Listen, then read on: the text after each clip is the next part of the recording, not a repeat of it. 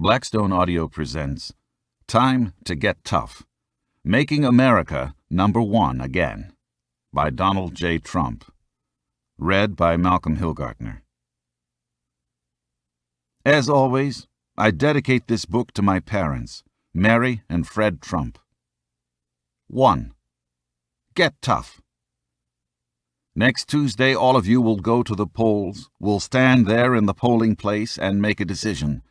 I think when you make that decision, it might be well if you would ask yourself, are you better off than you were 4 years ago? Ronald Reagan. I've written this book because the country I love is a total economic disaster right now. For starters, we are in debt $15 trillion and soaring. Let me help you wrap your mind around that number. If, by some miracle, the so-called leaders in Washington could find a way to save $1 billion of your tax dollars every single day, it would still take 38 years to pay off the debt. And that's not even taking into account the interest. We don't have 38 years to turn this thing around.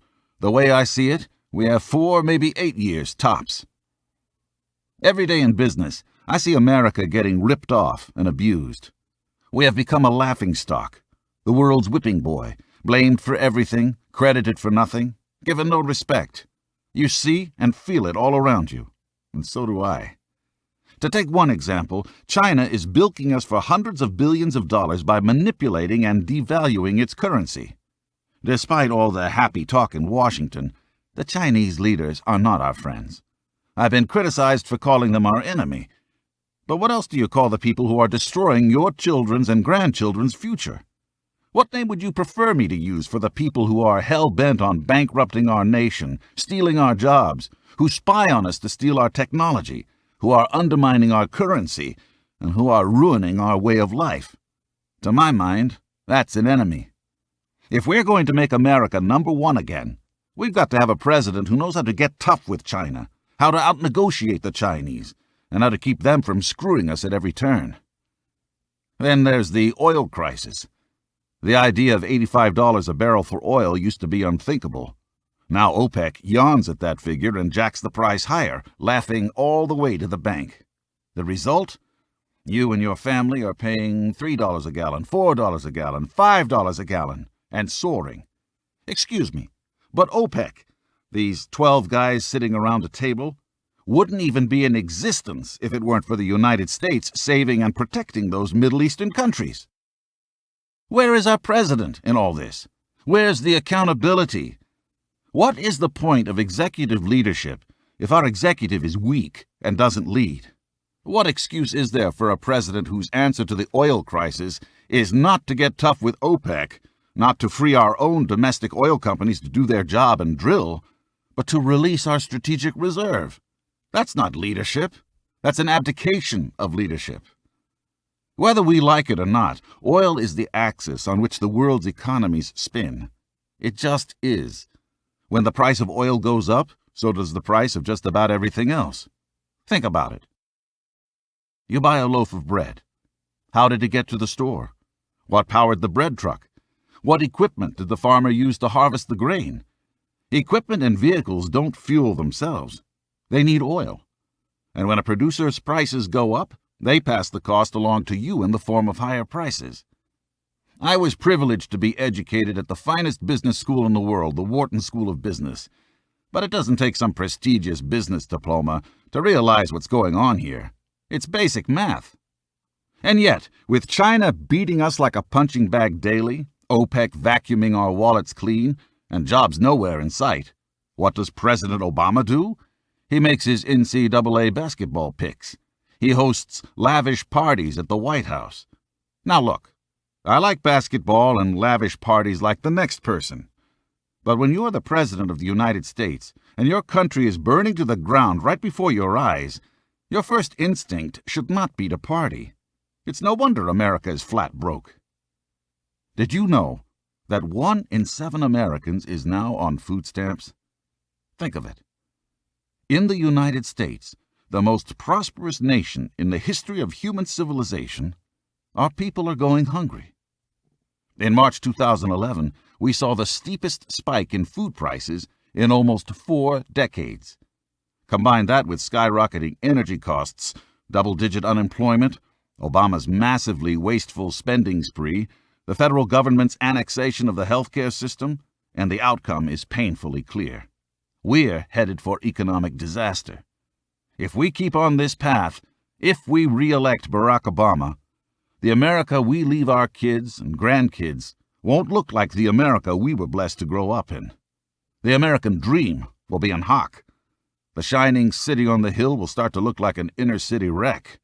It won't be morning in America, as President Reagan put it. We'll be mourning for America, an America that was lost on Obama's watch. The dollar will fall as the world's international currency. Our economy will collapse again, something I believe is a very real danger and risk, a double-dip recession that could turn into a depression. And China will replace America as the world's #1 economic power. But it doesn't have to be this way. If we get tough and make the hard choices, we can make America a rich nation and respected once again. The right president can actually make America money by brokering big deals.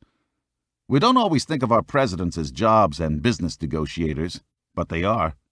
Presidents are our deal-makers-in-chief. But the outcome of a deal is only as effective as the person brokering it. Constitutionally, a president is the commander-in-chief, appoints judges, and can veto or sign bills. What's his job the rest of the time? Well, I can tell you one important job. He serves as America's chief negotiator and deal-maker.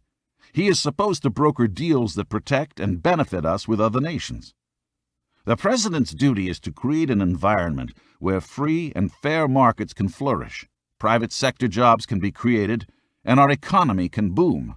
If they are strong negotiators and can make the right deals, America wins. If they wimp out and make the wrong deals, you and your children pay the price. Now consider the embarrassing and anemic deals Obama has pulled off. I'm for free and fair trade. After all, I do business all over the world. But look at the deal Obama cut with South Korea. It was so bad, so embarrassing, that you can hardly believe anyone would sign such a thing. In theory, the agreement was supposed to boost American exports to South Korea. In reality, the agreement Obama signed will do next to nothing to even out the trade imbalance, will further erode American manufacturing and kill more American jobs, and will wipe away the tariffs South Korea presently pays us to sell their stuff in our country. Why would Obama agree to these terms, especially when we hold all the cards? The South Koreans like our military defending them against North Korea, but they don't need us to do their dirty work. South Korea's armed forces number between 600,000 and 700,000. And yet we still have 28,500 American troops in South Korea. Why?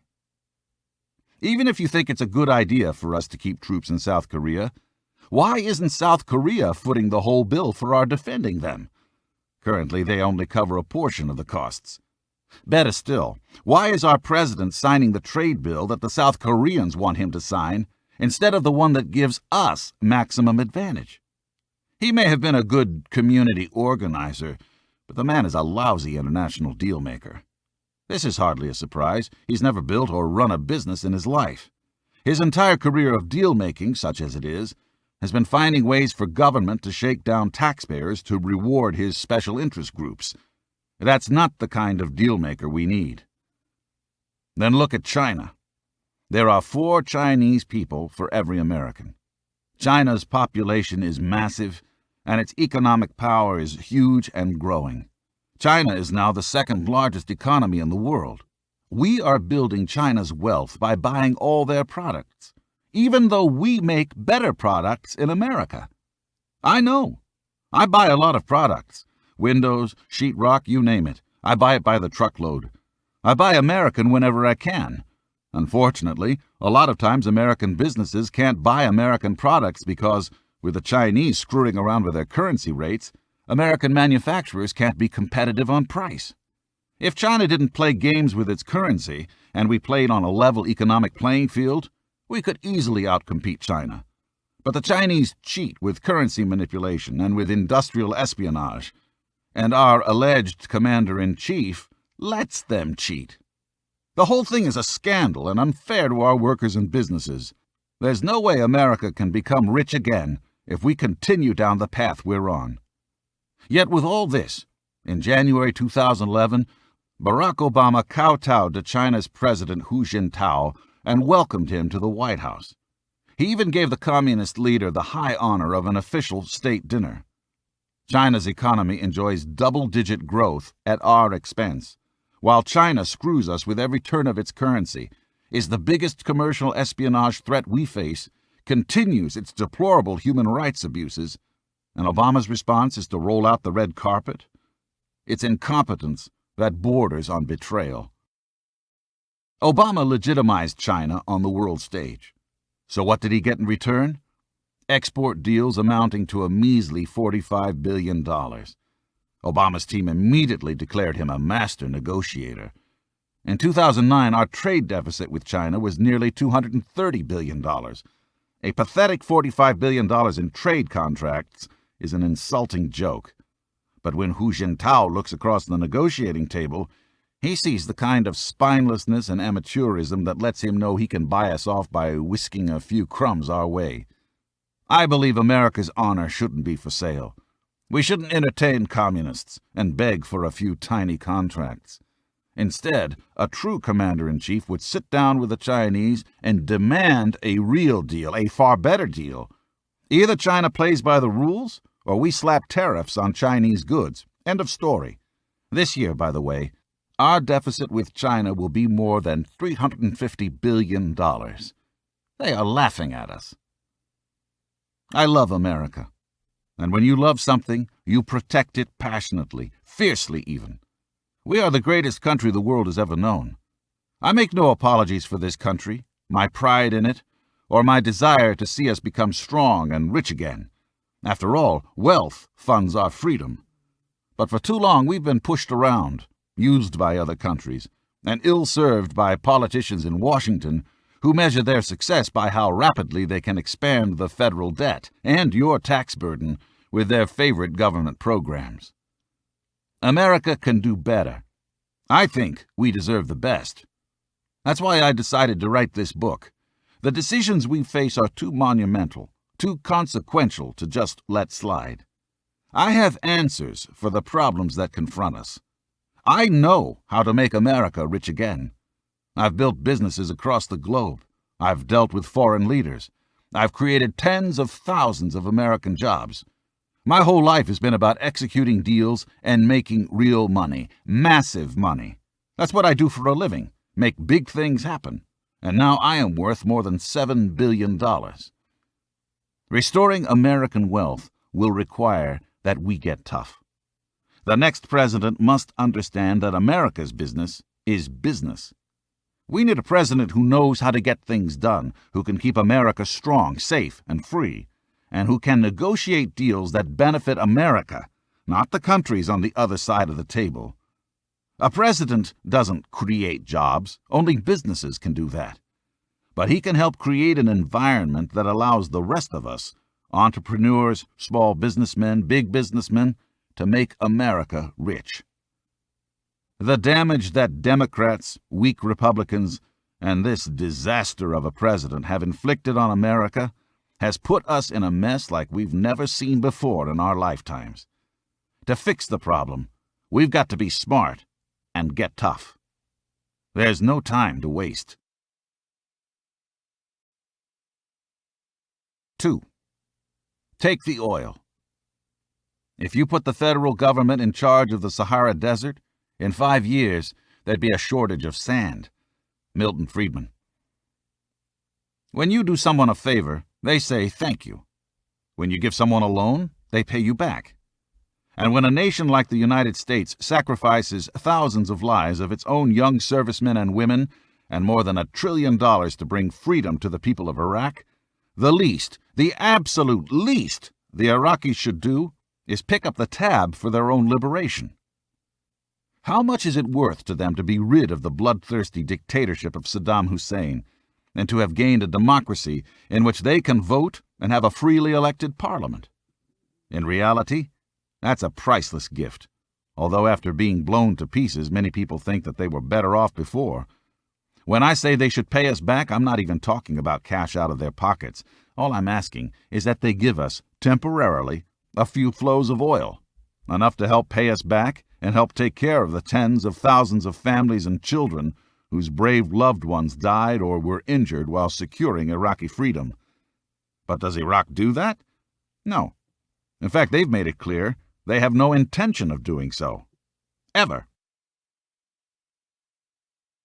To the victor go the spoils.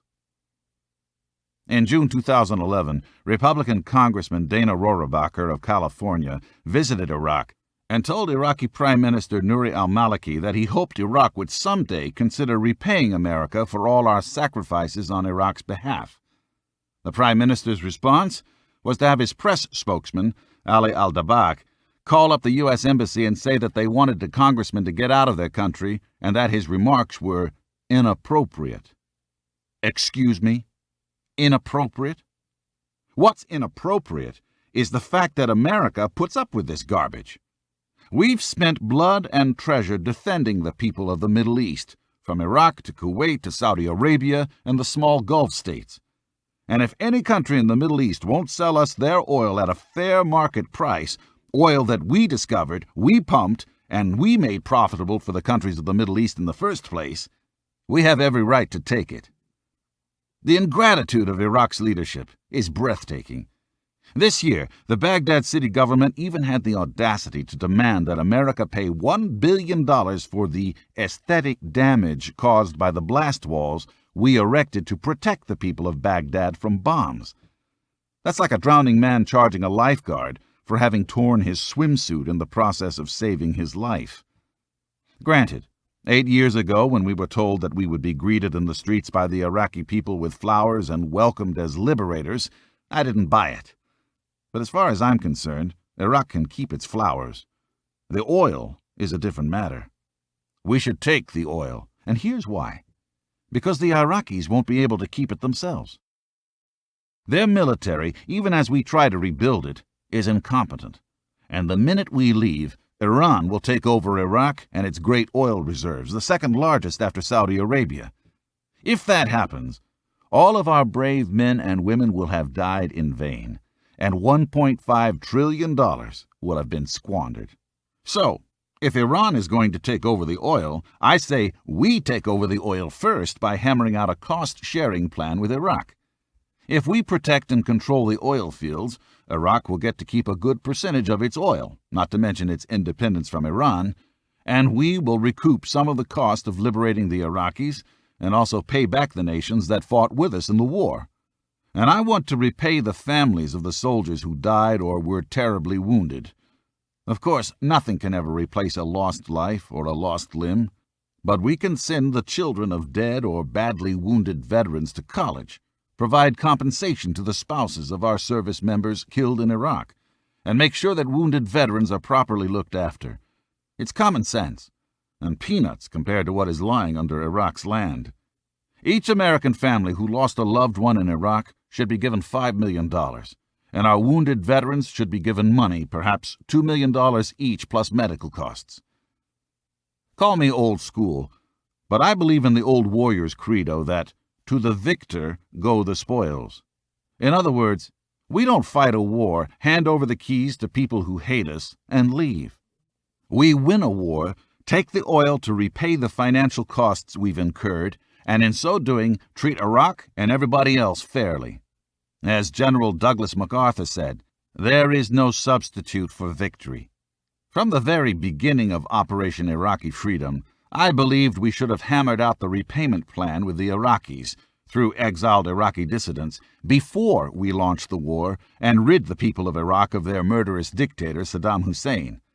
And back then there were a few smart people who agreed with me and said the same thing. One of them was the director of the Defense Department's Office of Net Assessment, Andrew Marshall. He recommended that oil revenues should be used to reduce the sticker price for occupation. Of course, that hasn't happened.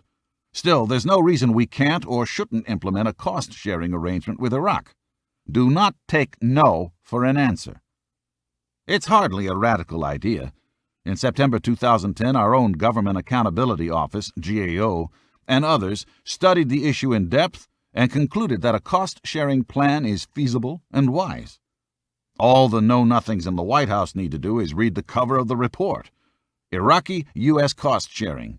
Iraq has a cumulative budget surplus, offering the potential for further cost-sharing. That's literally the title. And if they actually read the first line of the report, they would know the GAO found that the Iraqi government is running a budget surplus of $52.1 billion. Iraq just came through a lengthy war, and they're already back in business and flush with cash. Why are we footing the bill and getting nothing in return? I'll give you the answer.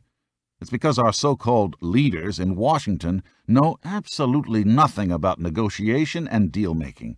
Look, I do deals, big deals, all the time. I know and work with all the toughest operators in the world of high-stakes global finance. These are hard-driving, vicious, cutthroat financial killers, the kind of people who leave blood all over the boardroom table and fight to the bitter end to gain maximum advantage. And guess what? Those are exactly the kind of negotiators the United States needs, not these cream-puff diplomats Obama sends around the globe to play patty cake with foreign governments. No, we need smart people with titanium spines and big brains who love America enough to fight fiercely for our interests. Ronald Reagan's Secretary of State George Shultz used to ask diplomats into his office and, standing before a map, ask them what country they represented. When they pointed to their assigned country, he'd correct them and say, "No, that's not your country. You represent the United States." Leadership starts with the person at the top. The president sets the tone. Ronald Reagan put America first, and he knew how to negotiate. Barack Obama is no Ronald Reagan, not even close. And that's why we're in the mess we're in, and why our nation is on the wrong track and doing so badly. Until we get a new president, our congressmen will continue to be treated with contempt by the Iraqi government. That government will continue to run a surplus at our expense, and we will continue to suffer economically because the Iraqi government and everyone else knows Obama is weak and won't stand up for America's interests. The man's natural instinct is to bow before every foreign leader he can find. We don't owe the Middle East any apologies. America is not what's wrong with the world. We're an example of freedom to the world. No one can match America. We have big hearts and the courage to do what's right. But we're not the world's policemen. And if we have to take on that role, we need to send a clear message that protection comes at a price. If other countries benefit from our armed forces protecting them, those countries should cover the costs. Period. Leadership is down, gas prices are up. Beyond simple justice, and beyond reducing our national debt, another advantage of taking the oil is that it will significantly bring down the price of gas. Gas prices are crippling our economy. In the first 2 years of the Obama administration, gas prices leapt a shocking 104%. That's hardly the hope and change Americans voted for. That said, there are many environmentalists who are cheering and applauding higher prices. Their logic, if you can call it that, is that if we drive less, we will emit less carbon, which will allegedly help alleviate the make-believe problem of global warming. Don't forget, when he was a United States Senator, Obama himself suggested that higher gas prices would be a good thing, but that he would prefer a gradual adjustment. Then look at the person Obama appoints as his energy secretary, Stephen Chu, a guy who actually told the Wall Street Journal, "Somehow we have to figure out how to boost the price of gasoline to the levels in Europe." So the fact that we've seen a 104% jump in the price of a gallon of gas since Obama was elected president should hardly come as a surprise to anyone who is paying attention. He and his supporters telegraphed as much all along. As crazy as it sounds, these folks want higher energy prices because they believe that will force Americans to drive less and businesses to slow down on production and transportation, which they think is a good thing, but which in fact will only cost us more jobs and put us at a greater economic disadvantage against China. Whose side are they on, anyway? Here's another one. Cap and tax, or as they call it, cap and trade. Remember that? When he was campaigning to become president, Obama outright admitted that his plan to tax businesses on carbon emissions that exceeded his arbitrary cap would drive energy prices sky high. Here's exactly what he said. Under my plan of a cap-and-trade system, electricity rates would necessarily skyrocket, even regardless of what I say about whether coal is good or bad, because I'm capping greenhouse gases, coal-powered plants, natural gas, you name it. Whatever the plants were, whatever the industry was, they would have to retrofit their operations. That will cost money. They will pass that money on to consumers. Most of us shake our heads in disbelief at this stuff. But you really have to understand the fringe left's radical mindset, and just how extreme and out of touch with reality this president and his dwindling group of supporters are with the rest of the country. They want us to have higher energy prices. They want to deprive our economy of the fuel it needs to grow. They intentionally put the pseudoscience of global warming and socialist management of our economy, the two go together, ahead of making our economy competitive and creating real private sector jobs for the American people. The fact is, you're not going to see real growth or create real jobs until we get these exorbitant energy costs under control. Someone needs to tell this president that business owners are not the enemy. They're the people who create jobs. Government can't create jobs. All it can do is put more people on the taxpayer's dime. All it can do is sap our nation's wealth. The real way to help the 14.4 million unemployed Americans get their jobs back is not through stimulus spending that only has you, the taxpayer, cutting the check for yet more government employees. The real way is limiting taxes, slashing crippling and unnecessary regulations, and keeping commodity and fuel costs low. If our community organizer-in-chief would take the time to study the marketplace, he would know that over the past year, things like fruit, pasta, coffee, bacon, and lots of other foods have registered price spikes as high as 40%. And there's no end in sight, in large part because of the price of oil, which has spiked transportation and fertilizer costs. Until we get this country's lifeblood, oil, back down to reasonable rates, America's economy will continue to slump, jobs won't get created, and American consumers will face ever-rising prices. We can talk all day about windmills, nuclear power, and solar, geothermal, and other alternative fuels. I'm all for developing alternatives to oil, but that's for the long term. The fact is, right now, and for the foreseeable future, the planet runs on oil, and that means we need to get the price of a barrel of oil down, way down, maybe even to $20 a barrel, and boy, would our economy rock. Does Obama do that? No. He goes around the country lecturing everyone that they need to buy hybrid vehicles before hopping in his carbon-spewing presidential limousine and Air Force One. If he's really concerned about carbon emissions and air pollution, then maybe he should have grounded his wife before she jetted off with 40 of her closest friends on a lavish vacation to Spain on the taxpayer's dime. I've got a private jet and love taking my wife and kids on expensive trips too, but there are two differences. I pay for it myself, and I don't go around waving my finger in people's faces, lecturing them on the evils of travel and restricting their economic freedoms. Obama promised he was going to create millions of so-called green-collar jobs. He used that promise to justify his massive government giveaway of billions and billions of taxpayers' dollars to green energy companies. We're now seeing the results of Obama's promise and big government scheme. Solyndra, a U.S. solar panel company, turned out to be a total bust. They were selling $6 solar panels for $3. It doesn't take a genius to realize that's a loser of a business model. But Solyndra's owner, billionaire George Kaiser, had an inside connection with Obama. Kaiser was a big Obama donor and one of the president's campaign fundraiser bundlers. So the Obama administration fast-tracked a $535 million federally guaranteed loan. Obama believed so much in Kaiser and Solyndra that he made a big public relations event at Solyndra to deliver a speech singing the praises of Solyndra, green jobs, and justifying why taxpayers should foot the bill to stimulate green companies. Predictably, the company went bankrupt. Its 1,100 workers lost their jobs, and the American taxpayer got the shaft, to the tune of over $500 million. Obama has played off the Solyndra scandal, saying he has no regrets and that the company went through the regular review process. However, in the wake of FBI investigations, the truth is now leaking out. According to the Washington Post, emails have now been released revealing that evidence is mounting that there was something irregular about the way the Solyndra deal got green-lighted.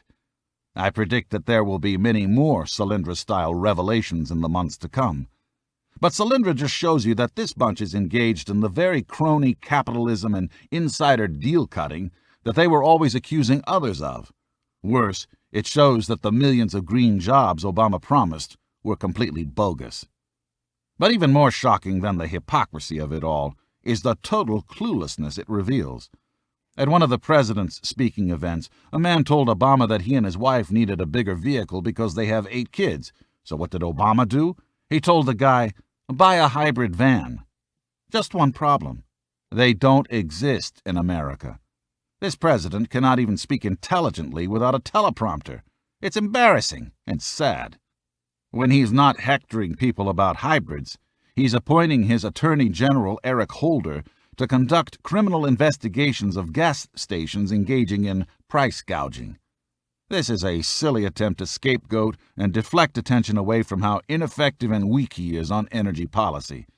As anyone with a brain knows, the reason gas prices are through the roof is because OPEC controls supply and therefore massively inflates crude oil prices.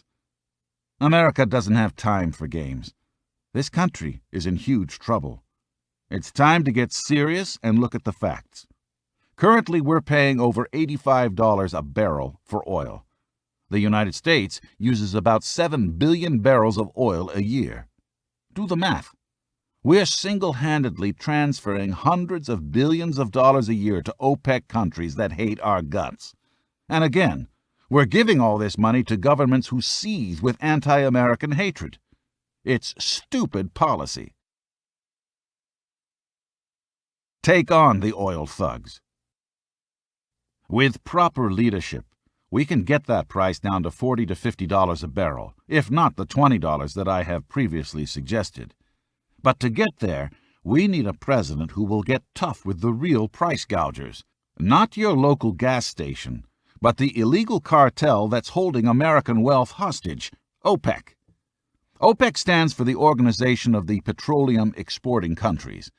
It was created at the Baghdad Conference in September 1960 by our good buddies Iran, Venezuela, Saudi Arabia, Iraq, and Kuwait. Since then, OPEC has added as members Angola, Ecuador, Qatar, Algeria, the United Arab Emirates, Nigeria, and our dear friend Libya. So here you have 12 men, in this case they're all men, sitting around a table determining and fixing the price of oil. Now, if you have a store and I have a store and we collude to set prices, we go to jail. But that's what these guys do, and no one lifts a finger. And the worst part of it is that these 12 OPEC countries control 80% of the world's accessible oil. Let your eyes dart back up to that list of OPEC's founding members. First up, Iran. Iranian President Mahmoud Ahmadinejad has called for wiping our close ally Israel off the map. He said that the September 11th terrorist attacks on New York were a plot by the United States government. He believes the Holocaust is a myth. His regime is developing nuclear weapons in violation of the Nuclear Non-Proliferation Treaty. Next, Hugo Chávez's Venezuela. During one of his rambling United Nations speeches, Chávez called President George W. Bush the devil. His mouthpiece in Venezuela, Vive TV, issued a press release in January 2010 saying the 200,000 innocent victims of the awful Haiti earthquake were really killed by an American earthquake weapon. Then look at Saudi Arabia. It is the world's biggest funder of terrorism. Saudi Arabia funnels our petrodollars, our very own money, to fund the terrorists that seek to destroy our people, while the Saudis rely on us to protect them. Then there is Kuwait, which would not even exist had we and our allies not fought the first Gulf War against Saddam's aggression. And, of course, we have Iraq, whose freedom we've paid for to the tune of more than $1 trillion and more than 4,000 dead servicemen and women. These countries do us no favors. Through OPEC, they squeeze us for every penny they can get out of us. 2 years ago, Amy Myers Jaffe, an energy expert from the James A. Baker III Institute for Public Policy at Rice University, did a study to determine the real product cost of a barrel of oil. The price of a barrel of oil back then was $60. Jaffe found that the actual cost to produce a barrel of oil then was $15, exactly a quarter of the actual market price. That means you're looking at a 400% markup on pricing before the oil even gets to the refinery to be turned into gas. Again, if you or I did this, we would be thrown in jail because it's illegal to collude and fix prices. But these petro thugs do this year in and year out and laugh all the way to the bank. They claim they're not restricting oil production to jack up the prices, but that's a lie. In 1973, OPEC produced 30 million barrels a day. Guess how much they produced in 2011? That's right, the same amount. Production hasn't moved an inch. The reason for this is not because OPEC countries have reached peak oil output. After all, as Robert Zubin points out, as recently as April 2011, the Saudis announced they were going to cut production by 800,000 barrels a day, so they're nowhere near running at full capacity. Instead, OPEC is squeezing production so oil prices skyrocket, and America pays. The OPEC countries wouldn't even exist if it weren't for us. It's our money that makes them rich, and our troops that have made Iraq free and kept Kuwait, Qatar, and Saudi Arabia from being gobbled up by Saddam Hussein, or now potentially by Iran. A smart negotiator would use the leverage of our dollars, our laws, and our armed forces to get a better deal from OPEC. It's time to get tough and smart. Sue OPEC. We can start by suing OPEC for violating antitrust laws. Currently, bringing a lawsuit against OPEC is difficult. It's been made even more complicated by a 2002 federal court and subsequent appeals courts ruling that, under the current state of our federal laws, the individual member states of OPEC are afforded immunity from suit brought for damage caused by their commercial activities when they act through OPEC. The way to fix this is to make sure that Congress passes and the President signs the No Oil Producing and Exporting Cartels Act, NOPEC, S.394, which will amend the Sherman Antitrust Act and make it illegal for any foreign governments to act collectively to limit production or set prices. If we get it passed, the bill would clear the way for the United States to sue member nations of OPEC for price fixing and anti-competitive behavior. One of the smart people in this debate is Iowa Republican Senator Chuck Grassley, a co-sponsor of the bill. "It's time to get it passed," says Grassley. "OPEC needs to know we are committed to stopping anti-competitive behavior." Here's the good news. Since 2000, this bill has passed the Senate Judiciary Committee 4 times with bipartisan support. And in May 2008, the NOPEC bill passed in the House when Democrats were in control. Now the bad news. President George W. Bush got spooked and threatened to veto the bill because he was afraid that, with the wars in Iraq and Afghanistan raging, NOPEC might spark retaliatory action. Bush's fear was misguided. First of all, these oil shakedown artists need and want our money. What are they going to do? Fold their arms, throw a temper tantrum, and refuse to sell us their oil and be out billions and billions of dollars? Give me a break. And 2, they already engage in retaliatory action. It's called a 104% spike in the price of gas since Obama took office, and that's with him going around practically kissing their feet. Thomas W. Evans was an advisor to Presidents George H.W. Bush and Ronald Reagan. Evans says that when OPEC or its member nations realized the likelihood of the huge damages they would face and how their illegal actions would be curtailed, They would be forced to seek a settlement on production goals that would put prices in much closer alignment with actual costs.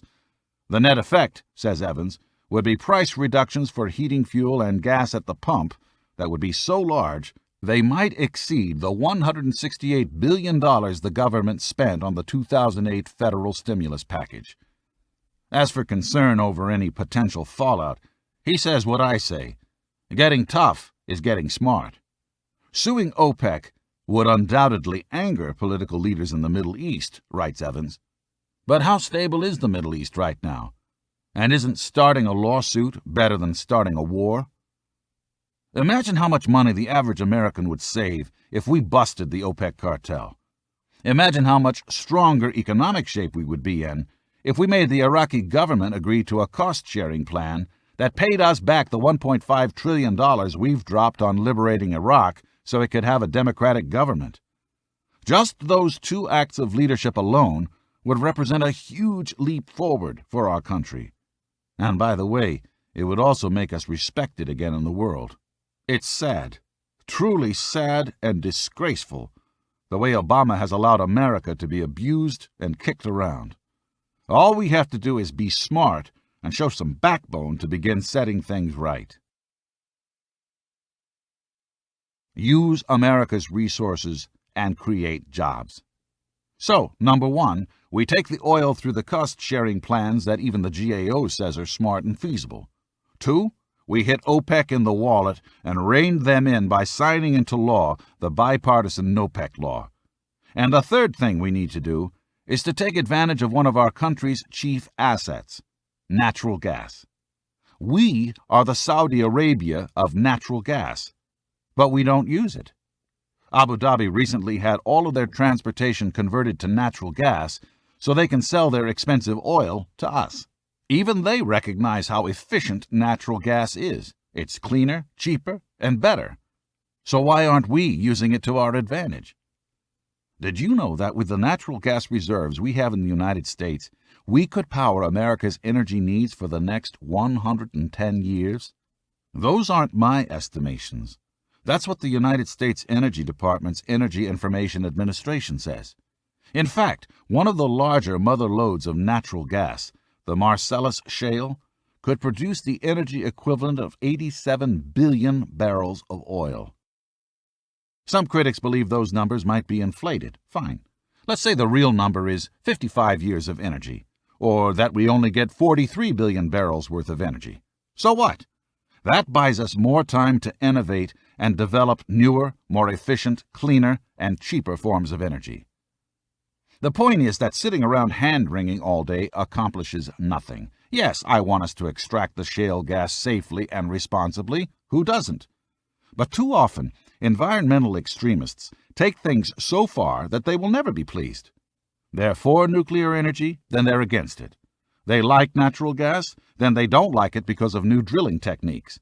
They want windmills everywhere, then they oppose them because they hack birds to pieces and create visual pollution. About this, I agree. They love ethanol, then they don't anymore because it eats up vast amounts of farmland and sparks food riots in Africa when the price of corn goes up. They like electric cars, then they don't because they realize that half of electricity comes from coal and they hate coal.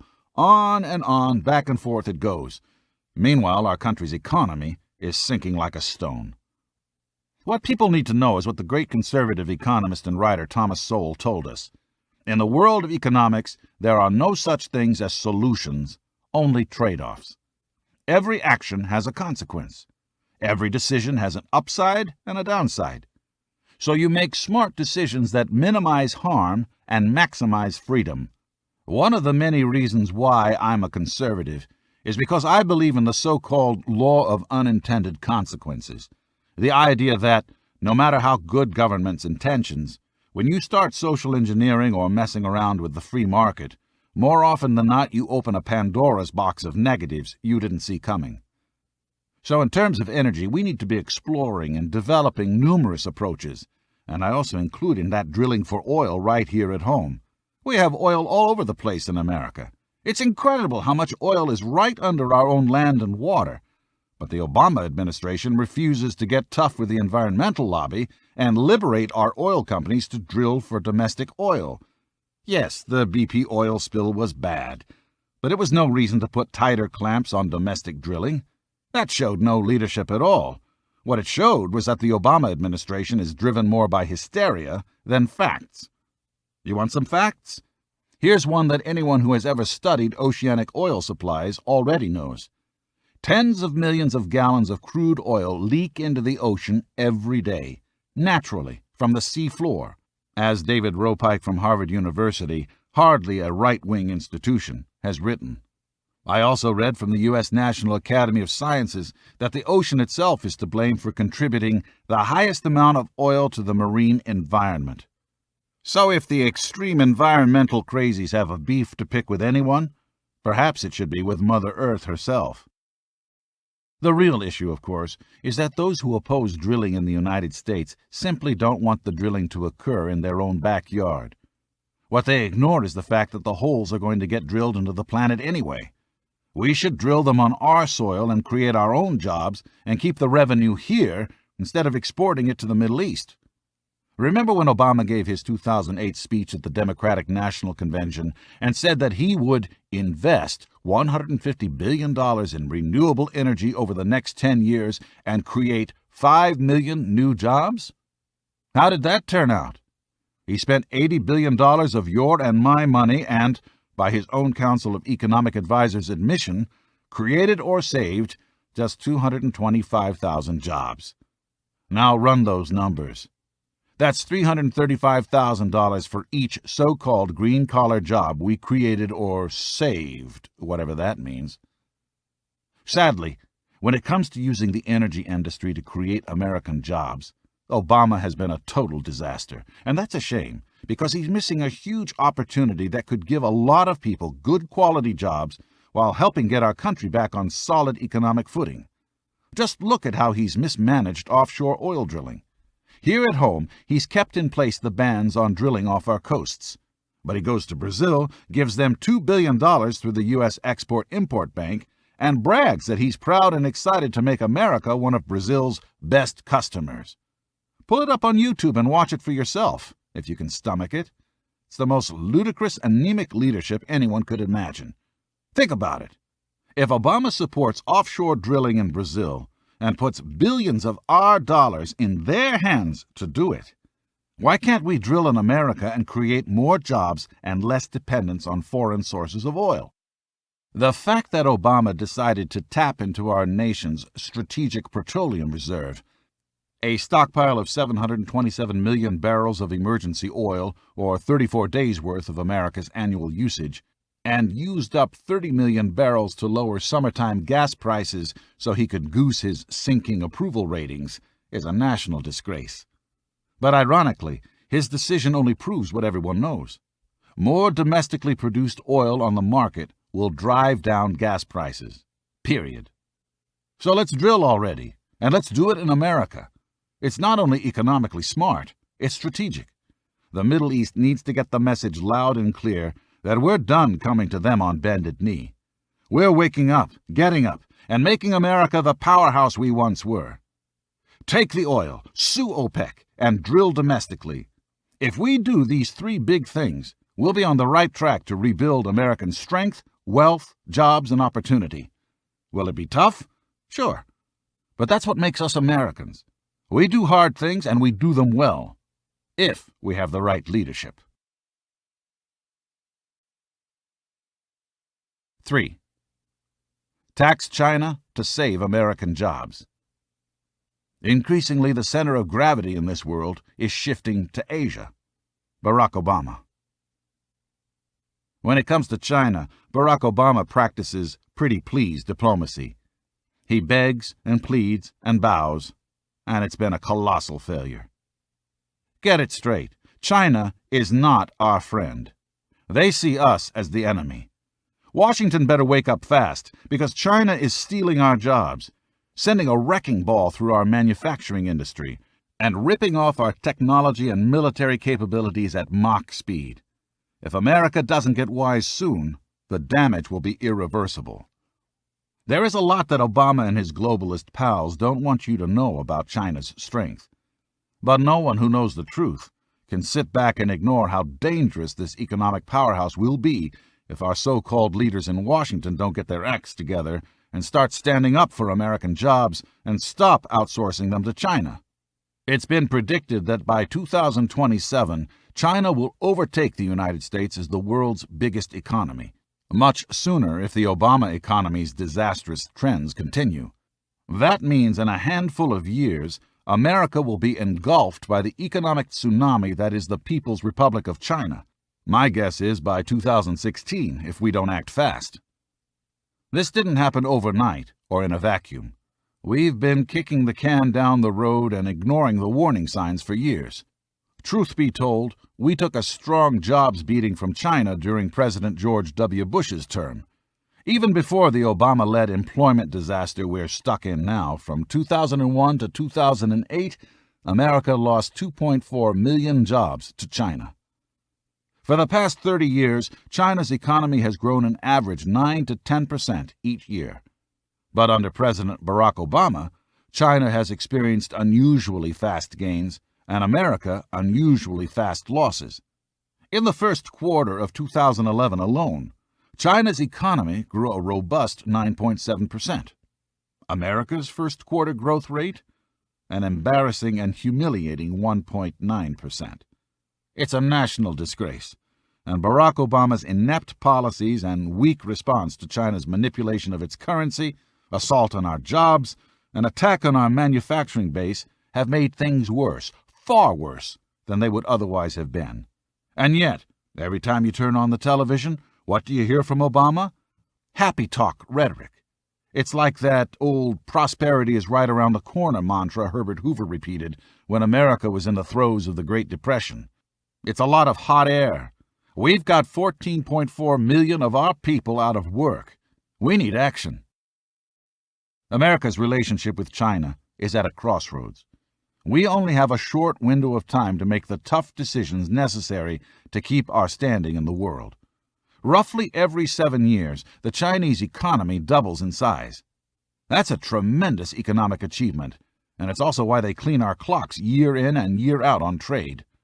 Right now, we are running a massive $300 billion trade deficit with China. That means every year China is making almost $300 billion off the United States.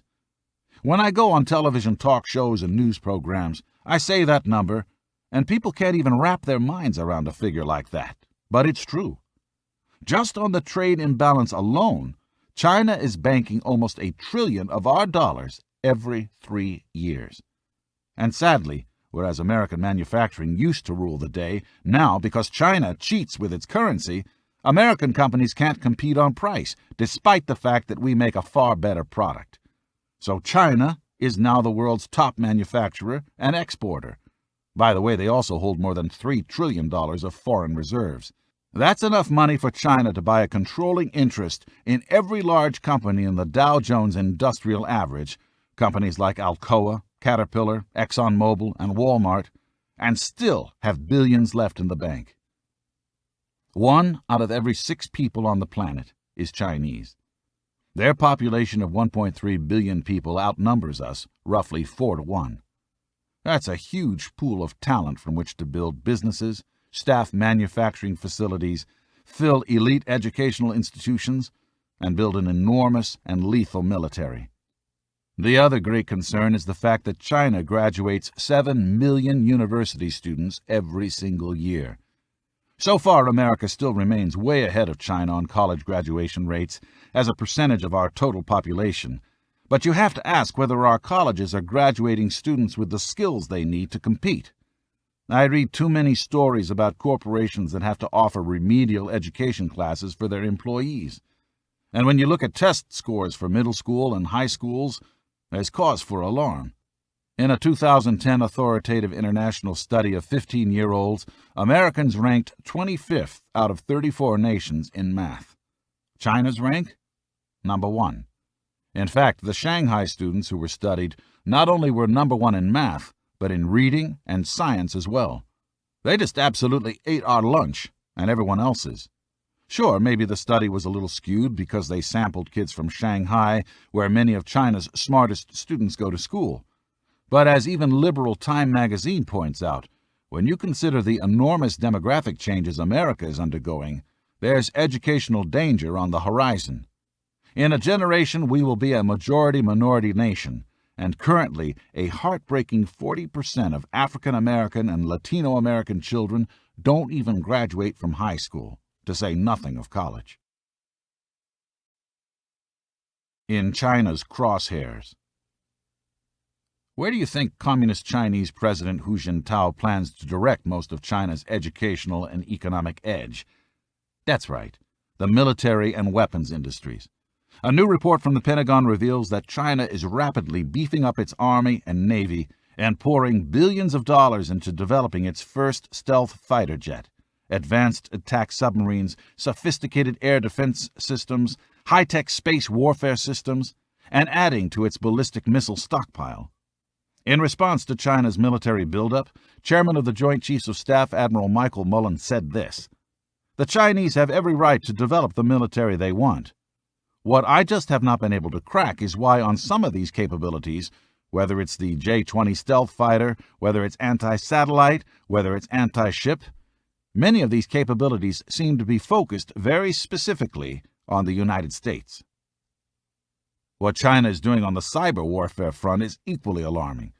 In his Congressional Commission testimony, Vice Chairman of the Joint Chiefs of Staff General James Cartwright said that China is heavily involved in cyber reconnaissance of American corporate and government networks. General Cartwright explained that cyber spying can isolate network weaknesses and allow the Chinese to steal valuable intelligence. So what should we do? China presents three big threats to the United States in its outrageous currency manipulation, its systematic attempt to destroy our manufacturing base, and its industrial espionage and cyber warfare against America. The Chinese have been running roughshod over us for years, but the Obama administration, in its incredible weakness, seems almost complicit in wanting to help the Chinese trample us.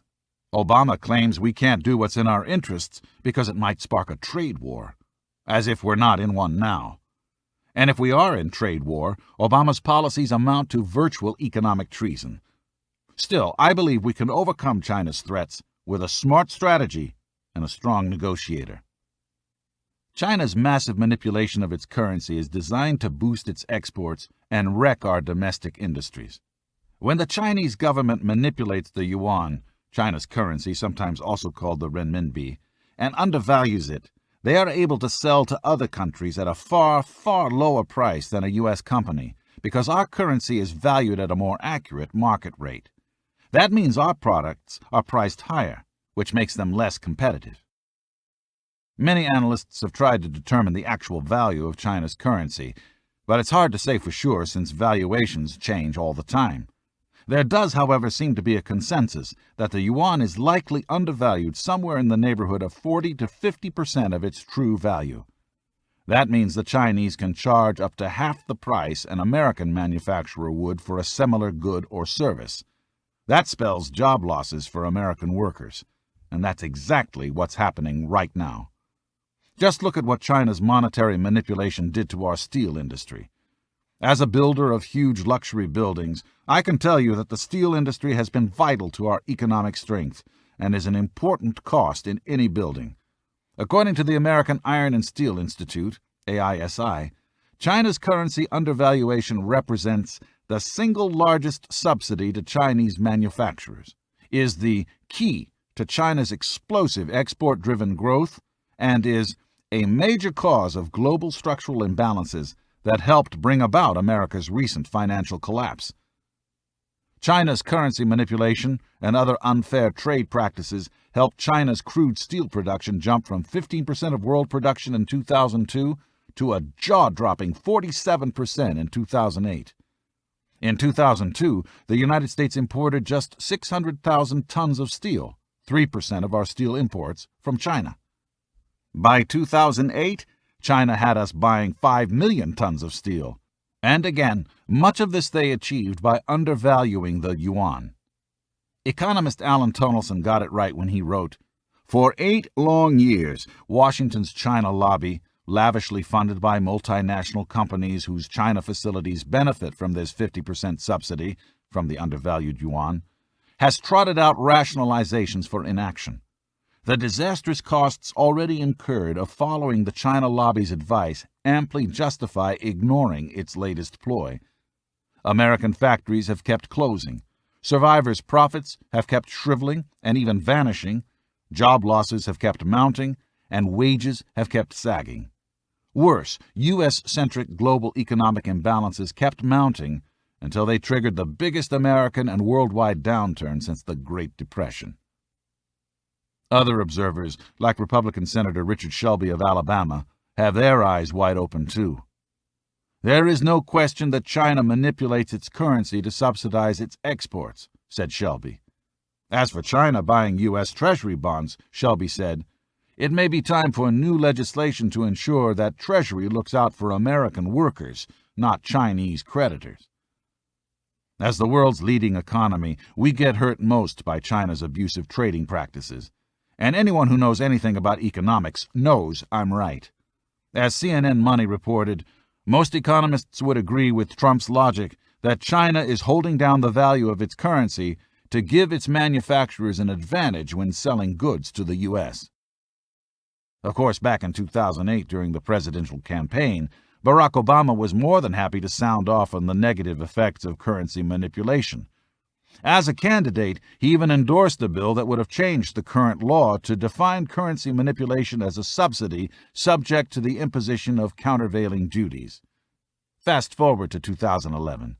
Today, Obama is all nicey-nice on the subject and engaged in his usual pretty please diplomacy with the Chinese. Just listen to what the president is saying now about the Chinese undervaluing their currency to rip us off. So we'll continue to look for the value of China's currency to be increasingly driven by the market, which will help ensure that no nation has an undue economic advantage. That statement is drenched in weakness. We'll continue to look for the Chinese to magically turn from their wicked ways? Is this a joke?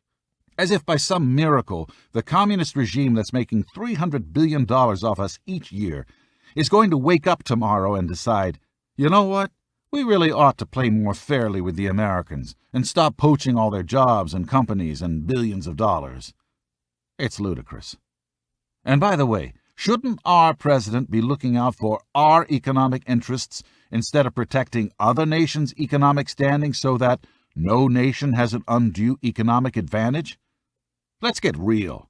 China's economy is on track this year to enjoy 10.5% growth. The rest of the world is on pace for an average 4.8% growth. America? In September 2011, the U.S. GDP was an embarrassing 1.3%. Our president should stop trying to be an economist to the world and start fighting for our economy. Instead, he's putting us farther behind. He even has the audacity to brag about our one-sided trading relationship with China. We're now exporting more than $100 billion a year to China in goods and services, Obama said. And as a result of deals we completed this week, we'll be increasing U.S. exports to China by more than $45 billion and China's investment in America by several billion dollars. Most important, these deals will support some 235,000 American jobs, and that includes a lot of manufacturing jobs. How can the president even say this with a straight face? Yes, we're exporting $100 billion in products to China, but the point is that they are exporting 4 times as much and banking $300 billion off us because they lie about their currency. But does he mention that? No. And notice how he says his negotiated $45 billion in exports to communist China will support 235,000 American jobs. That means we're not creating new jobs, we're just supporting jobs not yet destroyed by Obamonomics. So if you're lucky enough to have a manufacturing job in aviation, you might get to keep it. You'll just be building planes for Hu Jintao. The president needs to get serious with the Chinese and threaten serious sanctions if they won't play by market rules. He shouldn't be bragging about pitiful deals to support American jobs. He should be negotiating hard for real reform that would give American manufacturers a level playing field with their Chinese opponents. Then we'll see who can really clean whose clocks and create real, new private sector jobs. Made in the USA. I'm sick of always reading about outsourcing. Why aren't we talking about onshoring? We need to bring manufacturing jobs back home where they belong. Onshoring, or repatriation, is a way for us to take back the jobs China is stealing. We know that China's wages are increasing. Also, China lacks certain natural resources that we have in abundance. If we exploit those two key facts, we can begin making the case to companies that they should bring their manufacturing facilities home to America. Some smart people are already working on this. Harry Moser, a former CEO of a U.S. manufacturing technology supplier, has started something called the Reshoring Initiative, a group that shows businesses and the government how they can make more money and build a better business through onshoring.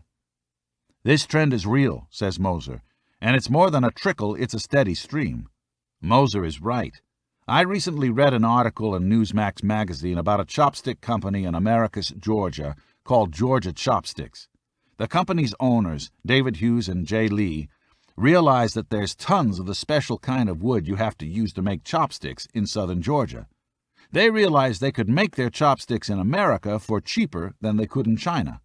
Better still, they knew they could create more American jobs that way. So they make the chopsticks in Georgia and ship them to China. How great is that?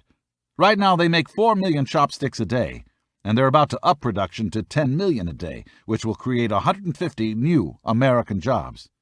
I'm proud to be a part of this, said Susan White, a Georgia Chopsticks employee. It seems like everything you see in the United States these days is made in China, from clothes to even American flags. We're giving back. It's awesome. Onshoring has huge potential.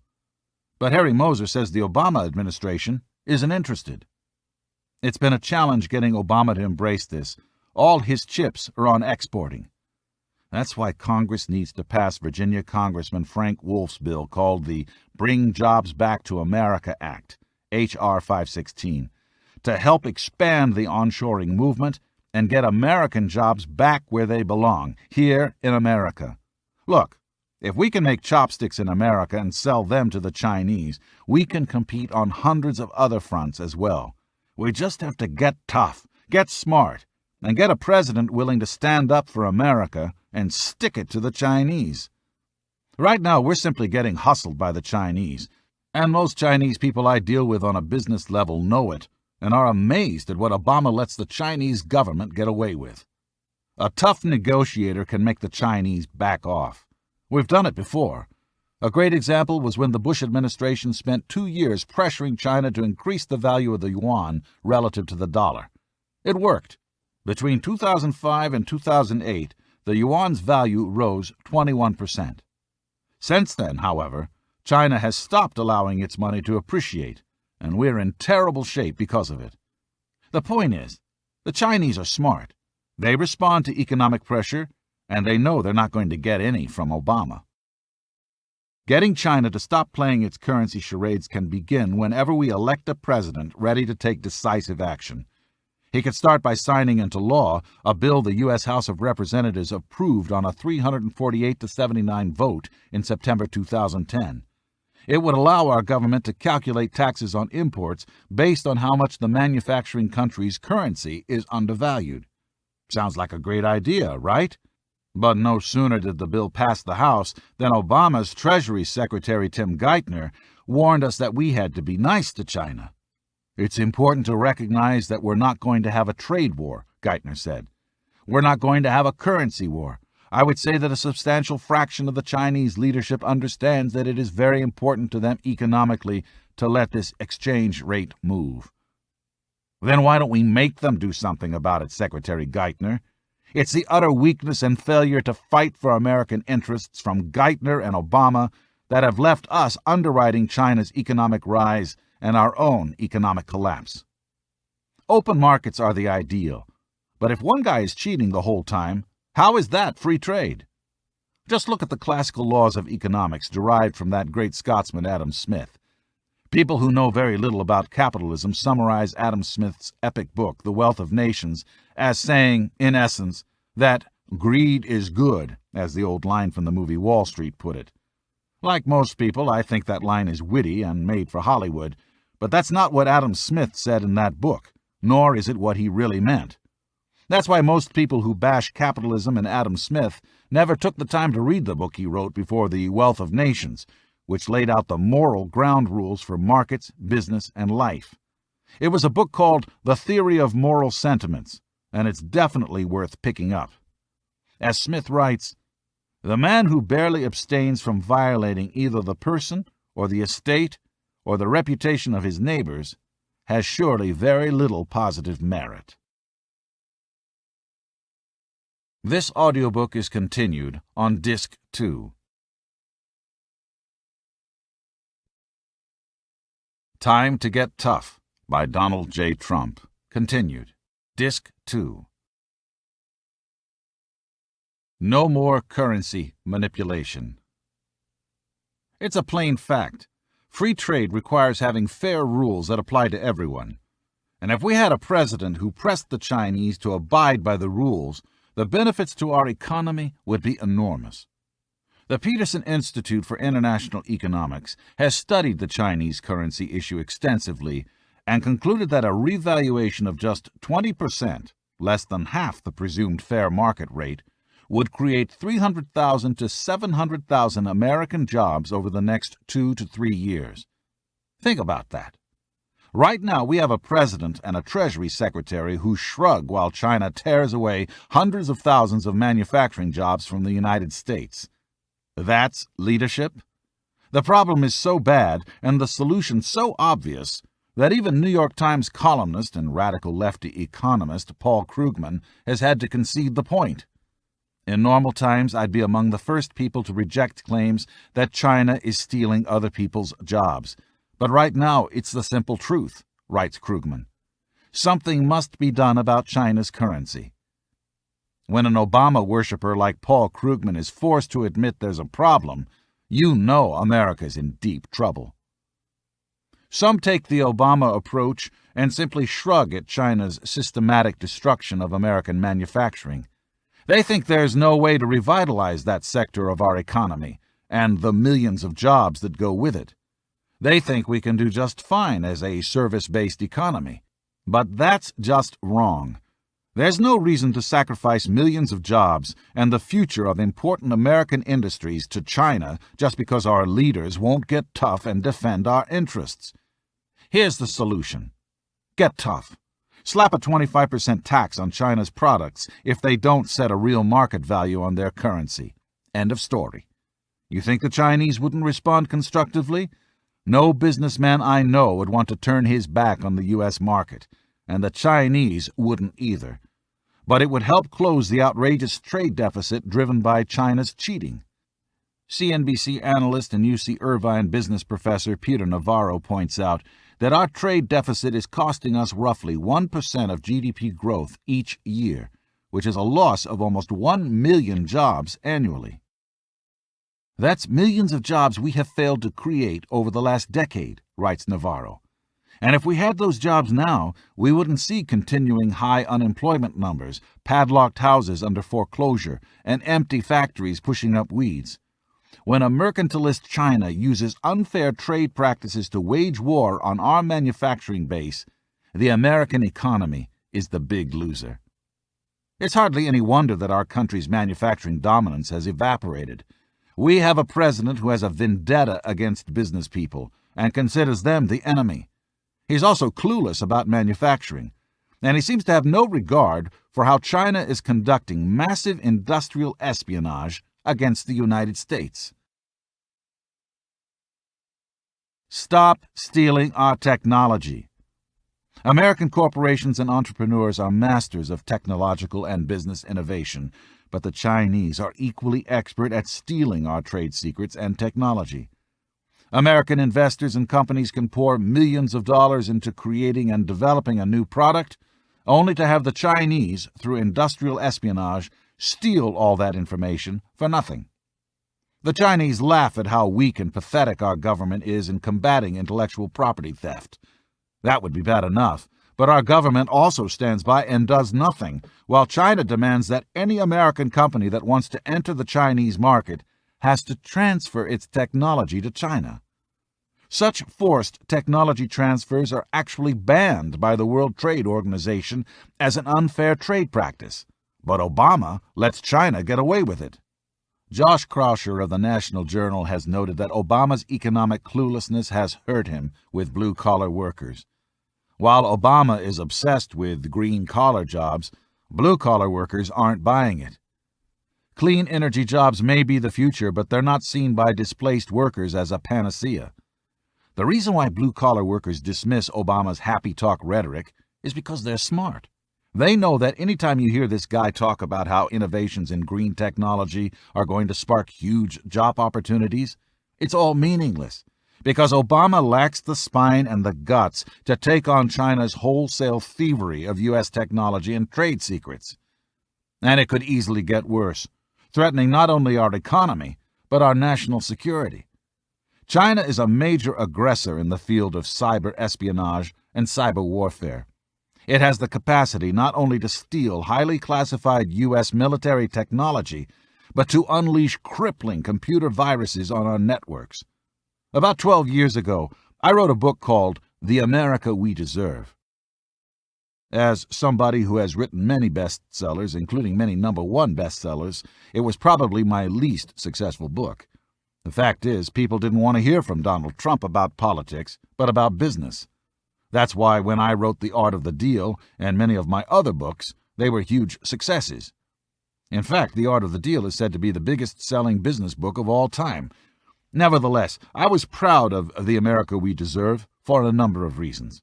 First, I strongly predicted terrorism in this country, something which happened, unfortunately, and which could have been avoided or minimized.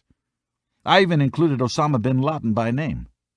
Second, I predicted the crash of the economy. There were too many signs, too many signals, too many factors that I thought made the coming crash obvious.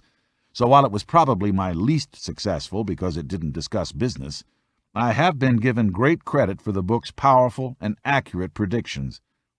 In this book, I'm not looking to make predictions. I'm looking to make a difference and warn about other potential threats. I fear that a similar but different type of long-term threat exists with China's rapidly expanding military technology developments. According to the Pentagon, China's military has also made steady progress in developing online warfare tactics. For a country like China, being able to steal our military designs represents hundreds of billions in savings on research and development costs. After all, why spend trillions building and testing complex weapon systems when you can just poach the blueprints for free with the click of a mouse? Just look at what's already happening right now. In 2009, the Wall Street Journal reported that cyber intruders successfully copied several terabytes of highly classified data on our $300 billion Joint Strike Fighter project, which would make it far easier to defeat the new fighter, the F-35 Lightning II. Not surprisingly, U.S. officials have concluded with a high level of certainty that the attack came from, you guessed it, China. We also now know that the People's Liberation Army, PLA, has adopted a new doctrine known as the Integrated Network Electronic Warfare, INEW.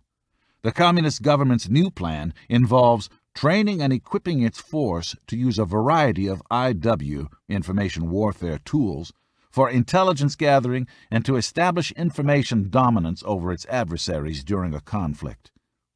In a congressional commission, General James Cartwright testified that China is actively engaging in cyber reconnaissance and is penetrating the computer networks of American government agencies as well as private companies.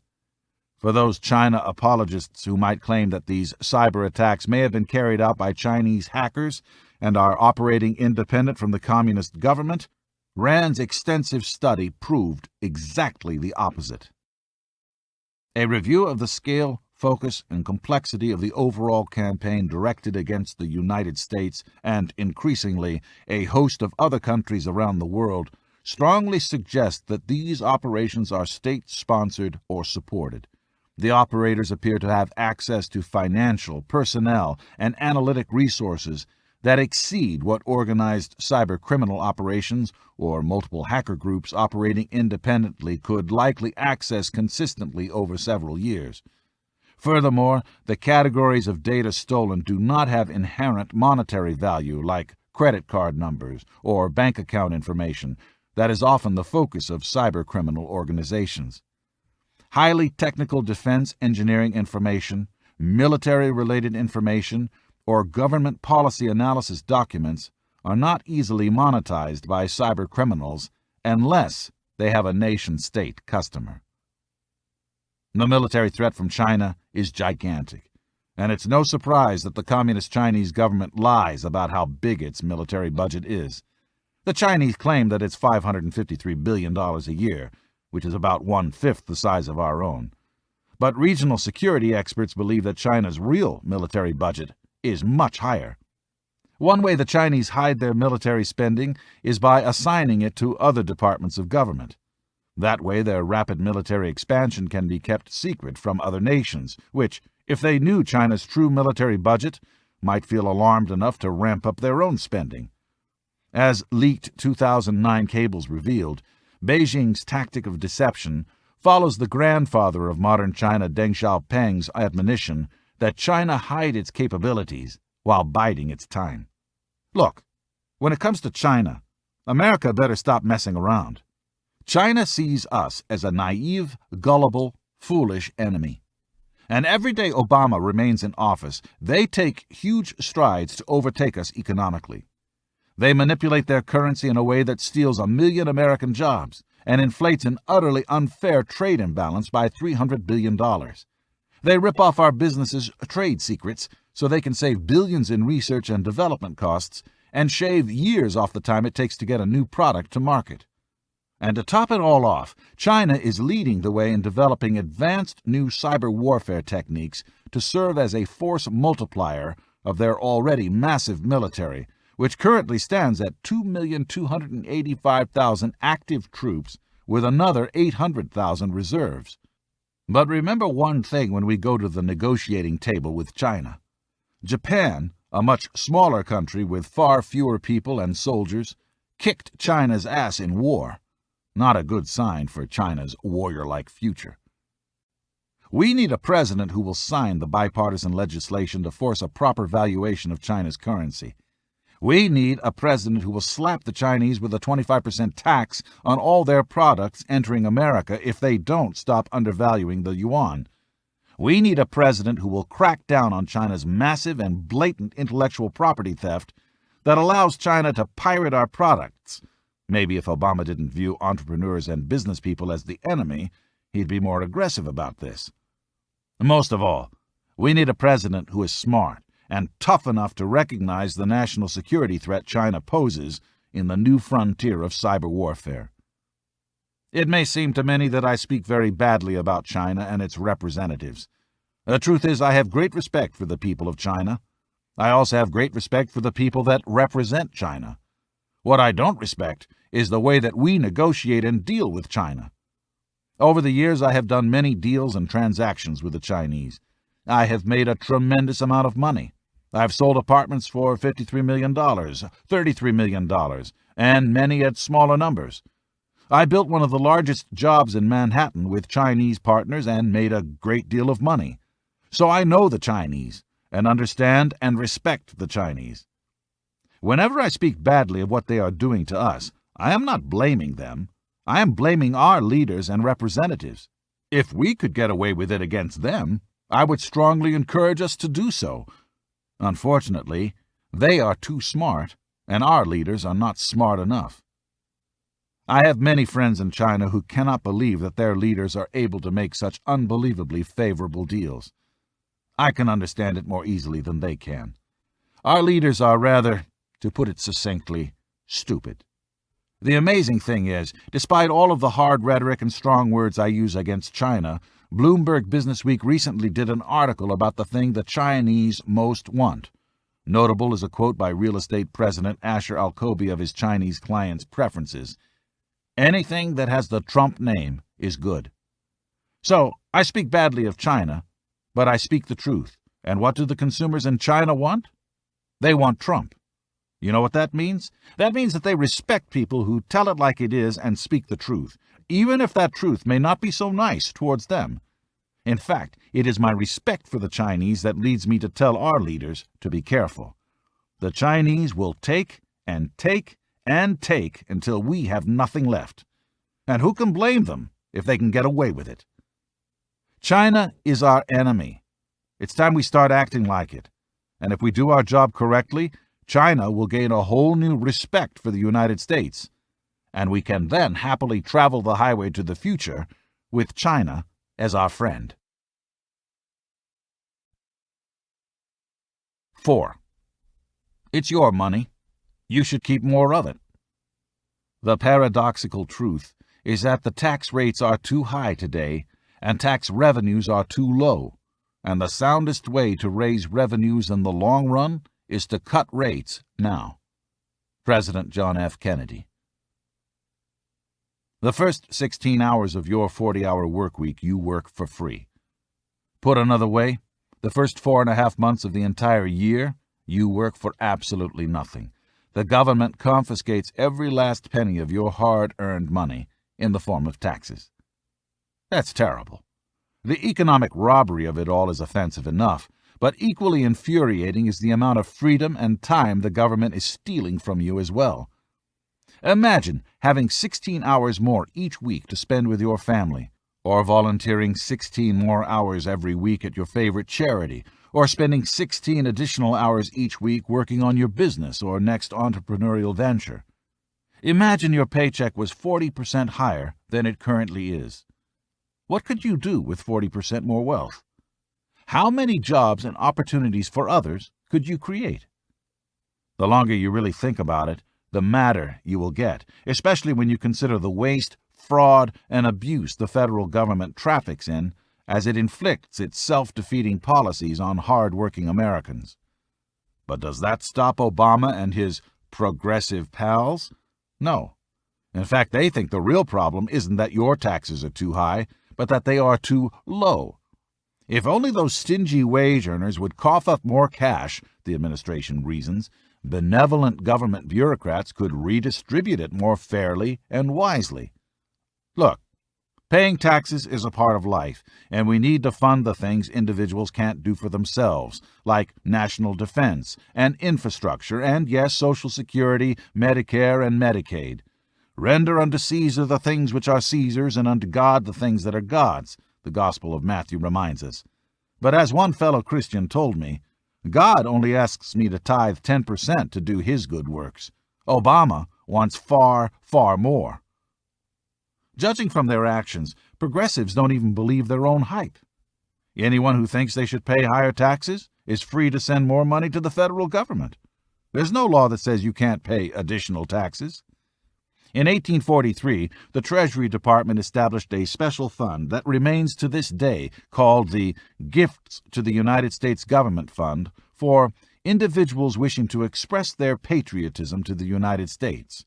Citizens can send in their checks at any time. But when the average American already spends more in taxes than they do on food, shelter, and clothing combined, it's not hard to see why very few would do such a thing.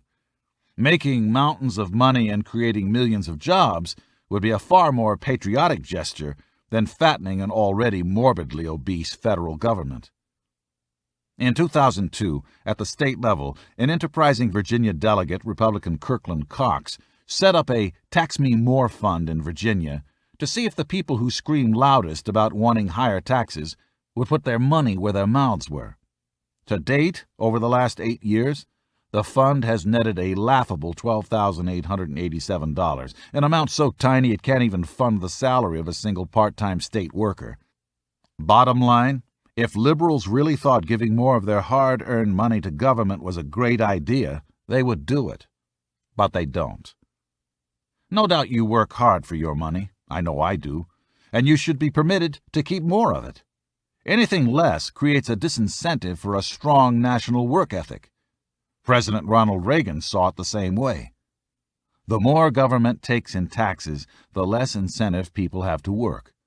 What coal miner or assembly line worker jumps at the offer of overtime when he knows Uncle Sam is going to take 60% or more of his extra pay?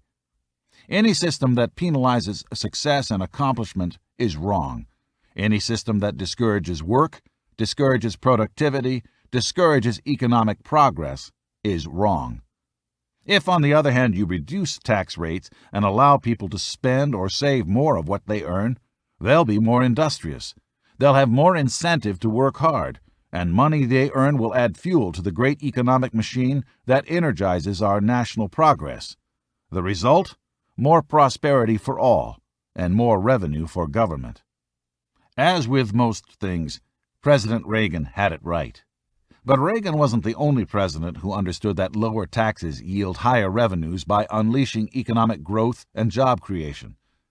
To many Democrats' chagrin, Reagan was merely echoing the economic thoughts of President John F. Kennedy, who had already said in 1962, "The paradoxical truth is that the tax rates are too high today and tax revenues are too low, and the soundest way to raise revenues in the long run is to cut rates now." Reagan and Kennedy's views prove that smart tax policy shouldn't be a partisan issue. It should be common sense. If you tax something, you get less of it. It's as simple as that. The more you tax work, the less people are willing to work. The more you tax investments, the fewer investments you'll get. This isn't rocket science. But Obama isn't interested in common sense. He's too busy using class warfare rhetoric to try to make you forget the disaster of his first term and give him a second. Take, for example, his rants and temper tantrums about making evil corporate jet owners pay higher taxes. If I thought for a minute that this was the solution to our $15 trillion debt, I would endorse it. But calling for higher taxes on private jet owners is a political joke. In fact, as the Washington Post points out, it's such an embarrassing idea that the White House couldn't even come up with an estimate for the amount of revenue such a proposal would generate. Still, others estimate the amount it would take in over 10 years would be $3 billion. That's 0.0002% of the national debt. Not only would a jet tax do absolutely nothing to put a dent in the debt, it would also have a negative economic impact on the workers who manufacture and maintain those aircraft. Don't forget all of the many jobs provided by the private jet industry, including the much-needed manufacturing jobs. That's the kind of empty, unserious rhetoric we get from this president. Obama bashes rich people and then vacations with them at Martha's Vineyard before jetting around the country doing million-dollar campaign fundraisers with rich liberals. All this from a guy who lectured Americans about tightening their belts, eating their peas, and not vacationing in Vegas to gamble at casinos. I can't believe he can win the state of Nevada with his statements and its very high unemployment. Obama's clueless on taxes. Obama needs to wake up. Stop taking so many vacations. I've never seen anything like it. And quit messing around. He also needs to learn how the real world of business operates. Everyone knows that the worst thing to do during a recession or an economic downturn is to raise taxes on anyone. It may be an inconvenient truth for the president and his horrific economic team, but business owners are the people who create jobs. 2/3 of all jobs created in America are created by small business owners. With unemployment soaring under this president, you would think he would want to do everything he can to get unemployment down and hiring up. But he doesn't. Instead, he and his political advisors think trashing wealth creators and companies will score political points and somehow spare him defeat in 2012. He's wrong. People are smart. They know you can't be for jobs but against those who create them. It doesn't work. All raising taxes on businesses does is force business owners to lay off employees they can no longer afford. It also drives up prices, encourages businessmen and women to move their businesses and their jobs to other countries that have far lower tax rates and regulatory costs, and sends people scrambling for tax shelters. The kid on the side of the street with a lemonade stand knows that, but not this guy. He's never worked in the private sector or made a payroll. And for a president who likes to showcase how hip and tech-savvy he is, Obama also appears surprisingly clueless about how easy it is now for anyone to outsource jobs to foreign workers with just the click of a mouse. In our broadband, high-speed internet world, the old brick-and-mortar barriers of business have vanished. That means capital can now pivot instantly to dodge ever-increasing government regulations and taxes. Obama isn't the only one who's hazy-eyed about the reality of taxes in America. In fact, lots of people have bought into the liberal lies we've heard for decades. The first of these is the one about how the middle and lower classes pay the overwhelming majority of the tax burden, letting the rich off the tax hook. If people would just stop and think about how loony this is, they would see that the very notion defies the laws of math. For starters, half of America doesn't even pay a single penny in federal income taxes. That may shock you, but it's true. That's one of the reasons soaring federal spending is so dangerous. Half the country shrugs its shoulders and says, "Who cares? It's not my money they're spending." So the idea that the lower class is shouldering the tax burden is absurd, because the bottom half of Americans pay no federal income tax at all. There's more. The top 1% of wage earners in America pay for more than the entire bottom 95% combined. And the top 10% of income earners foot 71% of the federal income tax bill. To put this in perspective, says Scott Hodge at the Tax Foundation, the top 1% is comprised of just 1.4 million taxpayers, and they pay a larger share of the income tax burden now than the bottom 134 million taxpayers. The always business-savvy Neil Cavuto from Fox News puts it this way. It'd be like going out to dinner with friends. Your buddy at the table picks up the bill, and some knucklehead has the audacity to say, "Joe, you should have left a bigger tip." Now, some Democrats promoting the class war say, "Good, that's the way it should be. And yeah, Joe, you should have left a bigger tip." But when you realize that the richest among us are paying for the bounty of the government for us, we should at least, now and then, try a thank you. I don't need a thank you note from anyone. I make lots of money and pay lots of taxes. That's fine. But the misinformation and lies so-called progressives spew is ridiculous. Why demonize rich people? Who doesn't want to get rich? How do these people think charities get funded? Who do they think creates jobs? Rich people, business people, people who work very, very hard. But here's the really fascinating part, the part liberals remain clueless about. If the federal government really wants to stick it to rich folks and confiscate more of their hard-earned money to fund their insane spending sprees on counterproductive social programs, then they should lower, not raise, tax rates. As my friend Steve Forbes explains, before President Reagan instituted the Reagan tax cuts, the richest 1% of Americans paid 18% of all federal income taxes. The top marginal rates then went from a suffocating 70% down to 28%. And what was the result? Their portion of the national tax bill actually doubled. They paid 36% of federal income taxes and produced 23% of the nation's income. As President Reagan explained, a few economists call this principle supply-side economics. I just call it common sense. The reason this country is an economic disaster right now is because Barack Obama doesn't understand how wealth is created and how the federal government can destroy it. He also doesn't understand just how mobile wealth is today. People now have options. Individuals and businesses can play ball anywhere in the world. For example, Ireland's corporate tax rate is 12.5%. America's? We're the second highest in the world, just behind Japan, at a ridiculous 39%. That means businessmen can save up to 26.5% in taxes just by relocating their business abroad. And they are, in droves. In fact, the international average corporate tax rate is 26%. Even socialist economies understand that high corporate taxes are a death knell for jobs and economic growth. High tax rates are literally transferring wealth and jobs abroad, which only reduces the revenues the federal government would have otherwise collected.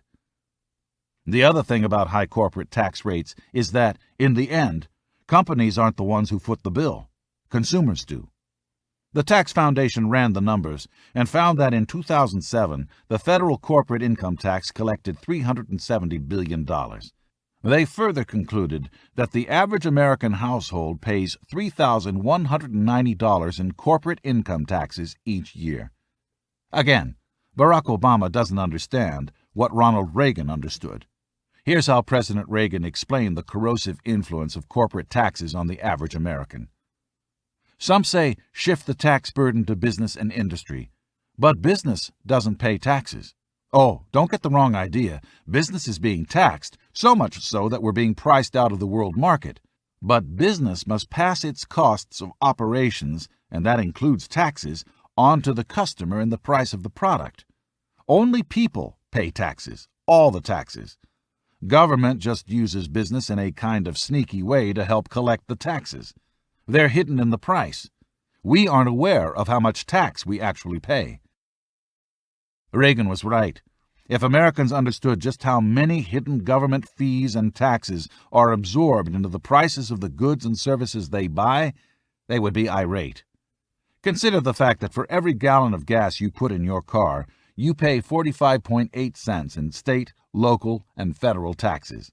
So if you fill up your tank and pump 20 gallons, you just blew $9.16 on taxes. Hidden fees affect everything, even recreational and leisure activities. For example, a fisherman pays 10% of the sales price on sport fishing equipment in hidden taxes, and archers foot a federal tax on arrows of 45 cents per shaft and another 11% on quivers. If you book a seat on a domestic flight, you pay a 7.5% tax on your ticket. You'll get hit with another $3.60 tax plus an additional $2.50 security tax for each leg of your trip. If you travel abroad, there's a $16.10 international arrival departure tax, as well as a $4.50 fee for a passenger facility charge. This is why the price you're quoted for an airline ticket suddenly jumps when you pay the bill.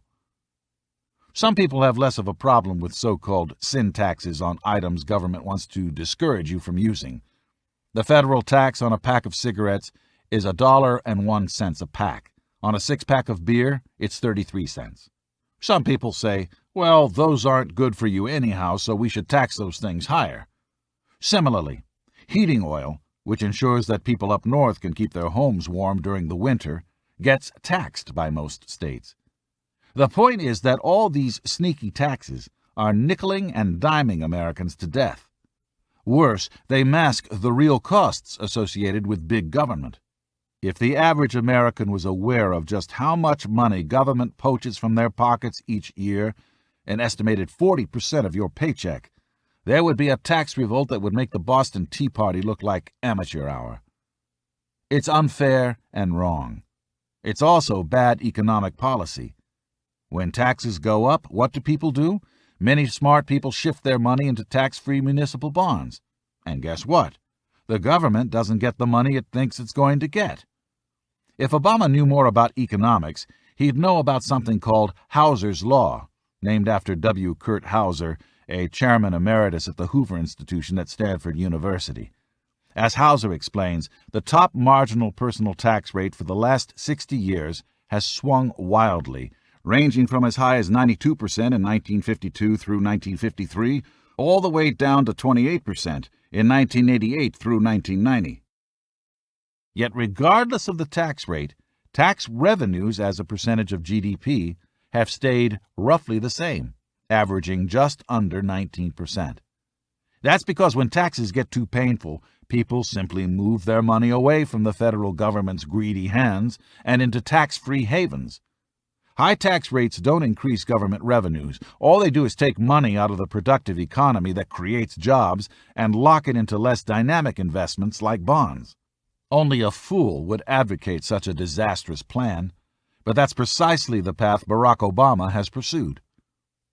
None of this should have come as a surprise to anyone who was paying attention in 2008. Remember Joe the plumber? Then candidate Barack Obama made his intentions crystal clear. I believe that when you spread the wealth around, it's good for everybody. So we knew where this was heading all along, because it's not government's job to spread your money around. You spread it around yourself when you decide how you want to spend it, invest it, or donate it. Obama supports taxes because he believes government should decide more and you should decide less. Based on their words and policies, Michelle and Barack Obama apparently believe that capitalism and entrepreneurship are bad. The way they see it, raising taxes is a way to punish people for having the audacity to work hard and get rich. As First Lady Michelle Obama put it in a speech in Ohio to a women's group, "Don't go into corporate America. Become teachers, work for the community, be social workers, be a nurse. Make that choice as we did to move out of the money-making industry into the helping industry." Teachers and nurses are great. But to tell people that being in business is somehow illegitimate and not part of the helping industry is a horrible message to send to people, especially young people interested in business and entrepreneurship. By her logic, if you can call it that, creating a company that creates tens of thousands of jobs and provides employees an honest way to feed their families and send their kids to college is somehow to engage in activity that is not part of the helping industry. But again, the Obamas telegraphed their anti-wealth message all along. As President Obama confessed, "I do think at a certain point you've made enough money," as if it's his or the government's place to decide how hard you work and how much wealth and opportunity you create. It's shameful and sad. It's no wonder he's turned America into a huge train wreck. Time to get smart on taxes. We need a tax system that is fair and smart, one that encourages growth, savings, and investment. It's time to stop punishing hard work and entrepreneurship. Specifically, we need to do 5 things. First, the death tax needs to die. It's immoral for the government to tax you after you're dead, to seize a portion of your money and property that you spent your life building up and on which you already paid taxes. Your children deserve your estate, not the federal government. President George W. Bush eliminated the death tax, sometimes called the estate tax, for 1 year. But after 2010, under Obama, it rose from the grave. Now, estates above an exempted level will be taxed at a rate up to 35%. It doesn't seem to matter that the vast majority of the money in an estate was already taxed when the money was earned, reports the Wall Street Journal. This ignores that much of the long-term savings and small business investment in America is motivated by the ability to pass on wealth to the next generation. What all this means is that the higher the estate tax, the lower the incentive to reinvest in family businesses. A study by former Congressional Budget Office Director Douglas Holtz-Eakin found that moving the death tax from 0% to 45%, the amount Obama wants, is a proven jobs killer because it will strip $1.6 trillion of small business capital out of the hands of job creators. That, says Holtz-Eakin, means a loss of 1.5 million new jobs. How can we sit back and let that happen at a time when 25 million Americans can't find enough work to take care of their families? The death tax only raises a tiny 1% of all federal revenue. Plus, heirs already have to pay capital gains on the assets they acquire from any estate. This president is willing to sacrifice 1.5 million jobs just for the pleasure of sticking it to rich people. That's simply wrong. Obama says that when we think about tax reform, we should be thinking about fairness. What's fair? Well, I'll tell you what's not fair, Mr. President, killing 1.5 million jobs and strangling economic growth just so you can feel warm and fuzzy about taking money from family businesses and spreading it around as you and your bureaucrats see fit. If we repeal the death tax, we get 1.5 million jobs, boost small business capital by more than $1.6 trillion, increase payrolls by 2.6%, improve the probability of businesses hiring new employees by 8.6%, and expand investment by 3%. It's a no-brainer. It's time to kill the death tax once and for all. More than 1 million jobs depend on it. Second, we need to lower tax rates on capital gains and dividends. 2 more taxes that are proven jobs and investment killers. Naturally, President Obama wants to do the opposite. He wants to raise the capital gains tax rate from 15% to 20%. He also wants to jack up the dividend tax rate by the same amount. Again, in Obama's world, it's all about punishing success and redistributing wealth. As economist J.D. Foster pointed out, Obama was very clear in his campaign debate with then-Senator Clinton that raising revenues was not his primary reason for suggesting the capital gains tax hike. Even the president's own budget numbers show that a minuscule 0.01 percentage point drop in annual economic growth, which is inevitable if Obama's tax policies are followed, would totally wipe out the money he hopes to cream off with his capital gains tax increase. J.D. Foster concludes, "The president should set aside his ideological preferences and press Congress to maintain the current 15% tax rates for capital gains and dividend tax rates until the economy reaches full employment. To raise these tax rates now or ever is short-sighted and economically foolish." Capitalism requires capital.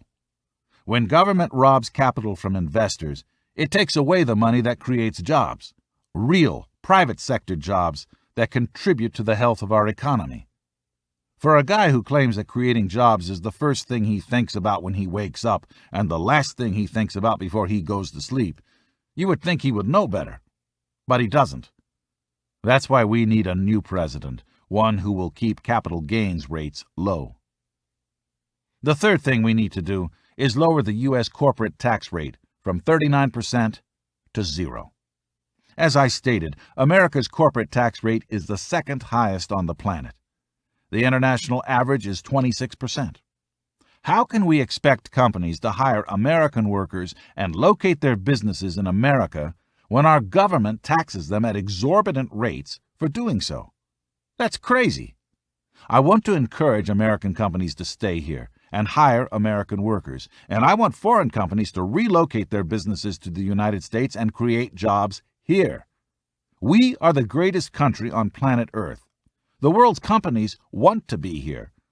A 0% corporate tax would create an unprecedented jobs boom. Millions of jobs would materialize.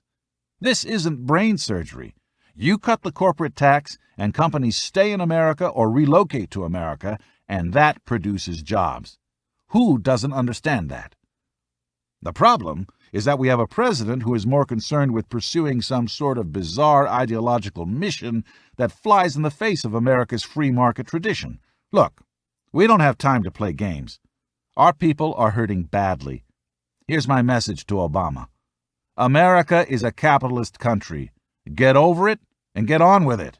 Unleash job creators, and we will put Americans back to work in big numbers. Cut the corporate tax and create millions of new jobs while stimulating our limping economy.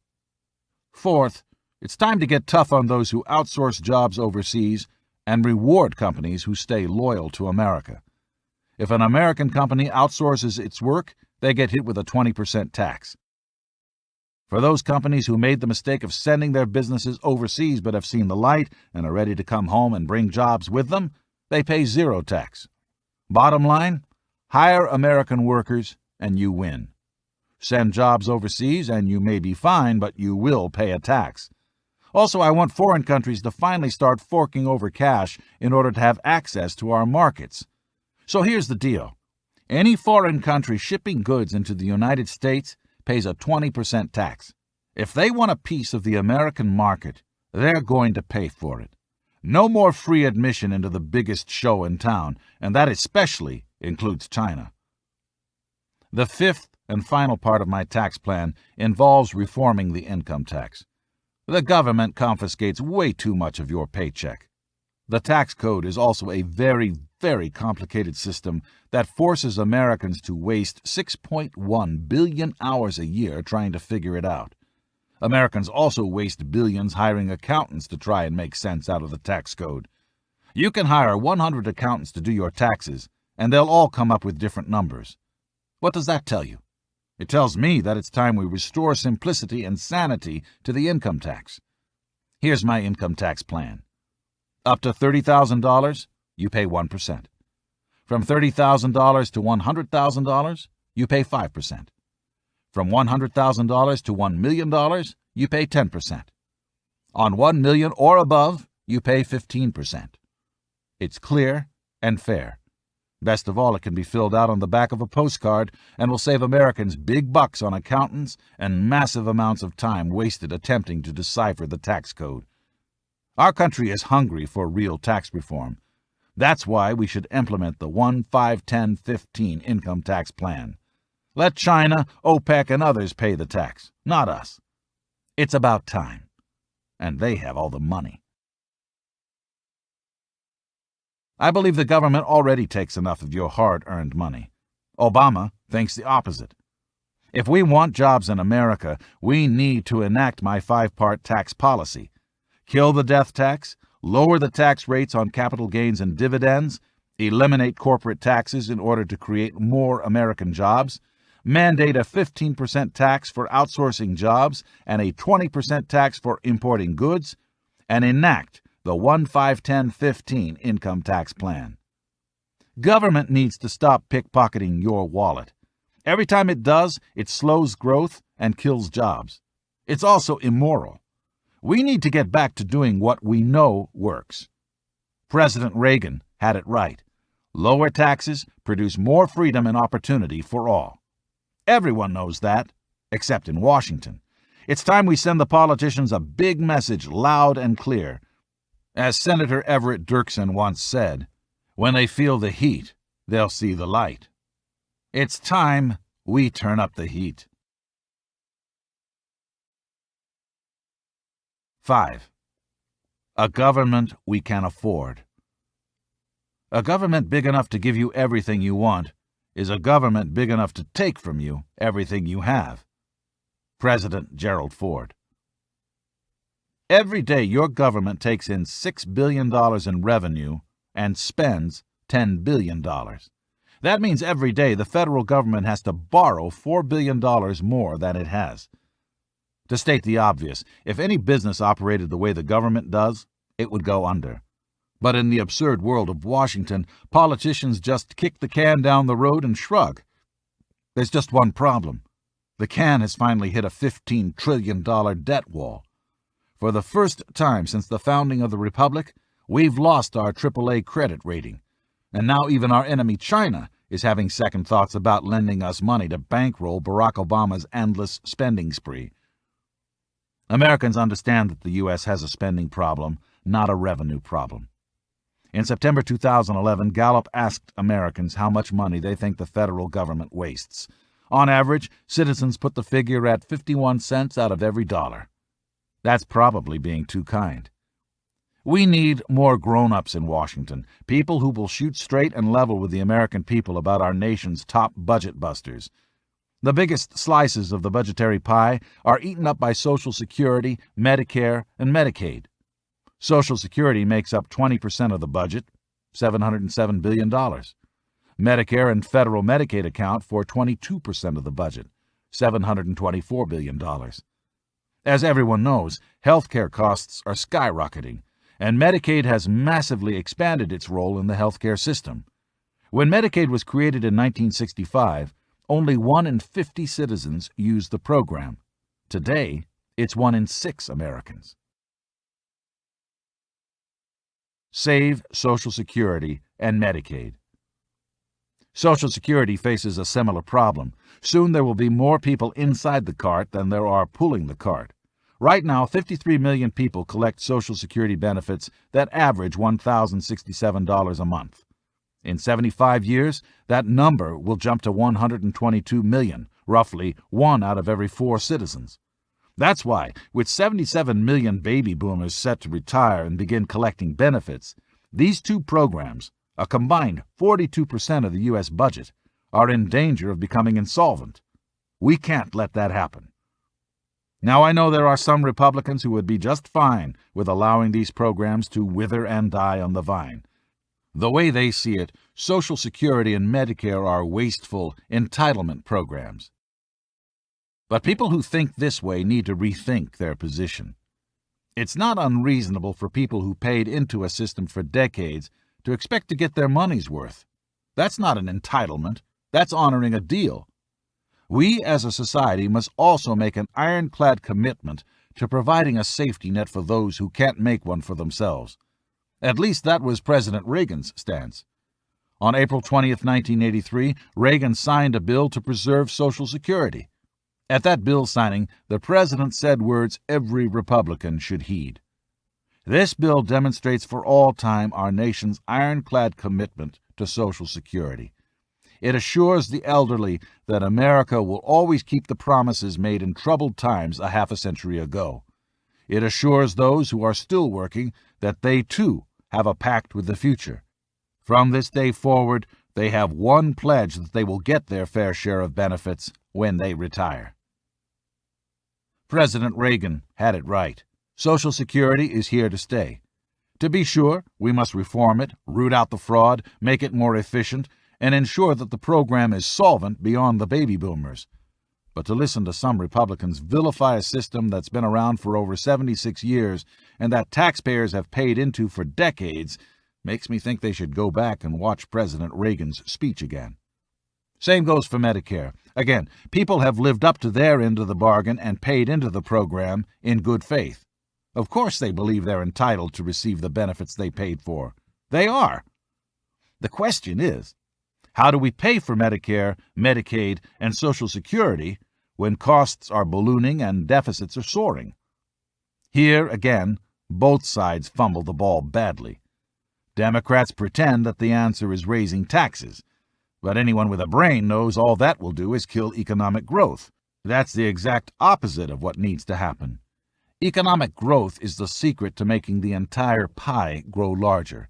When that happens, millions of new workers will become new taxpayers and revenues will rise. As Senator Marco Rubio of Florida put it, let's stop talking about new taxes and start talking about creating new taxpayers, which basically means jobs. And that's what economic growth will do. But many Republicans also miss the mark. They pretend we can just nibble around the edges by eliminating waste, fraud, and abuse, and somehow magically make these programs solvent and pay off our massive $15 trillion debt. Neither side is being totally honest. Our country doesn't need cowardice. It needs courage. Here's the first part of the solution. Our leaders need to get tough with the big players like China and OPEC that are ripping us off so we can recapture hundreds of billions of dollars to pay our bills, take care of our people, and get us on a path towards serious debt reduction. We must take care of our own people. We must make our country strong and rich again so that Social Security, Medicare, and Medicaid will no longer be thought of as a problem. We must save these programs through strength, power, and wealth. As I explained earlier, China takes us for $300 billion a year, and OPEC is even worse.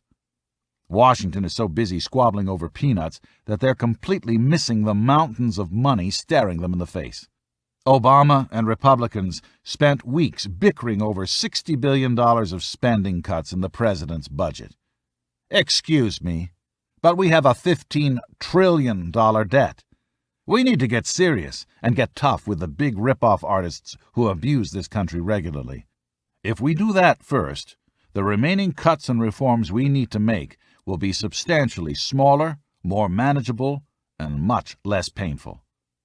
Stop and think about it.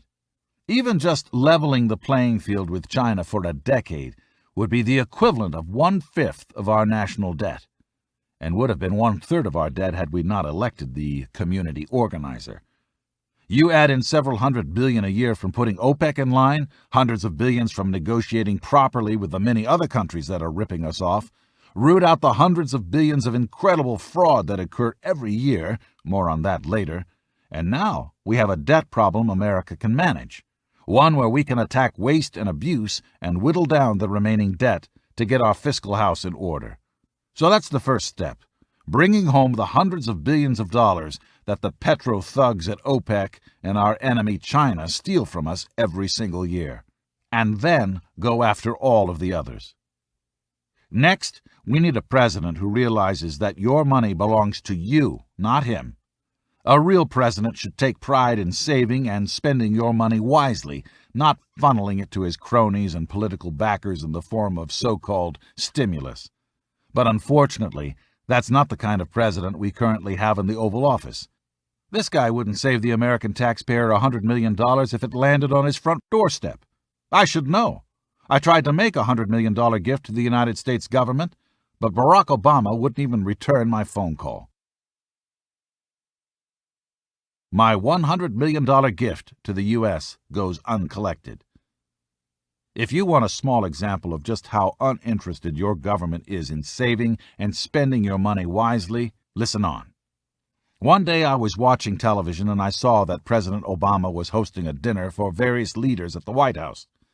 But every time they had one of these events, I noticed that they put up an old, broken, rotten-looking tent out on the White House grounds that they probably paid some local guy a fortune for every time they needed it.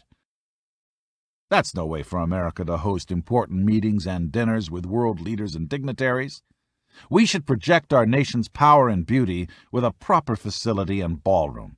If there's one thing I know how to build, it's a grand ballroom. At my private Mar-a-Lago club in Palm Beach, Florida, I built what many consider to be the single greatest ballroom in the world. But I own many beautiful and very successful ballrooms. So I called up the White House and they put me on with President Obama's top senior strategist, David Axelrod.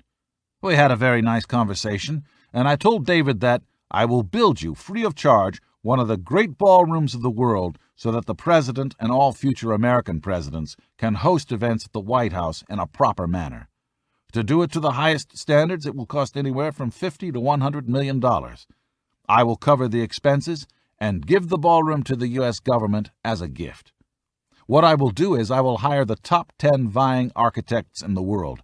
I hope they'll be American architects, but I'll hire the best, whoever they are. We'll then have a review committee set up. We'll pick the architect that everybody agrees on, because it's a little delicate in that it's the White House we're talking about. And I will build the greatest ballroom there is, even better than the Mar-a-Lago ballroom, so that Americans can be proud when our presidents host world leaders on the White House grounds.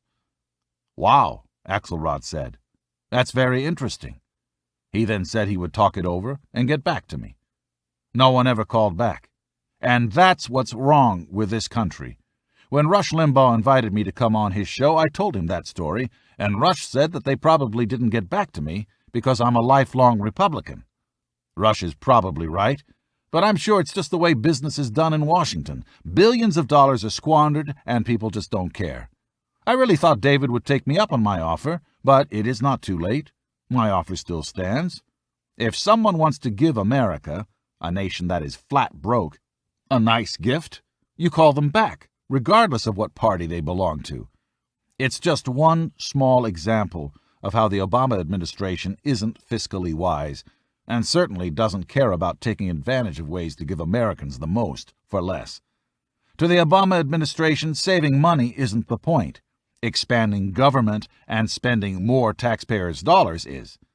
Sometimes they call it investment or stimulus, but a lot of it is sheer, unadulterated waste.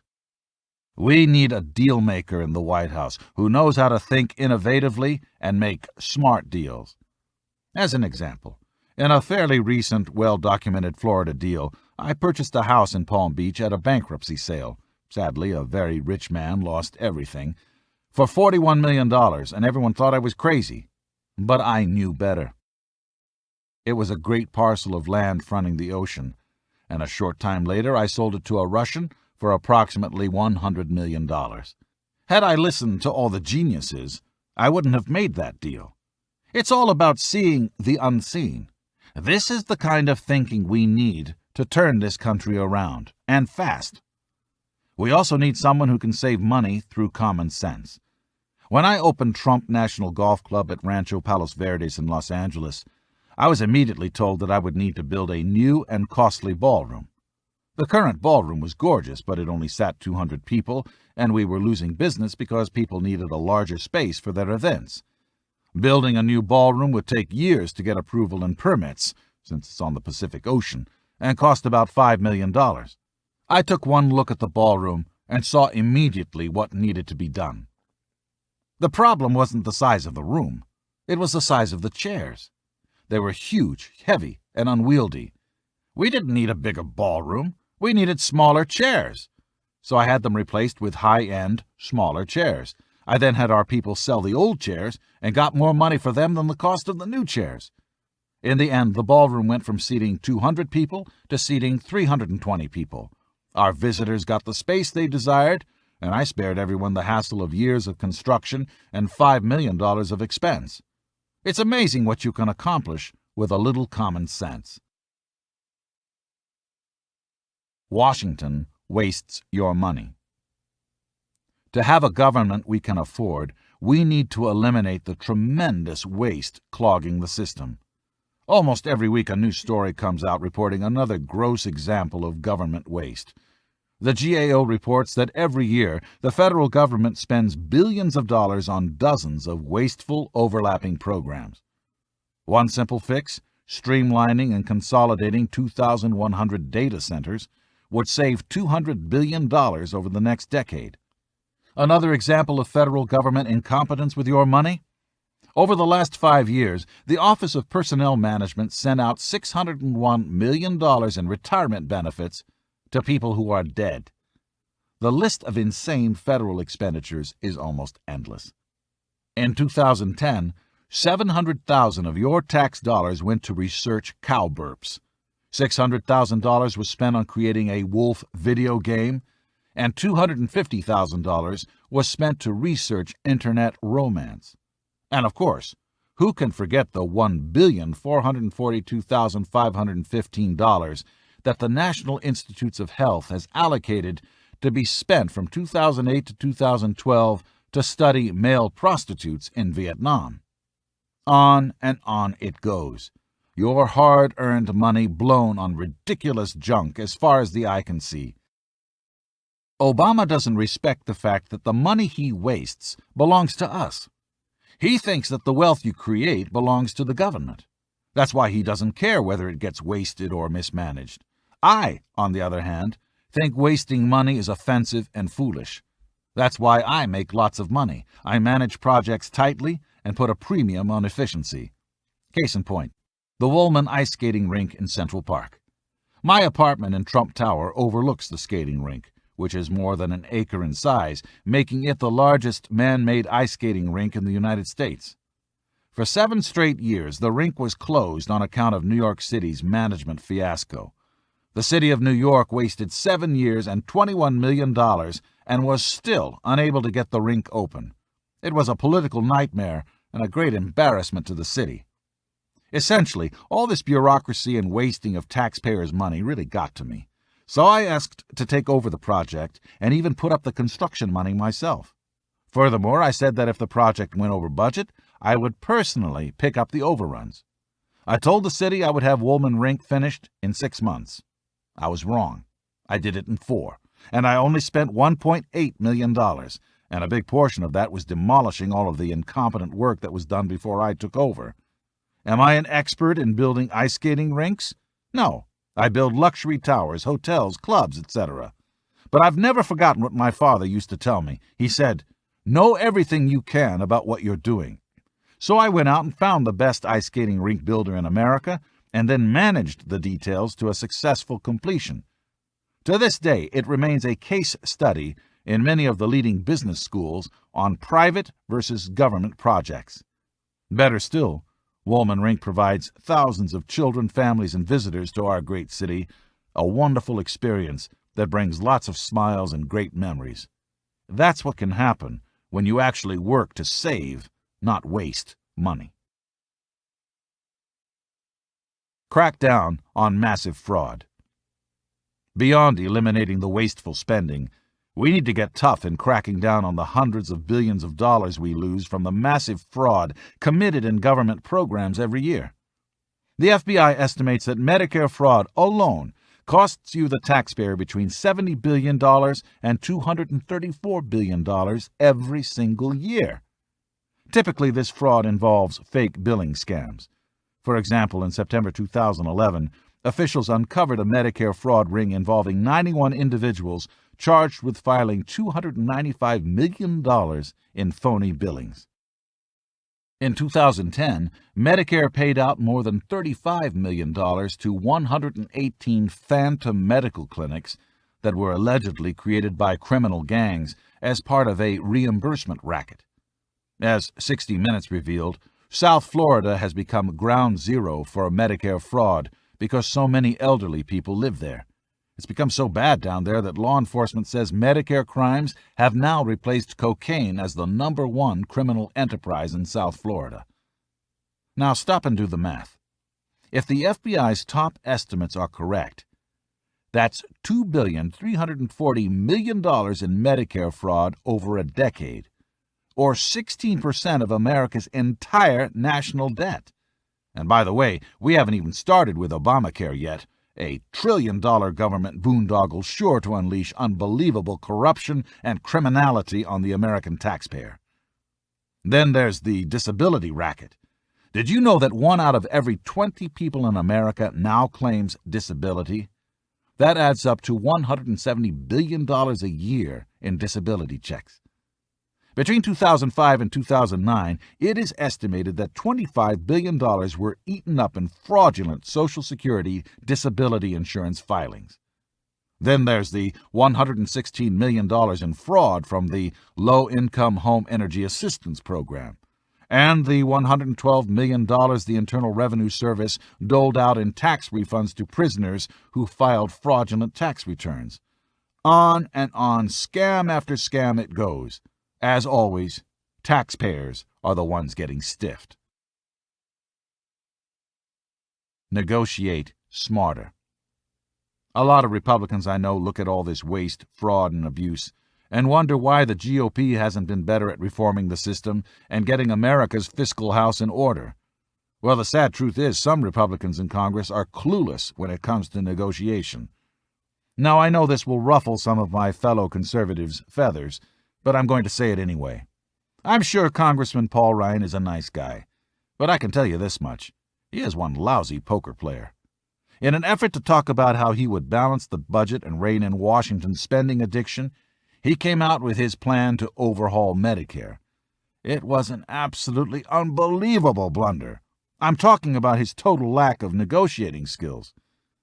Congressman Ryan and the Republicans committed 2 fatal errors. First, anyone who knows anything about negotiation knows that you always make the other guy go first. Republicans should have waited the president out and forced him to go first in naming where cuts would come from and how he planned to get the budget under control and protect America's credit rating. But he didn't.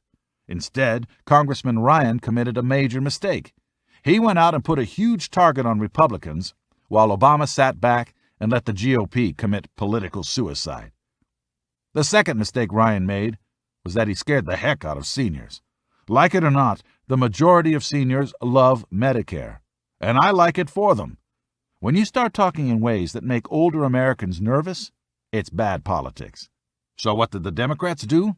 They turned Paul Ryan and his Medicare proposal into a punching bag. And Republicans lost a special congressional election in upstate New York that they should have won handily. The Democratic candidate, Kathy Hochul, bludgeoned her Republican opponent Jane Corwin with a Mediscare campaign of TV ads that featured an old lady in a wheelchair being shoved off a cliff. The ad explained that the reason Grandma was being tossed over the ledge was because of Paul Ryan and his friends in Congress. Unfair? You bet. Good politics? Absolutely. The GOP needs to learn how to get tough and out-negotiate Obama and his big spending allies in Washington. They also need to learn the art of using the right tone and language. That's certainly the case when it comes to the debate surrounding how best to fix and save Social Security. Conservatives have to be smart in the way we speak. Using crazy language that terrifies seniors accomplishes nothing. It simply hands Democrats another weapon with which to demonize Republicans as heartless and stingy. Again, when someone has worked for 40 years and seen the government deduct 6% out of each of the 480 paychecks they received over those years, it's perfectly understandable that they would want the money they are owed. It's only fair. So the first thing we need to remind seniors is that their Social Security is safe, secure, and will not be touched in any way whatsoever. Period. We have the funds to pay them the money they are due, and we will. Then we need to look at the next 75 years and address the projected $5.3 trillion shortfall. The Democrats' solution is the same solution they have for everything: tax, tax, tax. Just one problem: it doesn't work. All that ends up happening is the government big spenders raid the Social Security trust funds and blow the dough on junk programs we don't need. Bottom line, raising taxes to shore up the funding gap isn't the way to give America a government it can afford, but making the economy strong again is. The solution. So what should we do? The first thing we need to realize is that, thanks to advancements in medicine and health, Americans live and work longer than in the days when Social Security began. In fact, since Social Security was created in 1935, Americans' life expectancy has increased to 78, up 26%, whereas the retirement age to receive full benefits has only gone up 3% to 67. Today, people work well into their 70s, which is absolutely wonderful. So if we slowly increase the full retirement age to even just 70, 1/3 of the $5.3 trillion shortfall would be eliminated right away. And don't do it now, do it in the future. The fastest way we can start saving Social Security is to get Americans back to work. More citizens earning a paycheck means more workers paying into the system. It also means that we will save on the explosion of unemployment benefits we've seen under Barack Obama. For example, extended unemployment benefits in just the next 2 years will cost American taxpayers $34 billion. If the goal is getting our deficits and debt under control, the quickest road to get there is to spark economic growth and let job creators do what they do best: create jobs. The final part of restoring fiscal sanity to America is the most obvious, and that's to control Obama-style runaway spending. It's hard for most folks to wrap their minds around just how out of step and radical this president truly is when it comes to spending. Here's how the Wall Street Journal tried to paint the picture. As for the deficit, CBO, the Congressional Budget Office, shows that over the first 3 years of the Obama presidency, 2009 to 2011, the federal government will borrow an estimated $3.7 trillion. That is more than the entire accumulated national debt for the first 225 years of U.S. history. By 2019, the interest payments on this debt will be larger than the budget for education, roads, and all other non-defense discretionary spending. The economic idiocy of this presidency has been truly astounding. And that's why America desperately needs a president who understands and appreciates the businesses and entrepreneurs that create opportunity and jobs. But Obama spits in the face of job creators every chance he gets. Just look at the absurd tactics the Obama administration unleashed on Gibson guitars. They raided the guitar company factories to see if they were using certain types of wood that Obama doesn't want them to use. Is this seriously how we want America to operate? Allowing the federal government to treat businesses like drug dealers because someone may have filled an order improperly is ridiculous. It's also a terrible misuse of limited resources. The fact that it only took 3 years for this guy to blow a hole in the national debt that's equivalent to the debt accrued in 225 years of American history shows just how radical and outside the mainstream Barack Obama is. That said, let me be clear. I was very, very critical of President George W. Bush. I thought he betrayed his principles of fiscal conservatism by spending excessively. Furthermore, I thought that his mismanagement of Hurricane Katrina was horrible, and I questioned his judgment in launching the war in Iraq that cost us trillions in dollars and, worse, thousands in lives. But President Bush's spending excesses were nothing compared to Obama's. In just 3 years, Obama has exploded our debt so that we have to borrow $4 billion every day. By comparison, under President George W. Bush, over all 8 years in office, that figure was $1.6 billion a day. Not great, but a lot better. Of course, anyone who was paying attention in 2008 should have known that Obama wasn't interested in debt and deficit reduction. But the fact that he completely ignored his own debt commission's findings in the Bowles-Simpson report proves that this president has no shame and has no intention of slowing down his spending spree. Every American, regardless of party, needs to think long and hard about what another 4 years of Barack Obama would mean to the national debt and the solvency of Social Security, Medicare, and Medicaid. If he had no shame in adding more to the national debt in 3 years than almost all of the United States presidents combined, can you imagine the kind of damage he would do if given another 4 years without the worry of re-election? It's a horrifying thought for anyone who loves our country and wants to see her survive and thrive again. Look, here's the deal. Barack Obama has been a total disaster. He has spent this country into the ground and destroyed jobs and economic growth. If something isn't done soon, programs Americans depend on, like Medicare, Medicaid, and Social Security, are going to go up in flames. It doesn't have to be this way. We can return America to her former greatness if we get tough and act smart. It starts with China and OPEC. The hundreds of billions of dollars they steal from us each year must end right away. We need a president with a titanium spine who will stand up to these shakedown artists and demand that they get their greedy hands out of our pockets effective immediately. That one action alone will result in a windfall of hundreds of billions of dollars to help us pay down our debt and meet our commitments.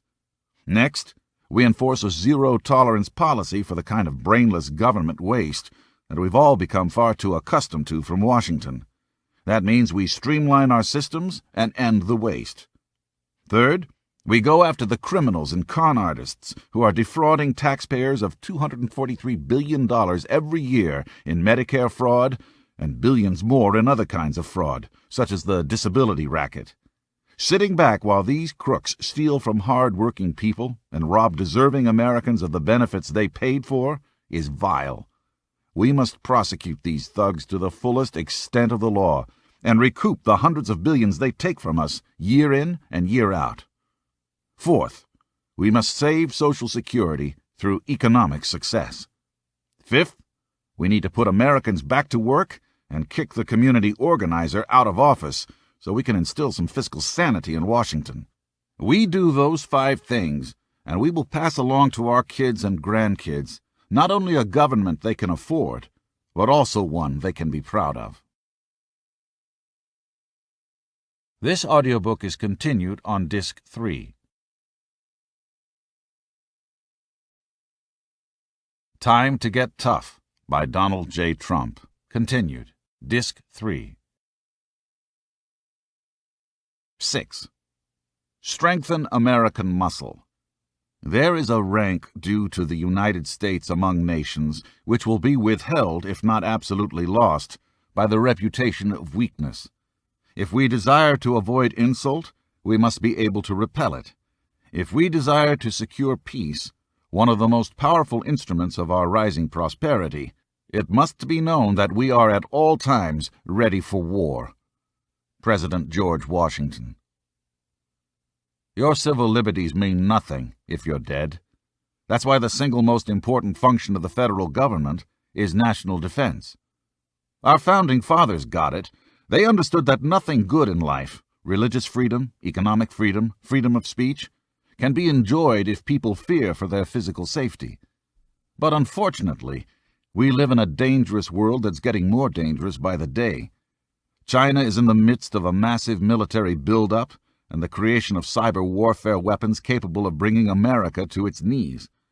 Russia is rising. Iran, which funds terrorists all over the world, is inching closer to the creation of an operational nuclear weapon.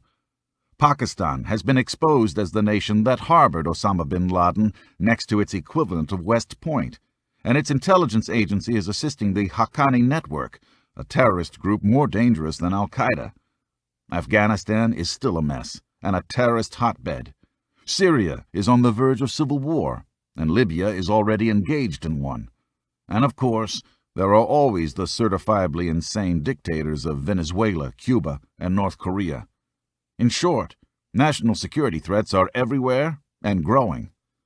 That's why I have so much admiration and respect for the 2.4 million men and women of our armed forces.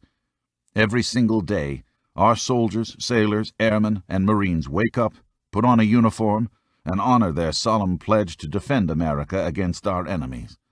They know their lives are on the line, but they love America so much they're willing to die for her. That's a level of commitment most civilians will never experience. Most of us don't have jobs that require a willingness to die for our fellow citizens. In fact, I believe we owe our veterans more than we could ever repay them. That's why I was honored to play a major role in the New York Vietnam Veterans Memorial Commission to honor our warriors with a proper memorial and help them land jobs. I put up over $1 million to see to it that the effort was a success. I was so moved and proud to be associated with the project, because our heroes deserve the very best.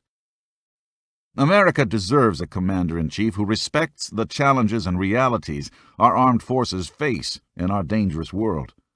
Specifically, our military deserves the best equipment, the best training, and the best weapons. They also deserve to be paid well for the dangerous and heroic work they do. They more than earn it. If history teaches us anything, it's that strong nations require strong leaders with clearly defined national security principles. Realities change at warp speed. International events can turn on a dime.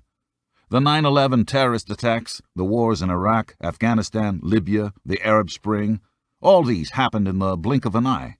A president can't always predict where the next national security fire will erupt, but he can and must have a steady and reliable compass to guide his decisions. Citizens need to know the values and principles their president will rely on to lead America through whatever unknown threats lie over the horizon.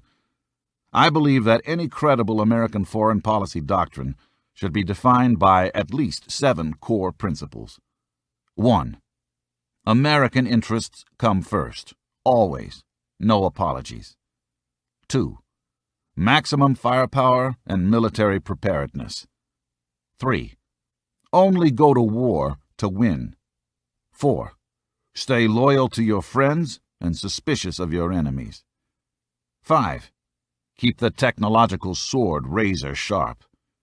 6. See the unseen. Prepare for threats before they materialize.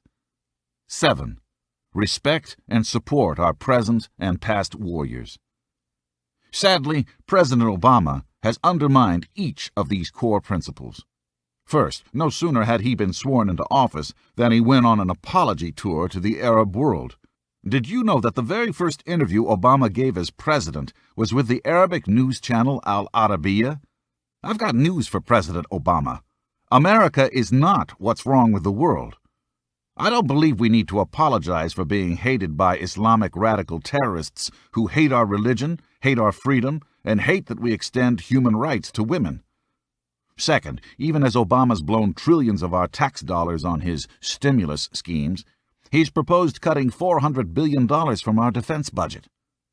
Third, by announcing the time and date for withdrawal in Afghanistan and not clearly defining our objectives in Libya's civil war, Obama has completely blown it, making it virtually impossible for us to define what victory is and achieve it. Fourth, the president sold out our dear friend and ally, Israel. He's also thrown other allies like Poland and the Czech Republic under the bus by bowing to Russian demands that we not build missile defenses to protect our friends. Fifth, by slashing military budgets, Obama has threatened our ability to keep our technological edge in weapons systems. Sixth, Obama has been caught flat-footed by China's development of the J-20 fighter jet, something his administration didn't think would happen for years to come. And finally, by raiding the defense budget to pay for his failed social programs, Obama continues to weaken our ability to honor our present and past warriors. When our military and intelligence officers located Osama bin Laden right smack in the middle of Pakistan, they went to the president to inform him and asked whether or not he should be taken out by a missile or in a raid, either solution being okay. The only other option would have been to let him be. Well, Obama had a decision to make. We have bin Laden. Do we leave him alone? I can't believe that anybody sitting in the Oval Office would have said, let's do nothing.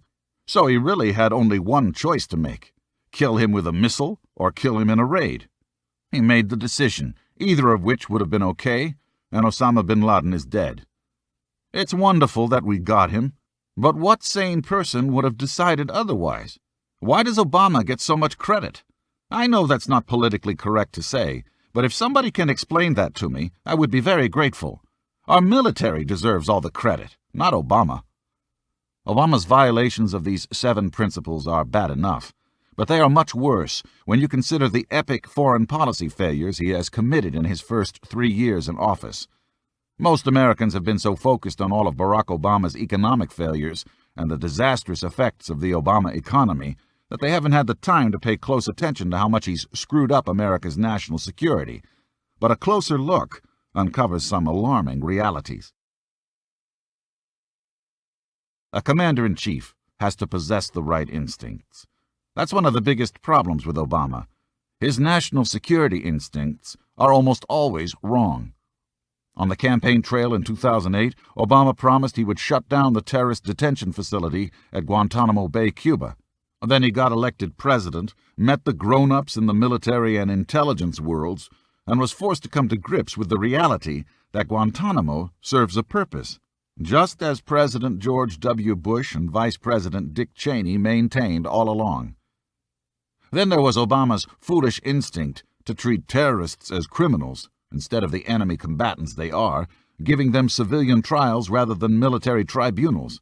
As everyone knows, civilian trials don't give prosecutors the latitude they need to put away dangerous terrorists and keep the country safe.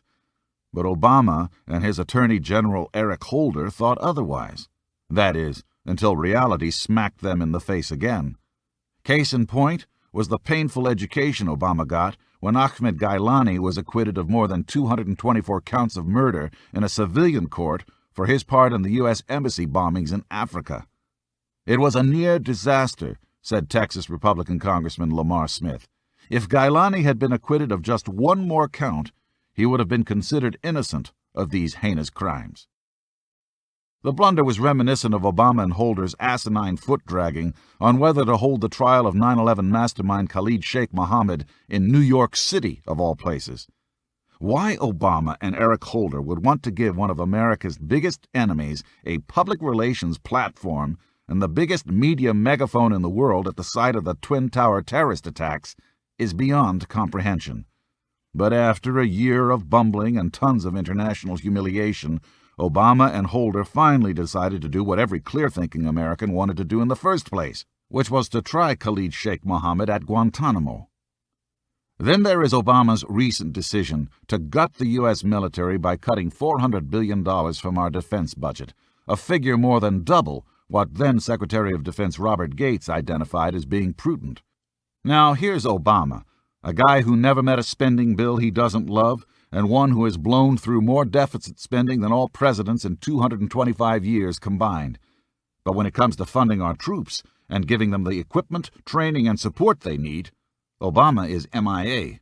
As former Defense Secretary Gates said when he heard about his boss's brainless decision, such a move would degrade force structure and military capability. Here's the deal. When your Secretary of Defense tells you that your proposed cuts will erode America's military capability, you pay attention. But not Obama. He thinks he knows how to run the military better than the guns in the fight. He's wrong. The reason conservatives support a strong and well-funded military is because they know that all freedoms flow from national security. That's why we need a new president. It's also why we need to get tough in foreign policy to deal with the threats and challenges America faces from rival and enemy nations. China. Even as Obama is busy degrading our military might by slashing the defense budget by a crippling $400 billion, the Communist Chinese are laughing their heads off and using the billions they make off us each year to jack up their military spending by 13% every year for the last 20 years. Of course, because China's leadership is sneaky and underhanded, they significantly underreport their actual defense budget and technological advancement. It's actually part of their culture. As I mentioned earlier, they follow the words of Premier Deng, who said China must hide our capacities and bide our time.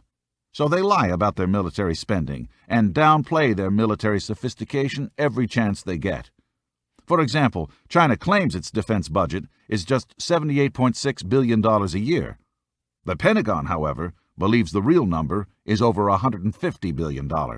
And when you factor in the purchasing power parity exchange rate, the real Chinese military budget is closer to $300 billion, the second largest in the world, an amount that is identical to the amount they rip us off every single year.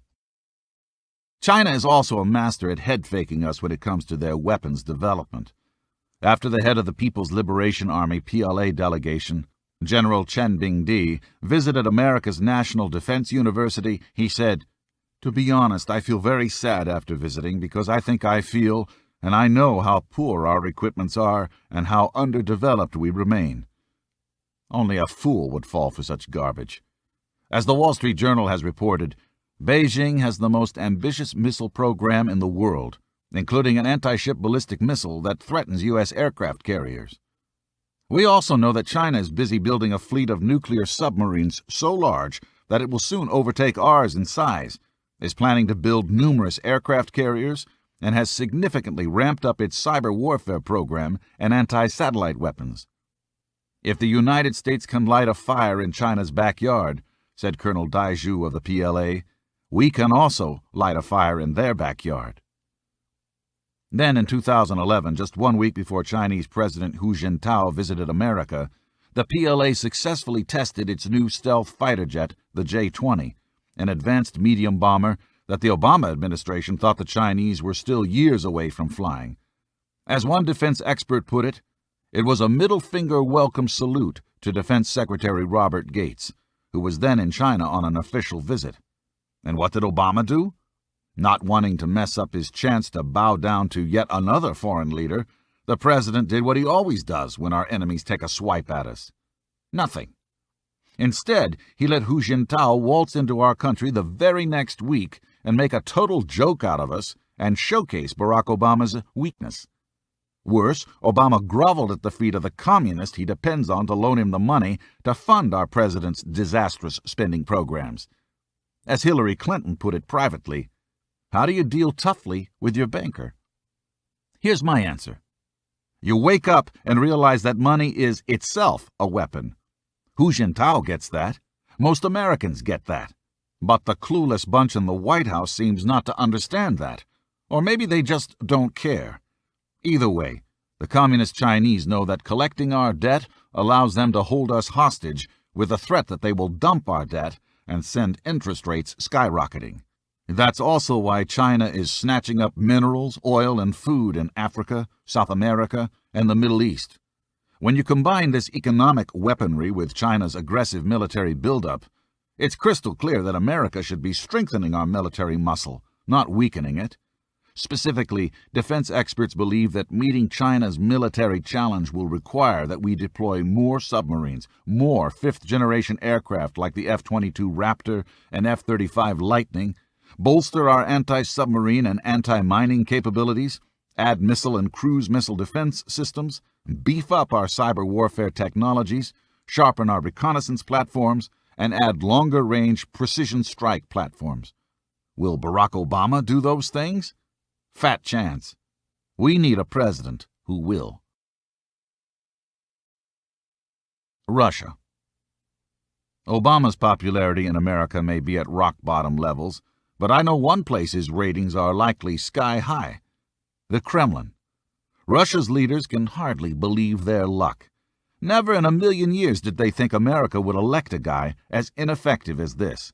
Obama's pretty please diplomacy and endless American apology tours has served Russian interests extremely well.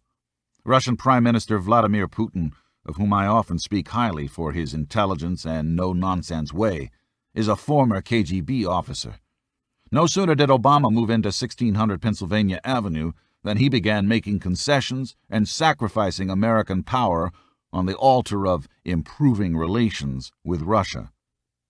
According to Barack Obama's favorite newspaper, the New York Times, within weeks of being sworn in as President of the United States, Obama sent a top U.S. official to Moscow to hand-deliver a secret letter to Russia's then-President Dmitry Medvedev. According to the Times, the secret letter said that Obama would back off deploying a new missile defense system in Eastern Europe if Moscow would help stop Iran from developing long-range weapons. It's so outrageous I hardly believed it until I read it myself. Obama had barely moved his stuff into the White House residence, and already the guy was just itching to start degrading America's power and undermining our allies. Not surprisingly, Putin was ecstatic. "The latest decision by President Obama has positive implications," said Putin.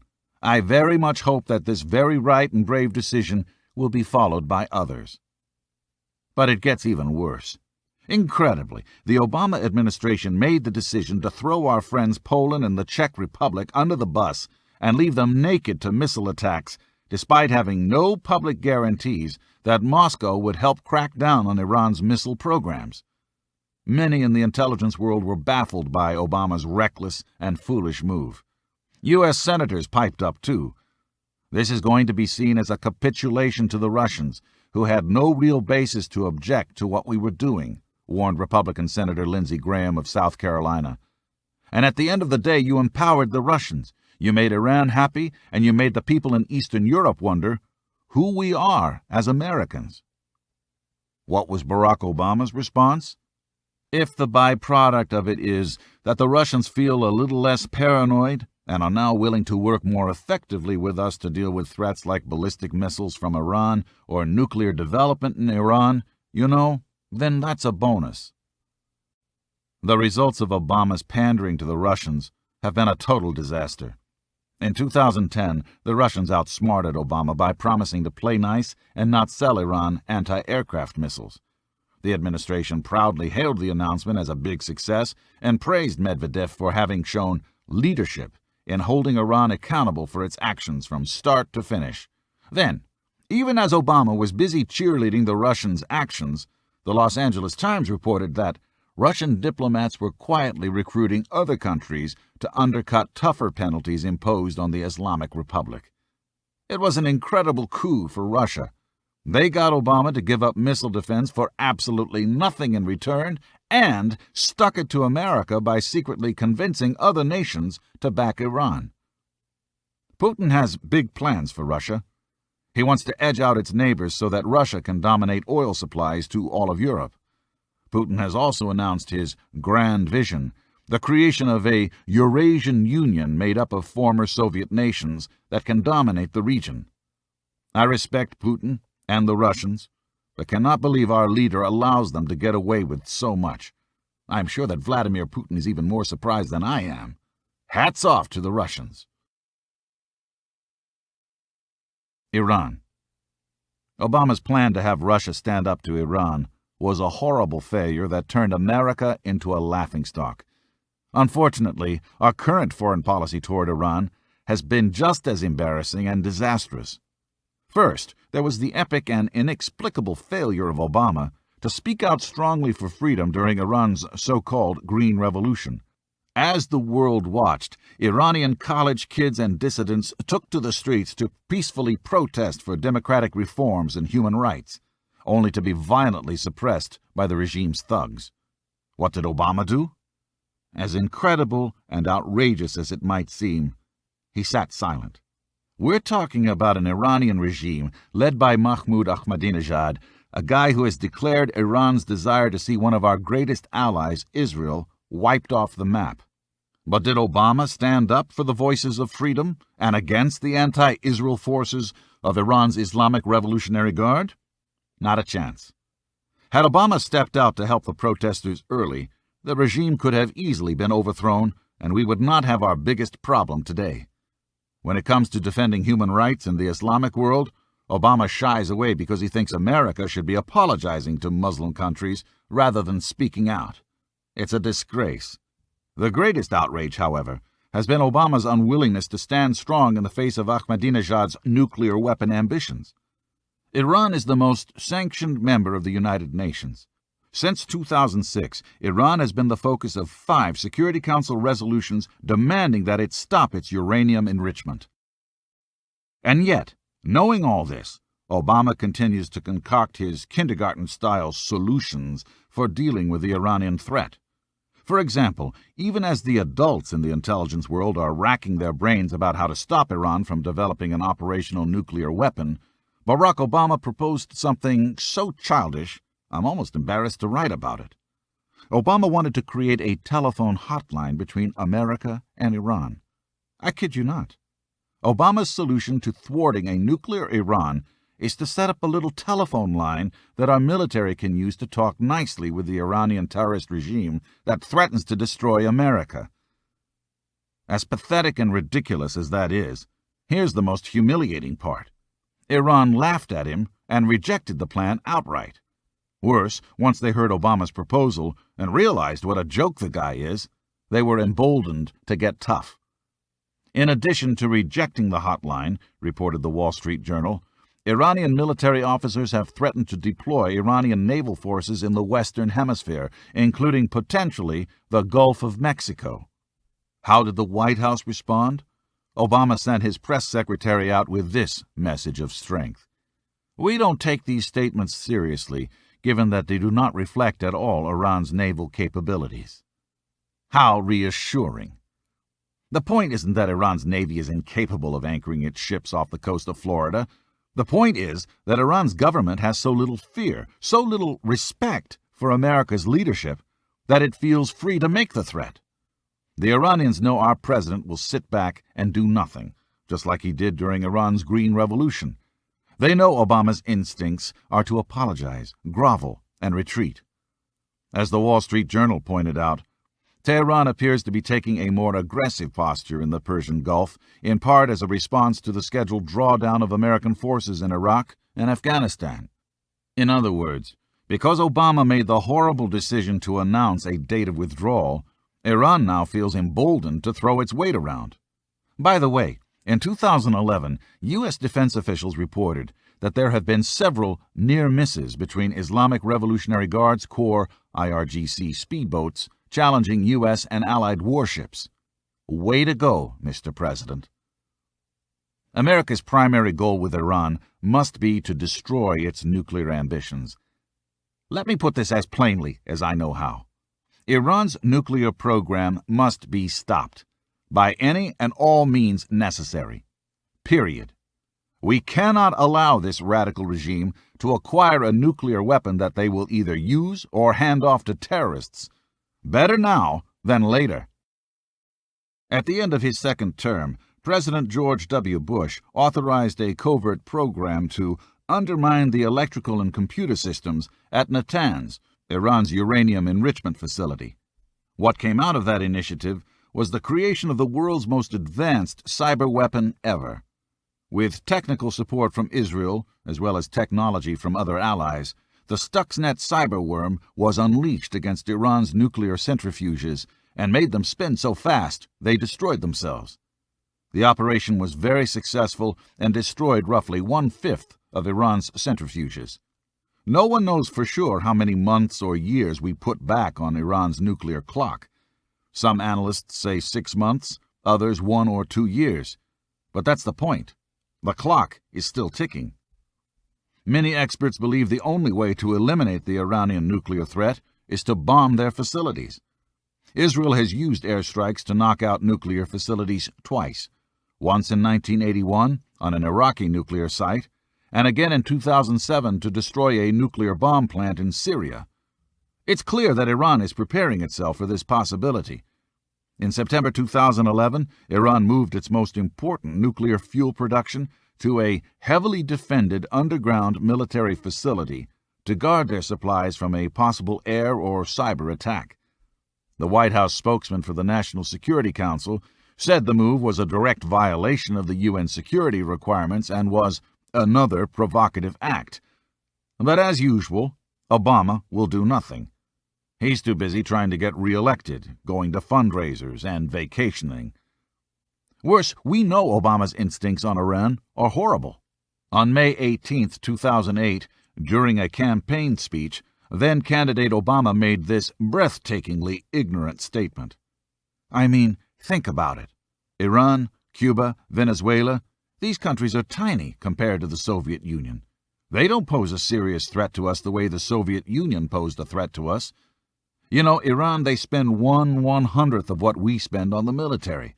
If Iran ever tried to pose a serious threat to us, they wouldn't stand a chance. And we should use that position of strength that we have to be bold enough to go ahead and listen.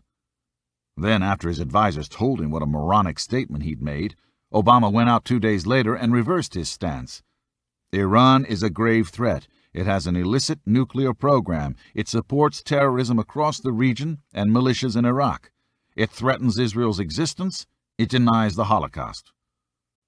Once again, the guy's initial instincts are always wrong. And in this case, they endangered America and our ally Israel. Obviously, we must listen to our intelligence experts to decide the best way to thwart Iran's nuclear ambitions. But here's the reality. Because the clock is ticking down, the next president America elects will in all likelihood be the president who either stops Iran from obtaining a nuclear weapon or who sits back and lets it happen. Given Obama's track record of weakness, that's not a risk America can afford to take. Pakistan. When our tremendous Navy SEALs took out Osama bin Laden, they didn't find him in some obscure hole in the ground or in a remote mountainside cave. No, they found him in Pakistan, right next door to one of Pakistan's most prestigious military academies. What does that tell you? It tells me that Pakistan knew where Osama was all along. Get it straight. Pakistan is not our friend. We've given them billions and billions of dollars, and what did we get? Betrayal and disrespect, and much worse. When one of our helicopters was down during the Osama bin Laden raid, Pakistan handed it over to China so that Chinese engineers could study it and steal the technology we spent billions of dollars developing. The Pakistanis think we're a bunch of dopes. They don't respect us, and they never will, as long as Obama is our commander-in-chief. And it's much, much worse than just disrespect. In May 2011, Pakistan actually fired on American Apache helicopter crews. As one military official stated, "We're not allowed to return fire to coordinates inside the Pakistan border. We know it's the Pakistani military in many cases. Pakistan has been instigating."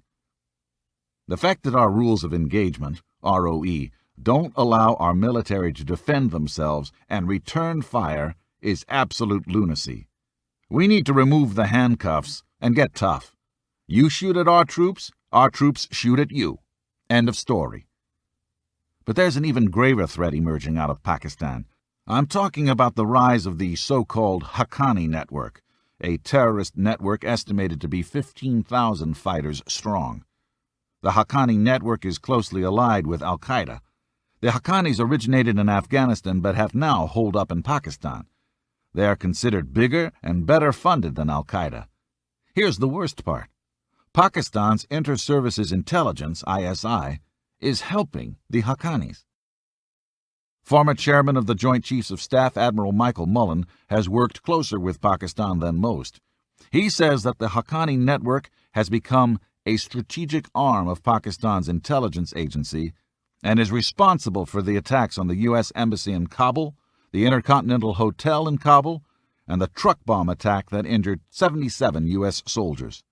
And get this, according to intelligence experts, Pakistan is preparing to replace the billions of dollars of critical military aid it has been receiving from the U.S. by courting China and soliciting help from Islamic ally Saudi Arabia. When are we going to wake up and realize that we are funding our enemies? And when are we going to let our troops hit back? Right now we ban our forces from using Predator drones inside the city of Miran, where the Haqqanis are headquartered. The reason? Obama didn't want to offend the Pakistanis. That's absurd. They're killing our soldiers. We need to get tough, give our troops permission to return fire, and tell Pakistan that we will sever all economic activity with them until they cut ties with the Haqqani network. If the Pakistani intelligence services work with terrorists, we should declare their military a terrorist organization. Libya. Obama ran for president on a platform that he wouldn't start any more illegal wars. Guess what? He started an illegal war. He never went before Congress to ask for a declaration of war with Libya. Instead, Obama launched one by himself and thrust America into a bloody civil war. Isn't that what Obama bashed George W. Bush for doing, even though Bush got rid of Saddam Hussein? Now Gaddafi is dead and gone. So what? We have spent more than $1 billion on the Libya operation. And what are we getting in return? A huge bill, that's what. It's incredible how foolish the Obama administration is. Libya has enormous oil reserves. When the so-called rebels came to NATO, which is really the U.S., and asked for help to defeat Gaddafi, we should have said, "Sure, we don't like the guy either. We will help you take out Gaddafi. But in exchange, you give us 50% of your oil for the next 25 years to pay for our military support and to say thank you for the United States doing what you could never have done on your own." The rebels would have jumped at the offer and said yes. After all, they didn't stand a chance. They were being routed. It was over. But did we do that? No. Our leaders are too brainless to negotiate a deal like that. Imagine the amount of oil we could have secured for America. Think about how much economic relief we would have secured for our people and our businesses. A deal like that would have been so easy to broker. But our diplomats are pansies. They don't want to offend anyone. Guess what? The American people are offended. Our policy should be no oil, no military support, no exceptions. Even with Gaddafi gone now, unfortunately, the price we will pay for our stupid Libyan policy may end up being far more expensive and dire than the $1 billion we've already blown there. In September 2011, up to 20,000 shoulder-fired anti-aircraft missiles went missing in Libya. According to the left-leaning group Human Rights Watch, the reason this happened was because Barack Obama refused to provide proper protection to guard the weapons stockpiles. When weapons went missing in Iraq, the liberal media made a massive story out of it and used the issue to try and defeat George W. Bush.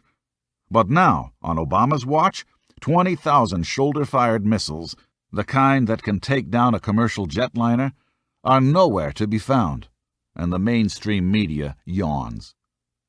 There's no telling how much money those missiles will be sold for on the black market.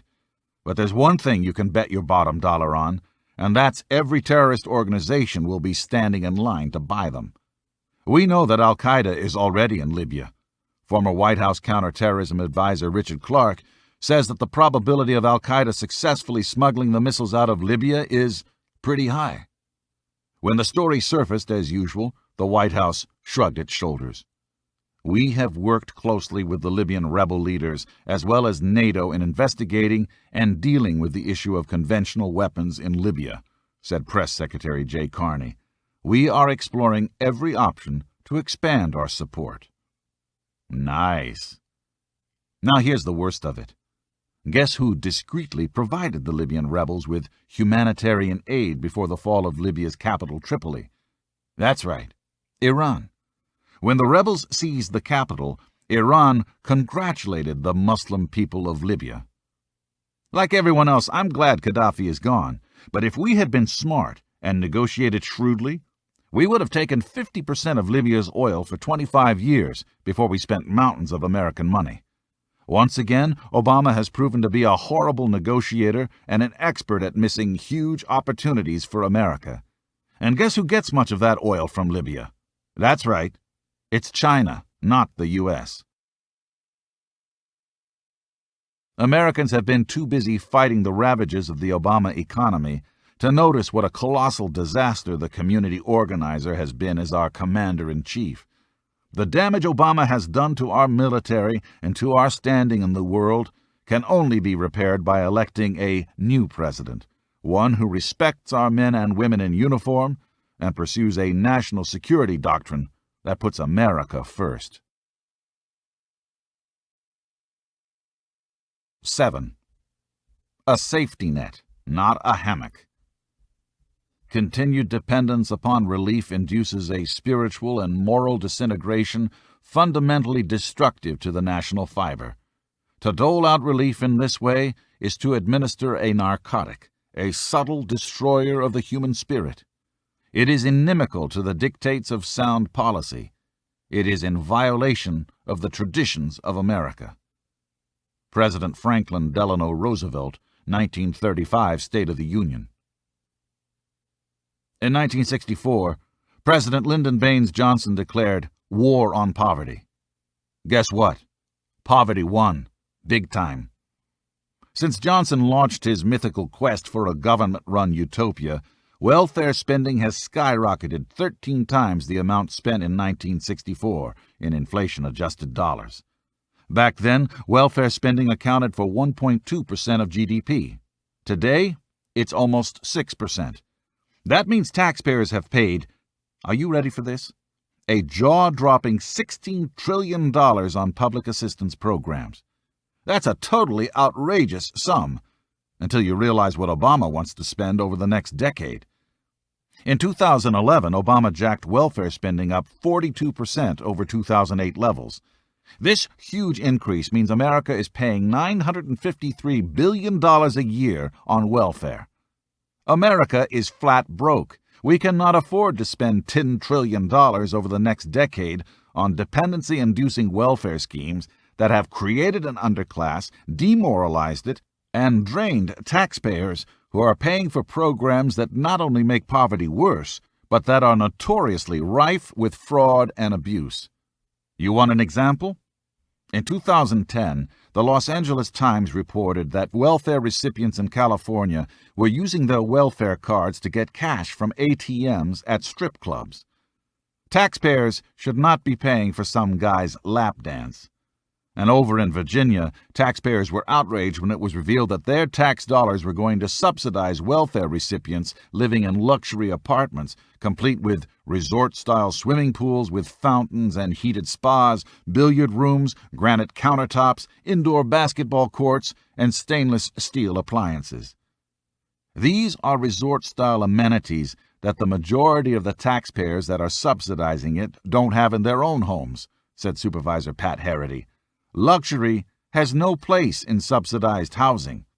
Look, I believe deeply that America must maintain a sturdy safety net. We have an obligation to take care of those who can't take care of themselves, whether due to age or illness. Our country has a big heart, and it's a point of national pride that we take care of our own. It's one of the things that makes us so great. And certainly our people need a lot more help given that President Obama has been such a total disaster. Today, under this administration, more people than ever in America's history, a staggering 46.2 million, live under the federal poverty line. Many of these individuals are out of work. They need temporary assistance as they search for the few jobs that remain in the Obama economy. We should help these folks and their kids, no question about it. But it is counterproductive and cruel to allow America's safety net to morph into a hammock. It is simply immoral for the government to encourage able-bodied Americans to think that a life on welfare, or being supported by taxpayers, is an acceptable lifestyle. Our founding fathers understood that self-reliance is the axis on which freedom spins. The American work ethic is what led generations of Americans to create our once prosperous nation. The idea that working hard was a spiritual act of doing one's work as unto the Lord spurred us to give our very best day in and day out. And because we believed that work was a virtue, we produced massive wealth, plentiful jobs, and a self-sufficient society. That's what I find so morally offensive about welfare dependency. It robs people of the chance to improve. Work gives every day a sense of purpose. A job well done provides a sense of pride and accomplishment. I love to work. In fact, I like working so much that I seldom take vacations. Because I work so hard, I've been privileged to create jobs for tens of thousands of people. And on my hit show, The Apprentice, I get to work with people from all walks of life. I'm known for my famous line, "You're fired." But the truth is, I don't like firing people. Sometimes you have to do it, but it's never fun or easy. One of my favorite parts of business is seeing how work transforms people into better, more confident, more competent individuals. It's inspiring and beautiful to watch. America became a powerhouse because of our deep belief in the virtue of self-reliance. As Thomas Jefferson said, "I predict future happiness for Americans if they can prevent the government from wasting the labors of the people under the pretense of taking care of them." Government wasn't created to take care of us. Generations of Americans believed they should be responsible for themselves. When hard times hit, churches and neighbors pitched in and pulled together to help.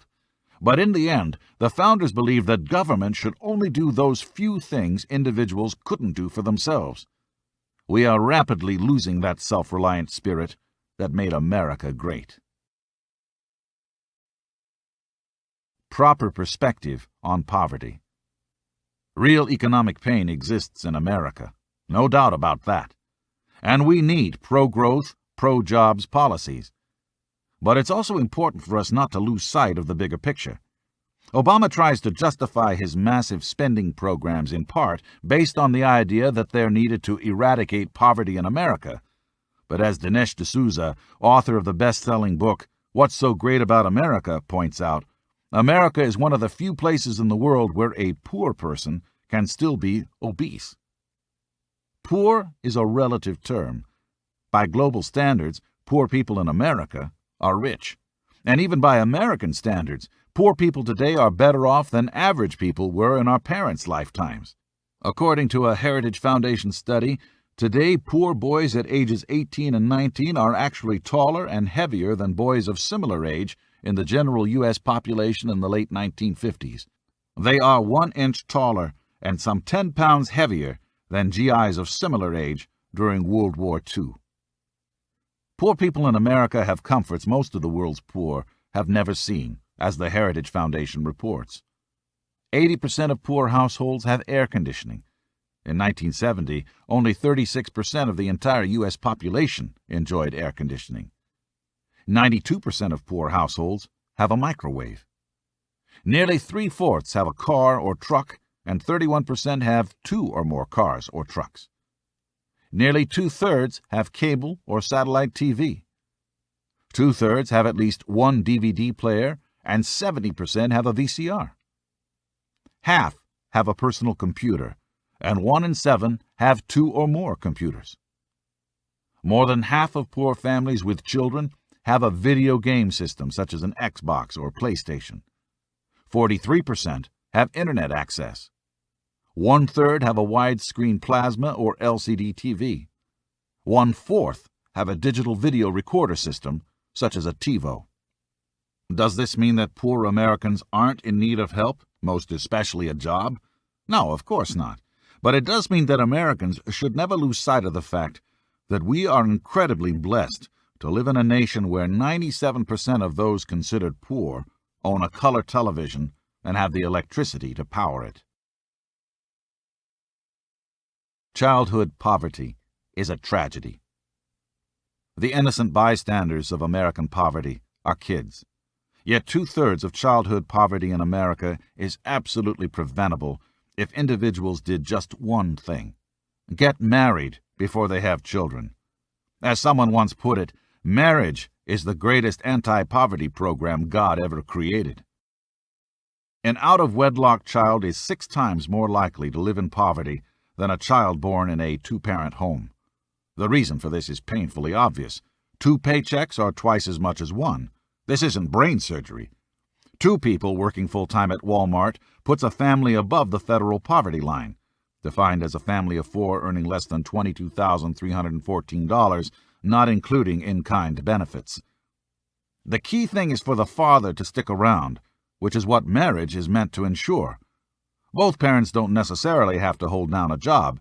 1 paycheck from a gainfully employed dad, with mom at home taking care of the kids, is better than a single mother living off welfare. The explosion of out-of-wedlock births in America is staggering. This is a total departure from American history, one that is reshaping our country, and not for the better. Back when LBJ began engineering his Great Society and declaring his war on poverty, Only 7% of kids were born out of wedlock. Today, 40% of all births in America are to unwed mothers. Government is now the father in far too many homes. But here's the thing. Kids don't just need a wallet. They need a dad who will teach boys how to be responsible men and show daughters what it means to be respected and protected. Out-of-wedlock birth rates are not only one of the greatest generators of poverty, but of inequality in America. 29% of white children are born to a single mother, a figure that's far too high, but 72% of black children are born out of wedlock. Beyond the economic consequences, we know that kids without a dad are also exponentially more likely to abuse drugs, drop out of school, commit crime, and be incarcerated. Kids who grow up in homes where a magic check appears each month from the government believe there's nothing wrong with sitting at home doing nothing while taxpayers bust their humps working to fund them. For an entire generation, government welfare programs are eradicating the virtues of responsibility, hard work, and self-reliance that built America. Luis Lopez is a Democrat and youth counselor in Florida. He tells the story of an exchange he had with a 13-year-old pregnant girl he met in an inner-city low-income housing project. He asked who was going to pay for her baby. Smiling, she said, "Medicaid and Social Security will pay for it." "What about the father?" "We broke up," she said. The girl went on to explain that her grandmother would raise her child. Then Lopez asked the pregnant teen what her mom thought about the fact that she was so young and pregnant. "My mom had me when she was 14, the girl replied. "So what's the problem?" It wasn't always this way. A lot of us remember a time when there was a social stigma and sense of shame against living on the public dole. There's a great scene in the movie Cinderella Man with Russell Crowe that illustrates how radically our entitlement culture has changed America. The movie is based on the true story of boxer James J. Braddock, a fighter during the Great Depression who goes on to become heavyweight champion of the world. As Braddock struggles to establish his boxing career, he eventually has to turn to public assistance to feed his wife and kids. He's deeply embarrassed and ashamed, but he has no other options, so he accepts the money. Later, as his boxing career takes off and the prize money starts rolling in, Braddock returns to the welfare office and stands in line patiently. When he reaches the front of the line, he hands the welfare worker a stack of cash to pay back the government the money he had received to support his kids. That really happened. But today, given our entitlement culture, we can hardly imagine something like that, except in the movies. We have to combat the welfare mentality that says individuals are entitled to live off taxpayers. We need to reaffirm that mothers and fathers have a responsibility to their children, and that it starts with getting married before they have them. But unfortunately, our welfare system has created monetary incentives to avoid marriage and to have more out-of-wedlock children in order to get bigger welfare benefits.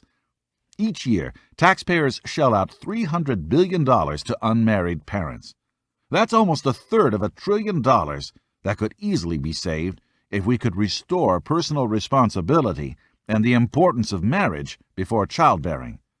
Your tax dollars in the form of Medicaid also pick up the delivery costs for 40% of all children born in America, most of those children being born to never-married mothers. For too many of these mothers and their children, living off welfare becomes a way of life. Consider these numbers. Since becoming president, Obama has added 8 million more Americans to the rolls, and food stamp spending has more than doubled since 2007, going from $33 billion to $77 billion. But even more shocking than these figures is that half of food stamps go to people who have been on public assistance for 8.5 years or more. The only good thing about this for Obama, and he knows it, they will all be voting for him. Obama's food stamp crime wave. The food stamp program was originally created as temporary assistance for families with momentary times of need, and it shouldn't be needed often. Thankfully, 96% of America's poor parents say their children never suffer even a day of hunger. But when half of food stamp recipients have been on the dole for nearly a decade, something is clearly wrong, and some of it has to do with fraud. The Wall Street Journal has reported that Obama's food stamp policies are ushering in a massive food stamp crime wave. That's been matched by fewer prosecutions of illegal food stamp transactions involving alcohol or other non-eligible items. And millionaires are now legally entitled to collect food stamps as long as they have little or no monthly income. As the Wall Street Journal notes, the Obama administration is far more enthusiastic about boosting food stamp enrollment than about preventing fraud. Under Obama's rapid expansion of food stamps, recipients are selling welfare benefit cards on Facebook and Craigslist and using the money to buy drugs. Food stamp checks are going to prison inmates. A $2 million lottery winner qualified for food stamps and complained that he still deserved food stamps because the government took half his winnings in taxes. And the program is rife with incredibly costly scams, including one enterprising crook who created more than 1,000 fraudulent food stamp claims and pocketed $8 million. And that's just scratching the surface of the program's waste, fraud, and abuse. The really infuriating thing is that the Obama administration doesn't seem to care about how taxpayers are being shaken down by this outrageously mismanaged government program. The blatant waste of taxpayers' dollars doesn't bother Obama because it's all part of his broader nanny state agenda. It seems he believes the more voters he gives welfare goodies to, the more votes he'll rack up for re-election. Perhaps that's why his administration doesn't give a rip about policing fraud or administering responsible oversight. He's buying votes. And like any good leftist knows, the bigger you grow the welfare state, the bigger you grow your electoral army. It's an outrageous betrayal of the American taxpayer and of the twin pillars of hard work and self-reliance that support the American dream of freedom, progress, and bettering oneself and one's family. We see the same trend in public housing, where since Barack Obama's election, massive crowds have been lining up to get Section 8 housing. In Atlanta, for example, 30,000 people showed up in the hopes of getting government housing applications or vouchers. There's no doubt that some of those individuals are truly in need, whether due to age or disability. But the fact is that we know that able-bodied, non-elderly individuals without children routinely enter the program and spend on average nearly 8 years in public housing. That's outrageous. People who have the ability to work should, but with the government happy to send checks, too many of them don't. On average, able-bodied welfare recipients work just 16 hours a week. How can anyone expect to climb out of poverty working just over 3 hours a day in a 5-day work week? More hours at work equals more income. But our government's welfare trap has built a system that creates a disincentive for work. The more hours you work, the fewer welfare goodies you get. So what do you think people are going to do? They keep their work hours artificially low to keep their welfare checks artificially high. And once again, America's twin virtues of hard work and self-reliance take a beating. When you realize that every 7th person you pass on the sidewalk now receives food stamps, and that Obama has upped welfare spending to just under $1 trillion a year, it becomes painfully clear that this president's rapid expansion of the welfare industry is part of a much broader effort to fundamentally transform America, as Obama put it early in his presidency. I've got a newsflash for you, Mr. President. America likes America the way the Founding Fathers built her, as a nation that deeply values hard work and self-reliance. The next president America elects must be committed to serious welfare reforms that overhaul the system and roll back Obama's disastrous public assistance policies. We know how to reform welfare because we've done it before. In 1996, then-Speaker Newt Gingrich and congressional Republicans passed and pushed President Clinton to sign the 1996 Welfare Reform Act. In the wake of the bill's passage, the liberal New York Times ran a breathless op-ed with the headline, "A Sad Day for Poor Children." "This is not reform, it is punishment," read the article. "The effect on cities will be devastating." As usual, the New York Times could not have been more wrong. The results were as dramatic as they were hopeful. Welfare caseloads went down 60%, 2.8 million families transitioned from welfare to work, and 1.6 million kids climbed out of poverty. welfare to work. The secret to the 1996 Welfare Reform Act's success was that it tied welfare to work. To get your check, you had to prove that you were enrolled in job training or trying to find work. But here's the rub. The 1996 Welfare Reform Act only dealt with one program, Aid to Families with Dependent Children, AFDC, not the other 76 welfare programs which, today, cost taxpayers more than $900 billion annually. We need to take a page from the 1996 reform and do the same for other welfare programs. Benefits should have strings attached to them. After all, if it's our money recipients are getting, we the people should have a say in how it's spent. The way forward is to do what we did with AFDC and attach welfare benefits to work. The Welfare Reform Act of 2011, proposed by Republican Congressman Jim Jordan of Ohio, Tim Scott of South Carolina, and Scott Garrett of New Jersey, does just that. Their bill, if enacted, would make sure that welfare programs would serve only those who truly need them, place a cap on welfare expenditures to prevent bureaucrats from endlessly expanding the programs, give more authority to the states over welfare spending, prevent federal funding of abortions through welfare programs, and enforce work requirements, among other reforms. It's a serious plan that deserves to be passed and signed into law. Of course, just as with the 1996 Welfare Reform Act, liberals will cry, kick, scream, and throw temper tantrums. But let them. It's far more important that we help poor people to become independent, self-sufficient individuals who gain the benefits of work. Let's get it done. Next, I believe that the state of Florida made a smart move when in 2011 it became the only state to require drug testing of all recipients of the welfare program Temporary Assistance to Needy Families, TANF. As Florida Governor Rick Scott said, while there are certainly legitimate needs for public assistance, it is unfair for Florida taxpayers to subsidize drug addiction. This new law will encourage personal accountability and will help to prevent the misuse of tax dollars. The governor is right. It's common sense.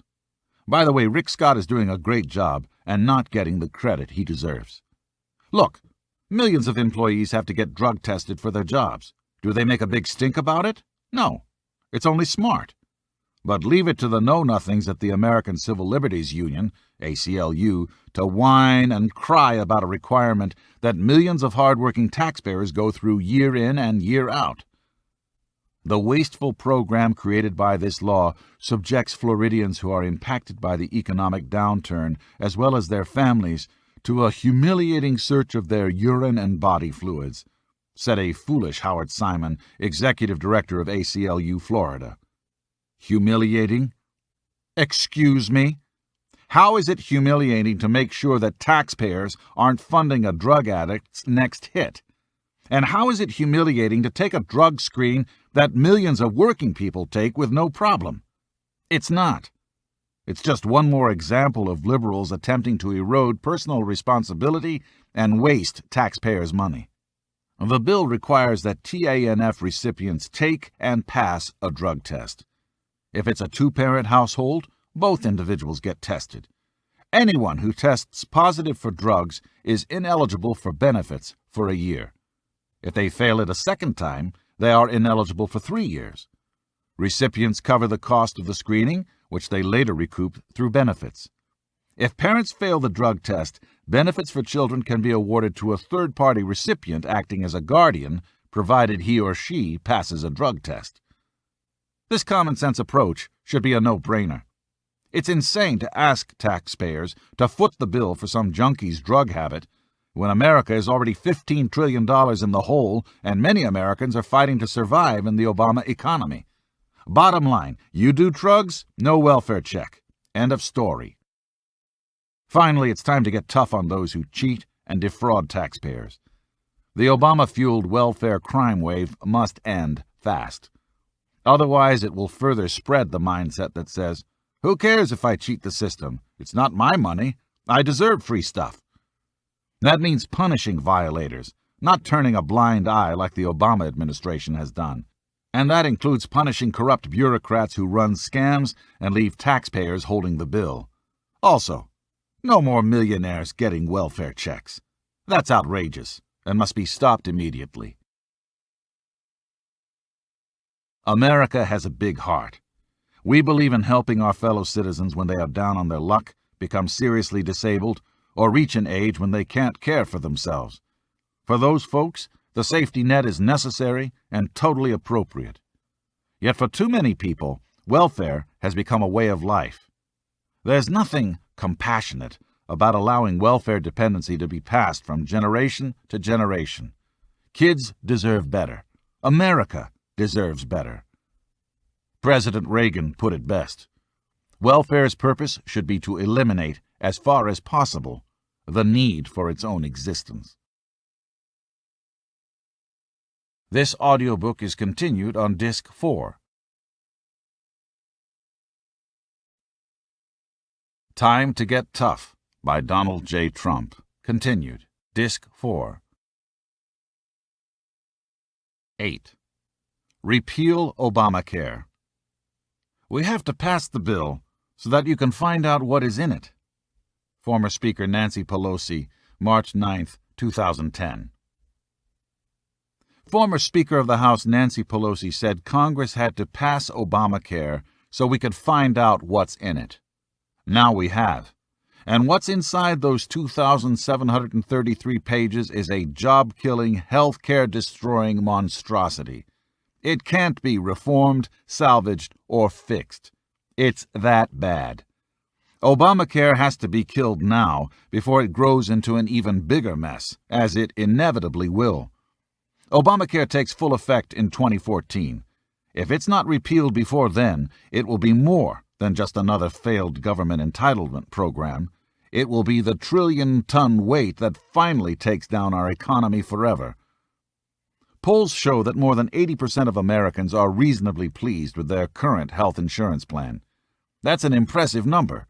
Still, everyone agrees we need to take steps to reduce the rising costs of health care and make insurance more affordable.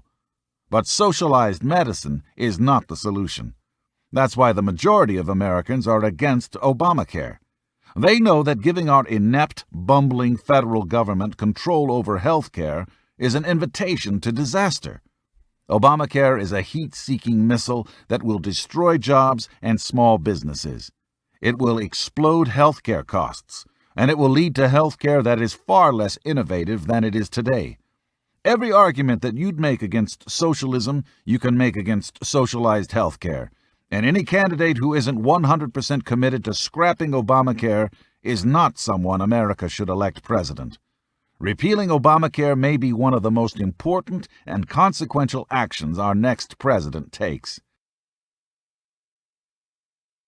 Obamacare puts small businesses on life support. It's sad to see just how many citizens, some of them smart people, got duped into believing Obama's bait-and-switch sales pitch on Obamacare. Take, for instance, Starbucks CEO Howard Schultz. Schultz did a terrific job of turning Starbucks around, but when it came to Obamacare, he took the bait hook, line, and sinker. When I was invited to the White House prior to health care being reformed, I was very supportive of the president's plan, Schultz said. However, after Schultz and his team studied the massive bill more closely, he changed his tune. As the bill is currently written, and if it was going to land in 2014 under the current guidelines, the pressure on small businesses because of the individual mandate is too great. That's putting it mildly. A September 2011 report by UBS, the highly respected financial services company, said, arguably the biggest impediment to hiring, particularly hiring of less skilled workers, is health care reform, which has the added drawback of straining state and federal budgets. The report went on to explain in simple language why Obamacare is such a jobs killer. The new law requires most businesses to provide a generous, essential package of benefits, which is beyond what many small businesses provide today. It subjects businesses to highly complex rules that increase the cost, risk, and hassle factor of adding to payrolls. Companies that do offer insurance can be fined if low-income employees take a government-subsidized plan.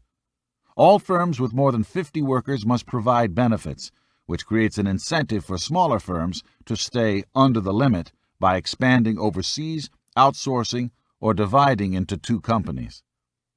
And liberals scratch their heads and wonder why businesses don't want to hire? Simple. Companies know Obama is anti-business, and his government-run healthcare takeover has created a major disincentive to hire new workers. So business leaders aren't hiring. Instead, they will just ship more jobs overseas or automate their systems with machines. Just do some simple math. If you have a business with 50 employees, would you hire that fatal 51st employee and instantly subject yourself to a $100,000 plus penalty? $2,000 for every employee in your company for having the audacity to create more jobs, enlarge your business, and stimulate the economy? No. You would either put a freeze on hiring, in the hopes Obamacare will be repealed or overturned by the Supreme Court, outsource jobs to other countries, or create a second company, which will grow more slowly than if you concentrated your resources to avoid the penalty. That's where we are today, and that's why we have record unemployment. This isn't rocket science.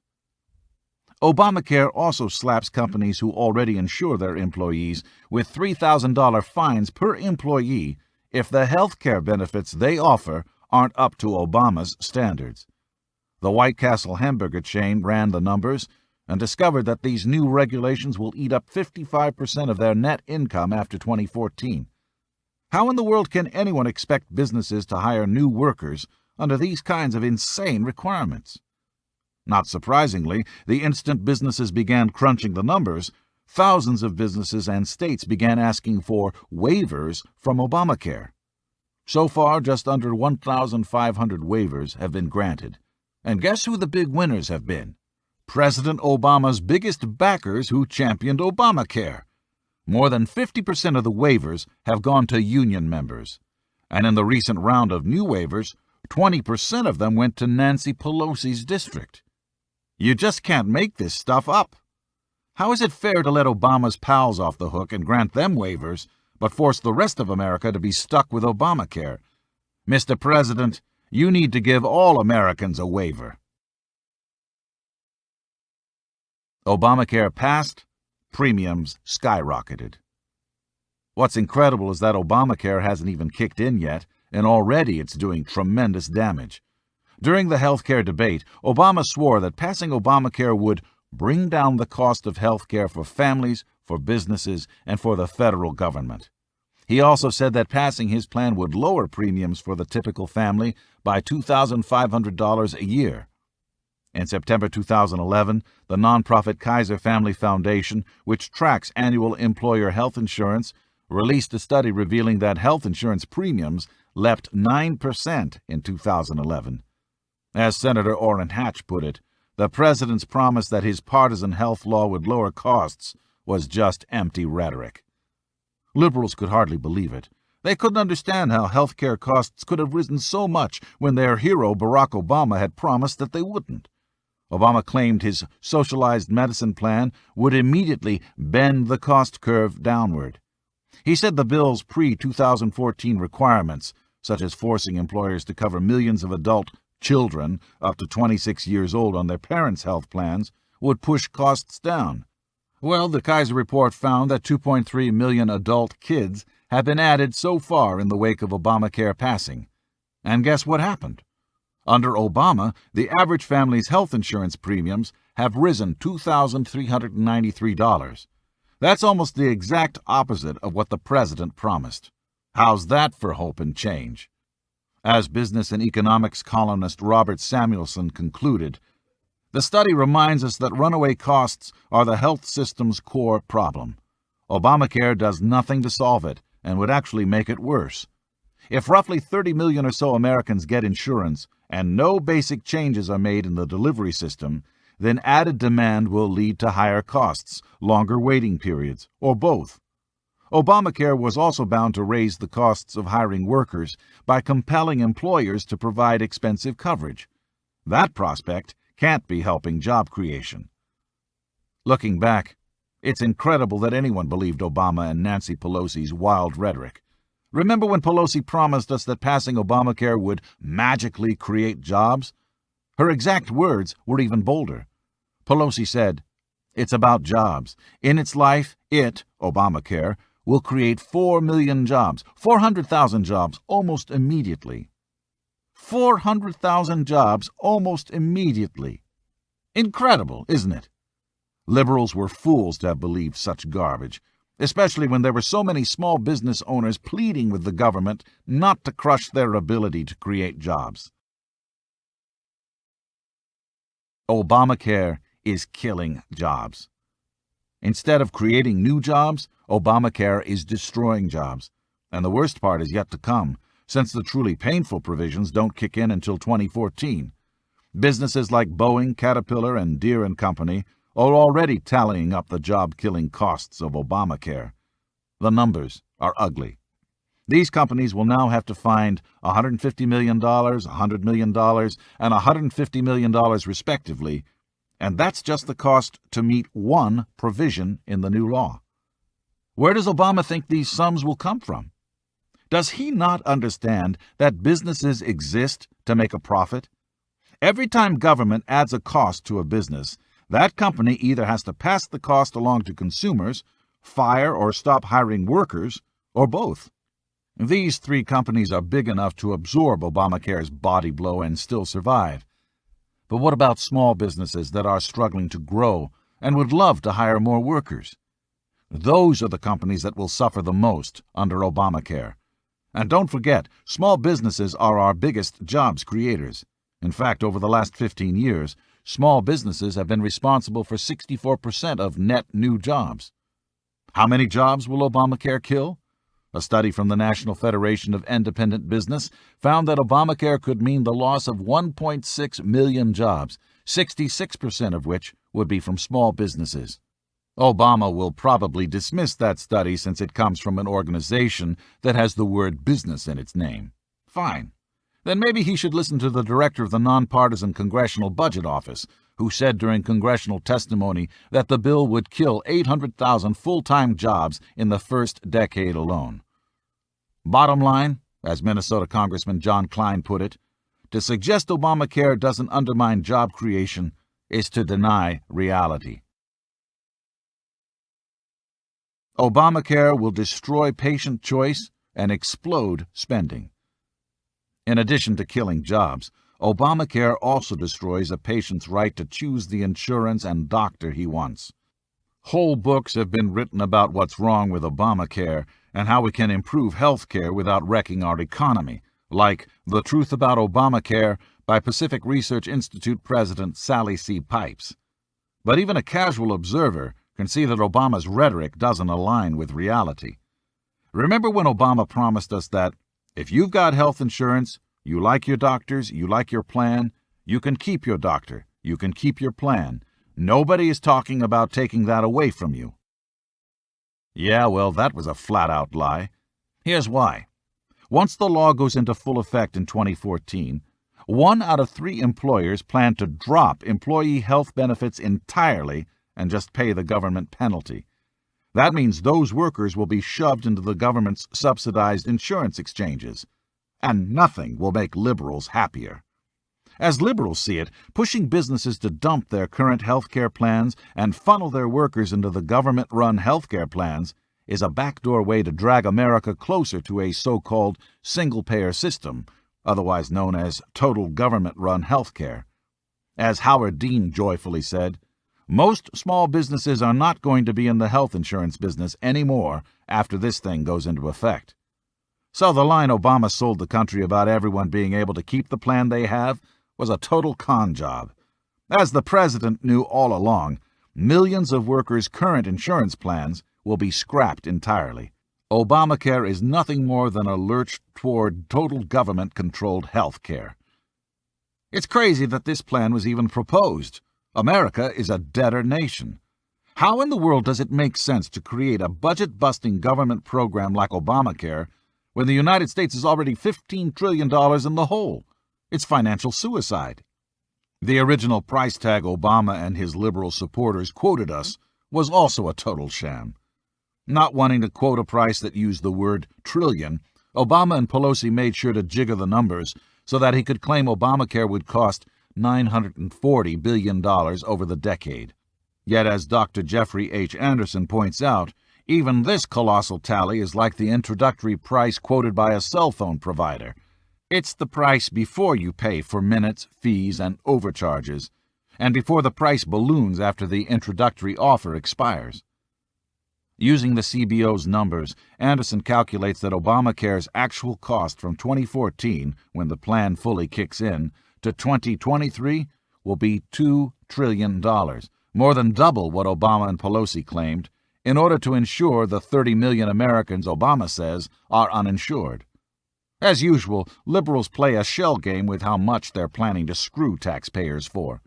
The Obama administration said they would pay for the program by slashing $575 billion from Medicare and make up the rest in tax hikes.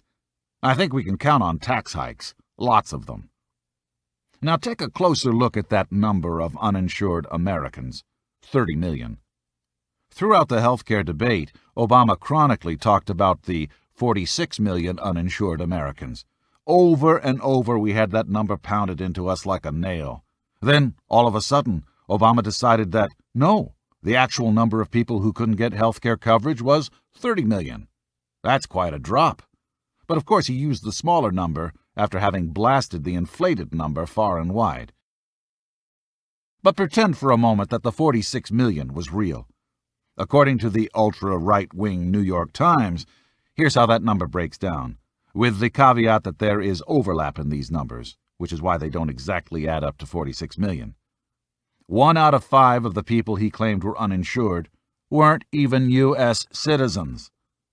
Another 13.7 million have plenty of money to buy health care. They make more than $75,000 a year, but choose not to get it.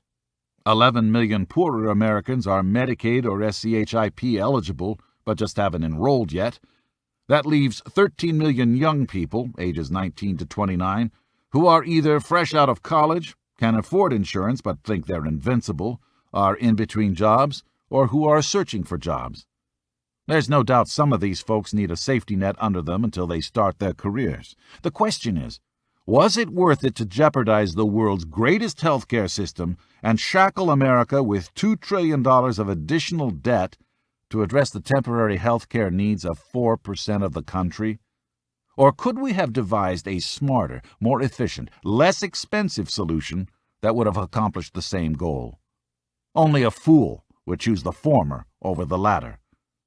We may get lucky and have the Supreme Court declare Obamacare unconstitutional.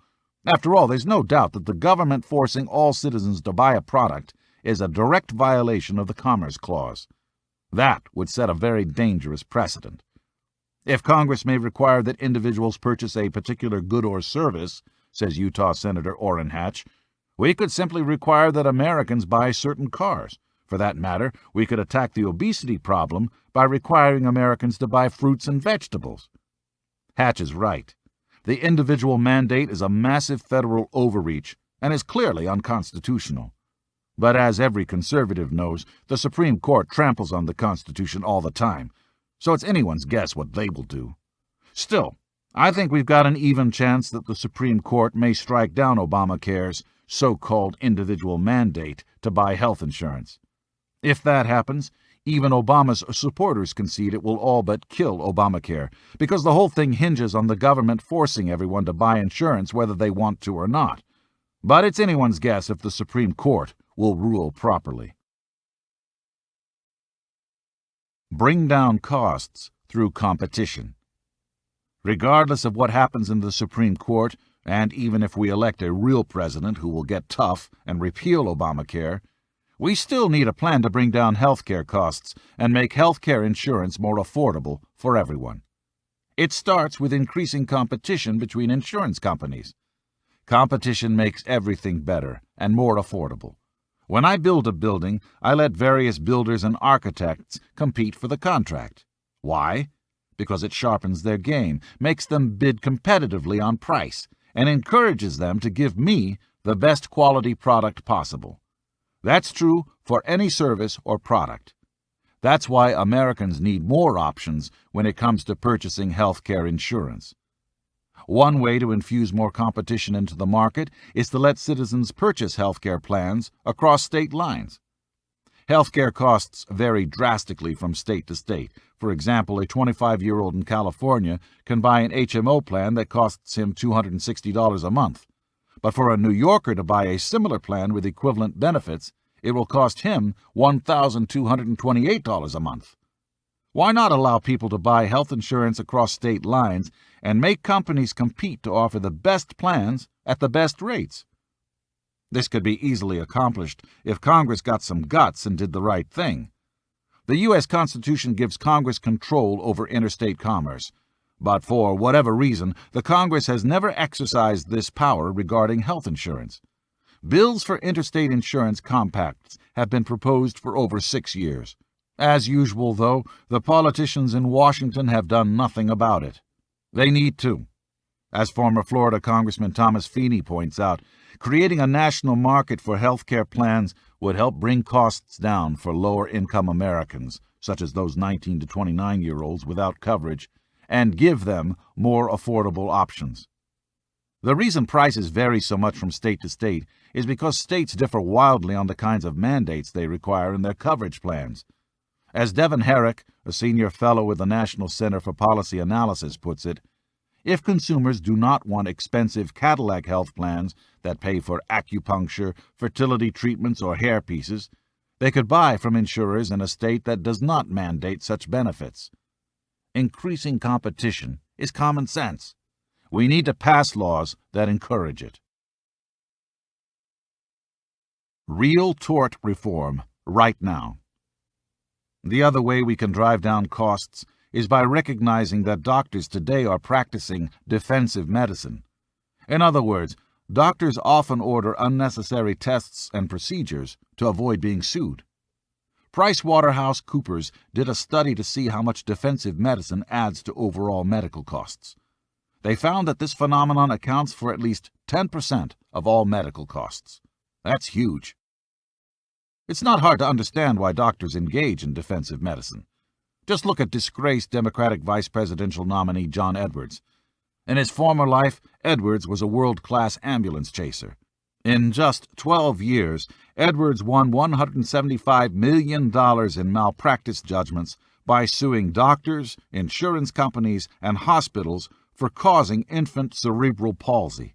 And this despite the fact that the American College of Obstetricians and Gynecologists has stated that the vast majority of cerebral palsy cases have nothing to do with the way a baby is delivered. It's just one more example of what a disgraceful human being John Edwards is. The courts are clogged up with these cases, says Dr. Cecil Wilson of the American Medical Association. Physicians are afraid of being hauled into court and as a result order tests they ordinarily would not order. With sleazy characters like Edwards lurking around every hospital corner, it's no wonder doctors feel forced to add all those expensive tests to protect themselves.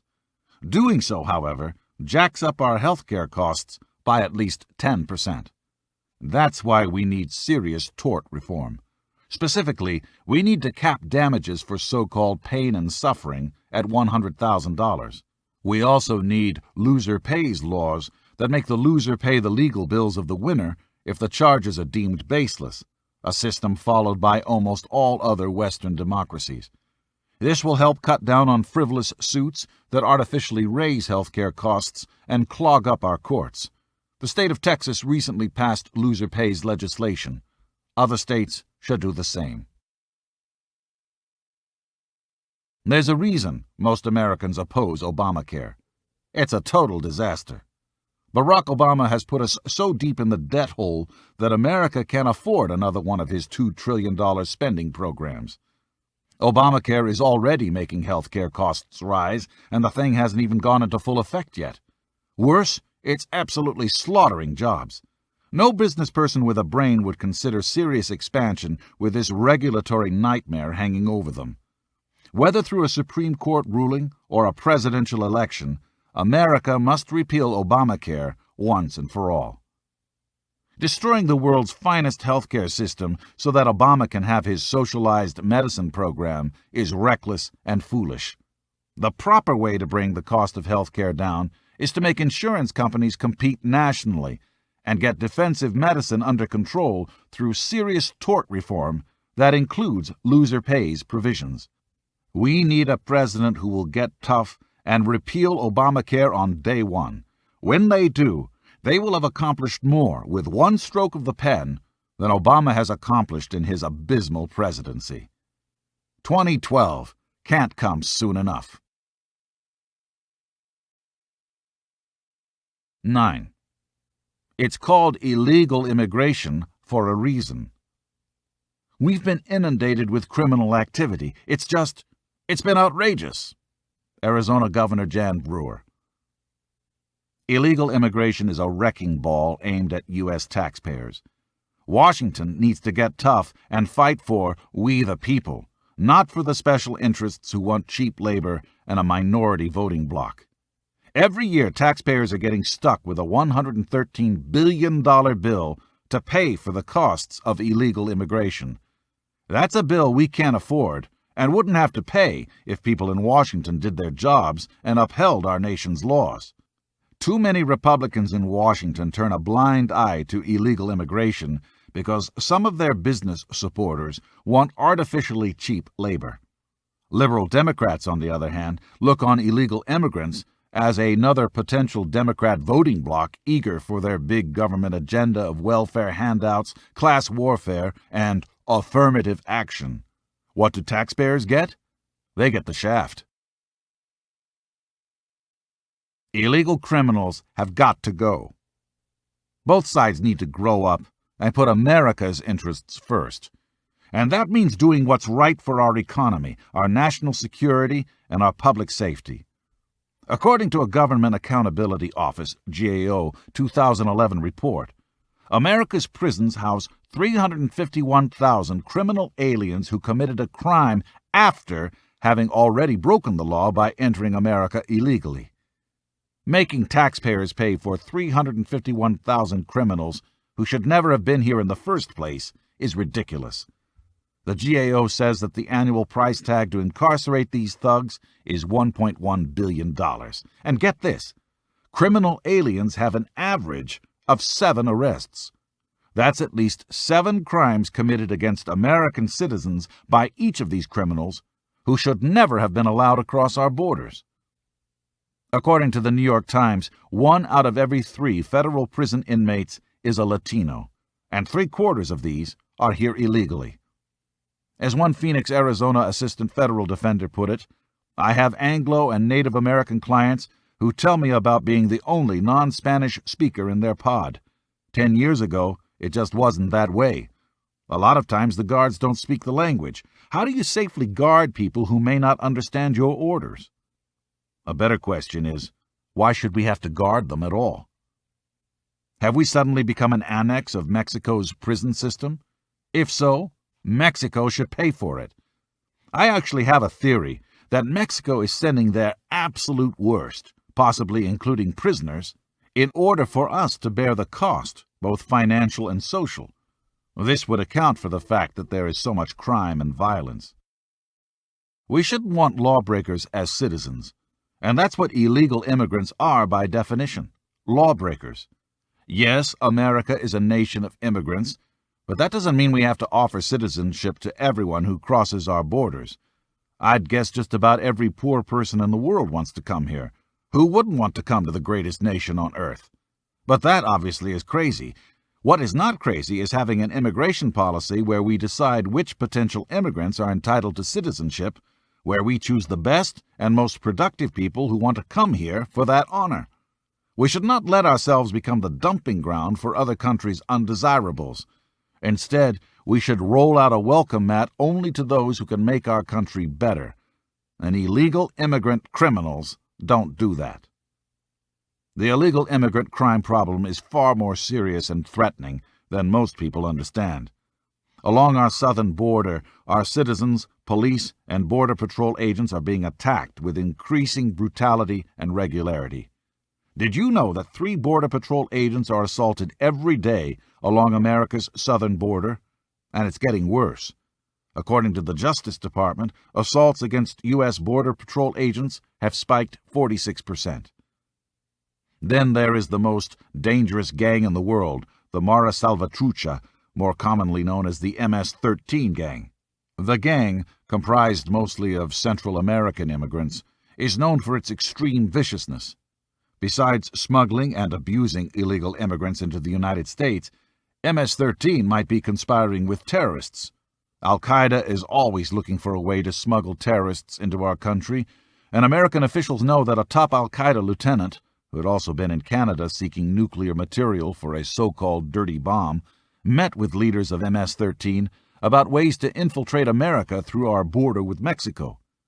Intelligence agencies have also spotted several known members of the Somalia-based Al-Shabaab Islamic terror group in Mexico and have warned that they are planning to penetrate the United States. MS-13 represents a lethal threat to both our citizens and illegal immigrants. The gang brags that they are immigrant hunters. They lie in wait at immigration checkpoints, knowing that illegals will jump off trains. MS-13 then holds the stranded illegal aliens for ransom. With 22,000 illegal immigrant kidnappings occurring each year, it's estimated that gangs like MS-13 could be raking in upwards of $50 million annually. Obviously, not all illegal immigrants are members of violent gangs. Many aliens are just seeking a better life for their families. Who could fault them? But again, we cannot become a repository for all the poor and desperate people of the world. For America to change its culture and way of life, to give away American jobs at a time of high unemployment to non-citizens who have broken the law to come here, is to commit economic and cultural suicide. And not enforcing our laws leads directly to the deaths of American citizens. Here is a poignant example.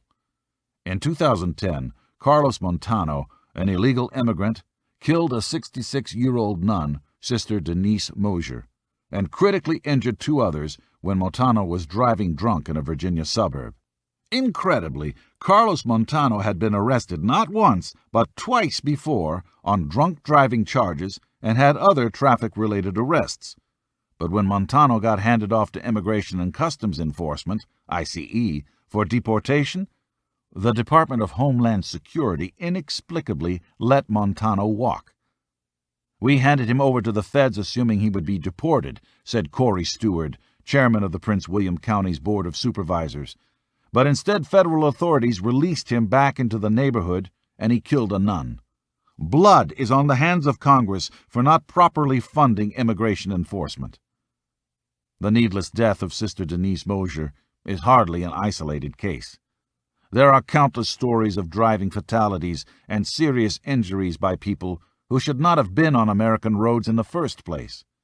When liberals like Barack Obama hear tragic stories like that of Sister Mosier, they come back with, "Yes, and that's precisely why we should grant undocumented workers," that's illegals to you and me, "driver's licenses and teach them the rules of our roads." It's a level of cluelessness that borders on delusion. Look, my wife is an immigrant, a legal immigrant. Did she have to jump through legal hoops? Of course. Did she complain about it? No, she didn't. She is grateful for the chance to live in America, so she complied with the laws of the land. She worked hard to become a U.S. citizen, and the U.S. got a good one. Illegals are breaking our bank.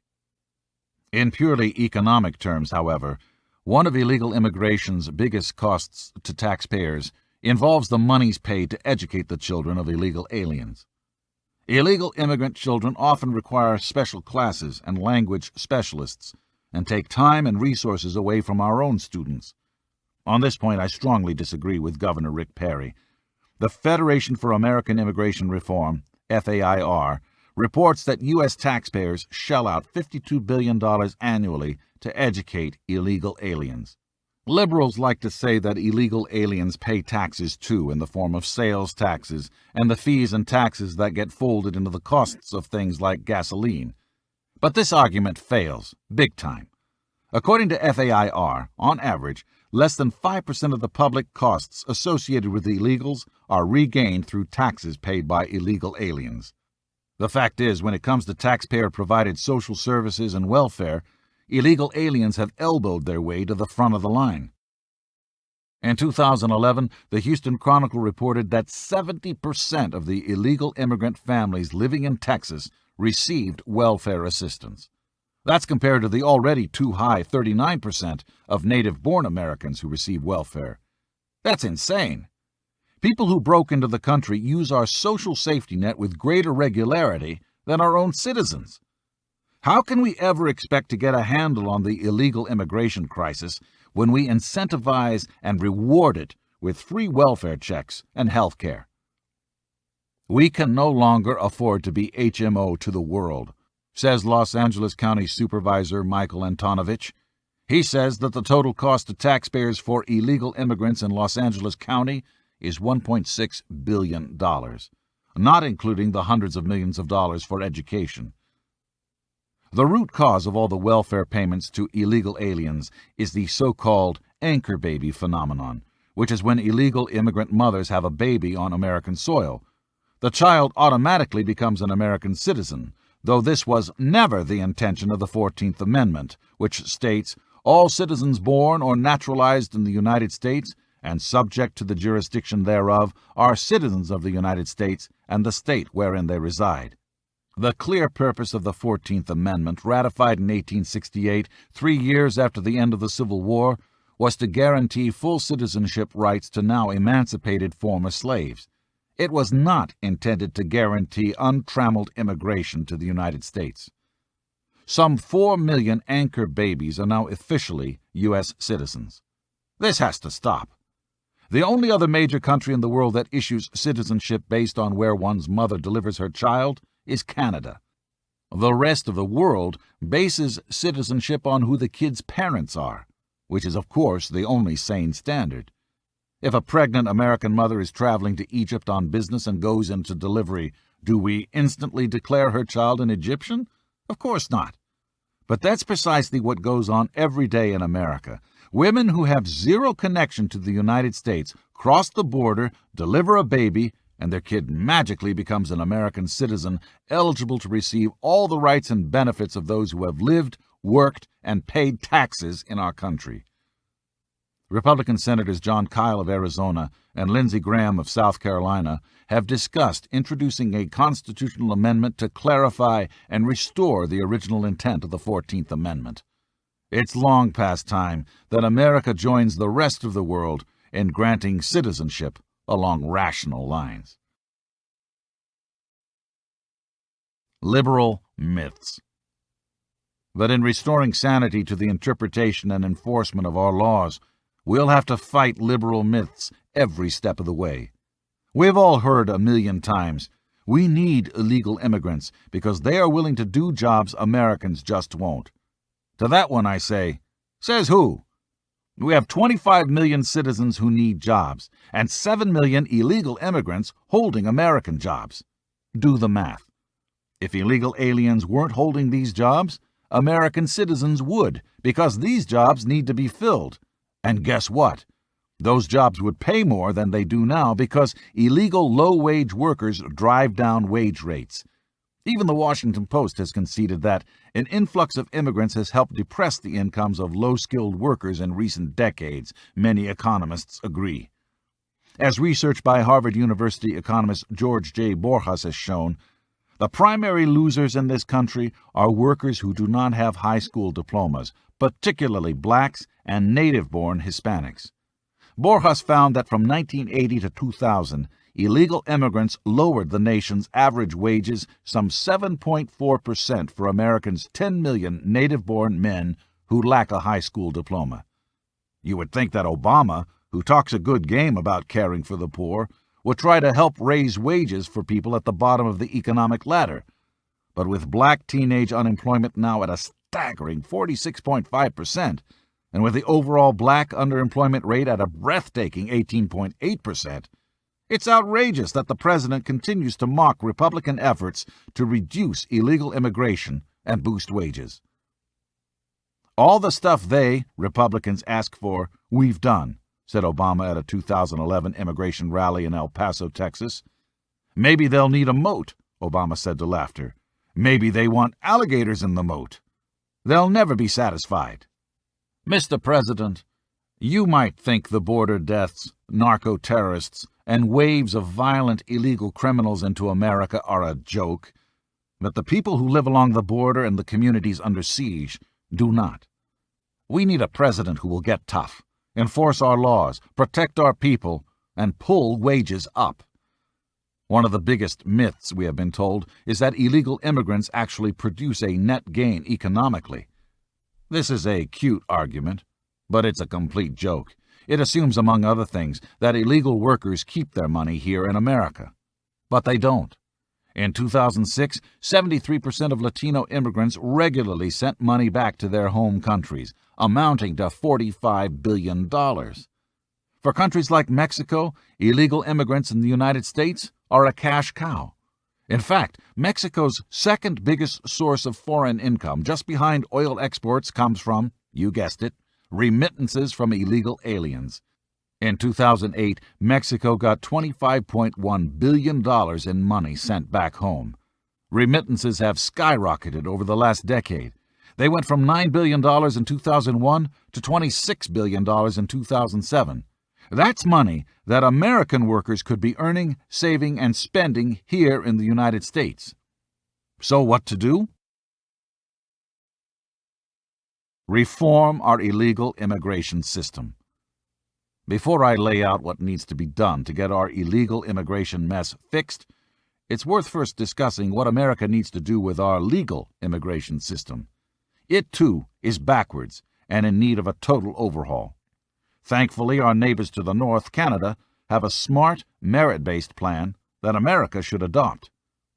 Canada's legal immigration plan starts with a simple and smart question. How will any immigrant applying for citizenship support the development of a strong, prosperous Canadian economy? Economic benefit should be our chief aim. America doesn't need freeloaders who come here to live off our welfare system. We need legal immigrants who bring skills, prosperity, and intellectual capital. In Canada, aliens applying for permanent residence are awarded points based on their skills and how they will benefit the Canadian economy. Only 40% of the overall determination on whether permanent residence will be granted depends on family relationships or refugee status. The remaining 60% of the decision hinges on how the immigrant will add value to Canada's economy. Our system is almost exactly the opposite. In fact, it's worse. 70% of the 1 million permanent resident admissions the United States grants every year are based on family relations. Only 13% depend on employment. The remainder are for refugees and diversity visas. This makes no sense whatsoever. For a Canadian applicant to be considered for permanent residency, he must score a minimum of 67 points out of 100. He must also have a minimum of 1 year of full-time work experience in a desired skill area within the last 10 years. The better the immigrant's attributes, the higher the score. If the alien doesn't earn 67 points and is serious about wanting to live in Canada, he can work on developing his marketable skills until he does qualify. For example, if the applicant isn't a college graduate, he can go home, get a college degree, and add 25 points to his total and reapply. As a result, roughly half of Canada's immigrants have a bachelor's degree. Canada's legal immigration system also requires that before an immigrant qualifies for Canada's equivalent of Social Security, he has to have been resident in the country for at least 10 of his adult years. In America, we only require 5 years. Work visas. Our country's leaders are just so plain stupid. As an example, foreign students come over to our colleges, learn everything there is to learn about physics, finance, mathematics, and computers, and graduate with honors. They would love to stay in this country, but we don't allow them to. We immediately ship them back to their country to use all of the knowledge they learned at the best colleges in the United States back in their country, rather than keep it here in ours. When we have gifted people in this country, we should cherish them and let them stay. But instead we fling our arms wide open to the lowlifes, the criminals, the people who have no intention to contribute to our country.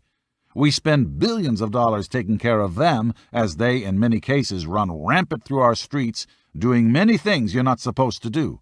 But the great ones, we immediately expel. Wouldn't it be better if we invited foreign students graduating from our colleges to stay to build American companies instead of foreign companies that will be wreaking havoc against Boeing, Caterpillar, and many other of our great American companies in the future? If we adopted this common-sense merit-based approach, our immigration policy would be guided by what benefits America. That's the way it ought to be. If American businesses need immigrants with particular technical skills, by all means, let's hire them. The privilege of becoming an American citizen should be about the value an immigrant brings to our country, not about an open door for anyone and everyone who wants to come here. Bottom line, living in America is the greatest blessing a person could ever receive. If people want to live and work here, they should bring something to the table, not just be feasting off it. The 5-point Trump plan.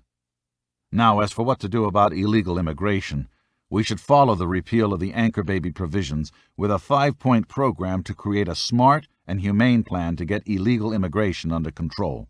It starts with securing our borders.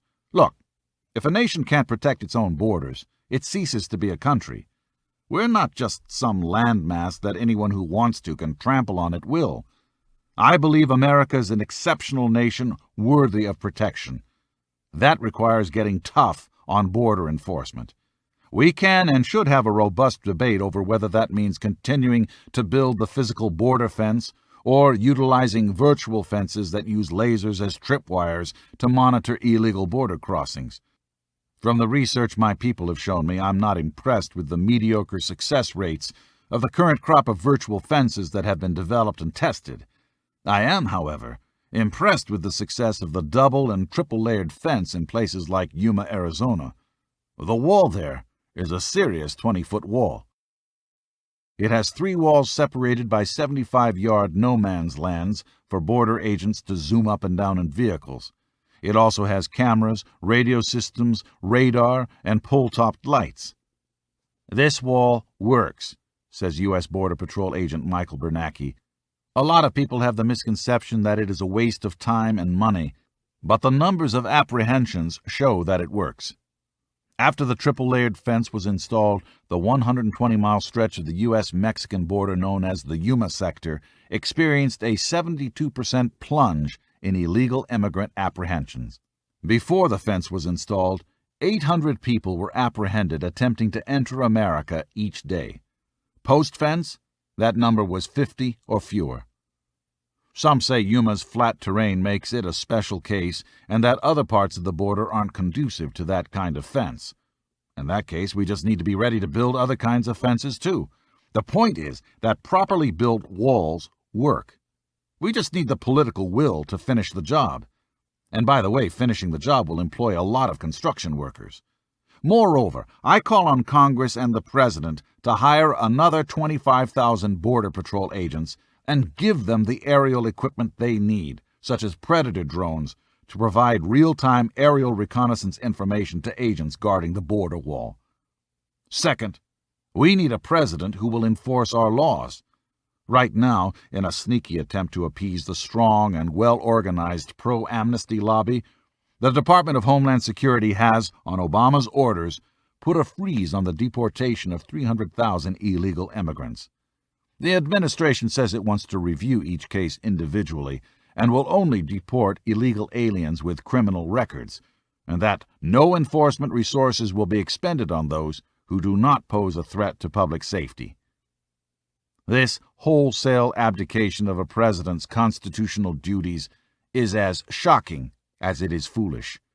It's political pandering of the worst kind. Worse, Obama has said these aliens who were slated for deportation can obtain work permits. So in Obama we have a president who is not only not enforcing our laws, he is helping illegal immigrants to break them further. Obama wants to reward illegal immigrants by giving them the chance to take yet another American job. The lesson for illegal aliens, says James R. Edwards, Jr., co-author of The Congressional Politics of Immigration Reform, is that if they get caught, they can escape immigration trouble, win legal status, and seek a work permit. How can we ask our brave U.S. border agents to risk their lives when the commander-in-chief is just going to shrug his shoulders and let 300,000 illegals make a mockery of our laws? It's a total disgrace. Obama should be ashamed to play politics on an issue of such national importance. But he's not. He thinks it's cute and makes jokes about it, and he thinks it will win him votes on the insulting assumption that Latino Americans don't care about America's laws. The evidence is clear that President Obama certainly doesn't care about America's immigration laws. After all, two of his relatives, his uncle Omar Onyango Obama, arrested for drunk driving in Massachusetts, and his aunt Zaytuni Onyango, are illegal aliens who have magically avoided deportation, with his aunt having finally been awarded asylum. Republican Congressman Steve King of Iowa has called for congressional hearings into whether the White House intervened on behalf of President Obama's relatives.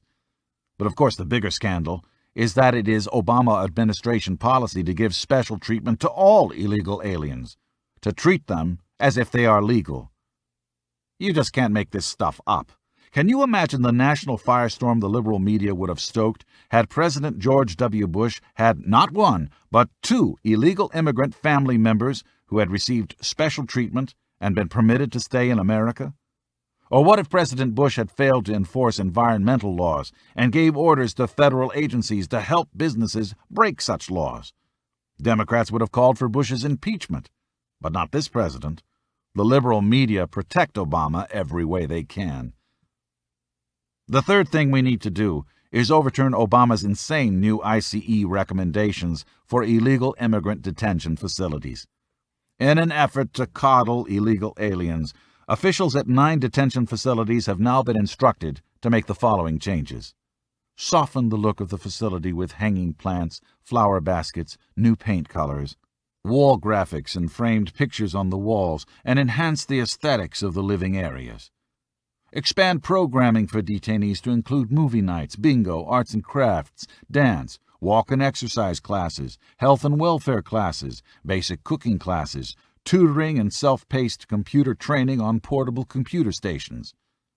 Provide celebrations of special occasions and allow a detainee to receive outside packaged food for celebrations. Provide fresh carrot sticks and celery or other vegetables in a bar format. Provide self-serve beverage bars. Offer water and tea in the housing area at all times. Provide a unit manager so detainees have someone available to talk to and to solve problems in the facility other than the immediate guard. Survey community-based immigration advocacy groups and immigration attorneys for suggestions that may improve communication and ease of access. Increase availability of legal supplies and postage for legal correspondence. Add research resources at the law libraries. Provide non-penal clothing for detainees to wear. Eliminate lockdowns and lights out. Reduce the frequency of and wholly eliminate pat-down searches. Provide 4 hours or more hours of recreation in a natural setting.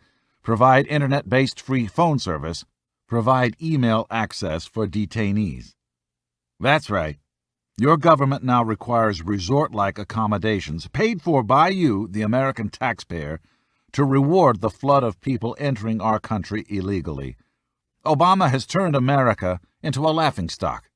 Our next president must stop this insanity. The next part of my plan involves opposing the so-called DREAM Act, which grants in-state tuition benefits at public colleges and universities to illegal immigrant college students. The Development, Relief, and Education for Alien Minors DREAM proposal is yet another attempt by Obama and his pro-amnesty pals to create new anchors and rewards for those who defy our laws. So get this. Under the DREAM Act, if you're not a citizen but a child of illegal immigrants, then you get in-state tuition benefits, but if you're a legal citizen living out of state, you have to pay higher tuition. So an American student in Texas who wants to go to college in Arizona will have to pay more in tuition than a non-citizen student living illegally in Arizona. How fair is that? The fact that legislation like the DREAM Act has even seen the light of day shows you just how upside down our immigration policies have become, and just how far politicians are willing to pander to what they see as a Latino voting bloc. Sacrificing American laws on the altar of political expediency is immoral. If Congress is ever foolish enough to pass legislation that grants tuition breaks for illegal aliens, America's next president must have the political courage and constitutional conviction to veto it. Democrats need to respect our laws, respect the fact that Latino Americans are as interested in the rule of law as anyone else. Respect the immigrants who are patiently and lawfully standing in line for legal citizenship, and most of all, respect our own citizens who should not have the rule of law, their jobs, even their lives and their nation's future put at risk by irresponsible Washington politicians. That's the sort of hope and change we need, not a commander-in-chief who thinks border security and the rule of law is a joke. 10. The America our children deserve. Freedom is never more than one generation away from extinction. We didn't pass it to our children in the bloodstream. It must be fought for, protected, and handed on for them to do the same. President Ronald Reagan. Barack Obama has done an incredible job of tarnishing our kids' futures. He saddled our children with more debt than we accumulated in 225 years in America. He's bowed down to China and allowed them to steal our economic future through currency manipulation and ripping off our technological and military secrets. He's failed to stand up to the Middle Eastern oil mobsters known as OPEC, who think they can hold us hostage through higher prices at the pump. He's unleashed Obamacare on our small businesses and brought job creation and hiring to a screeching halt.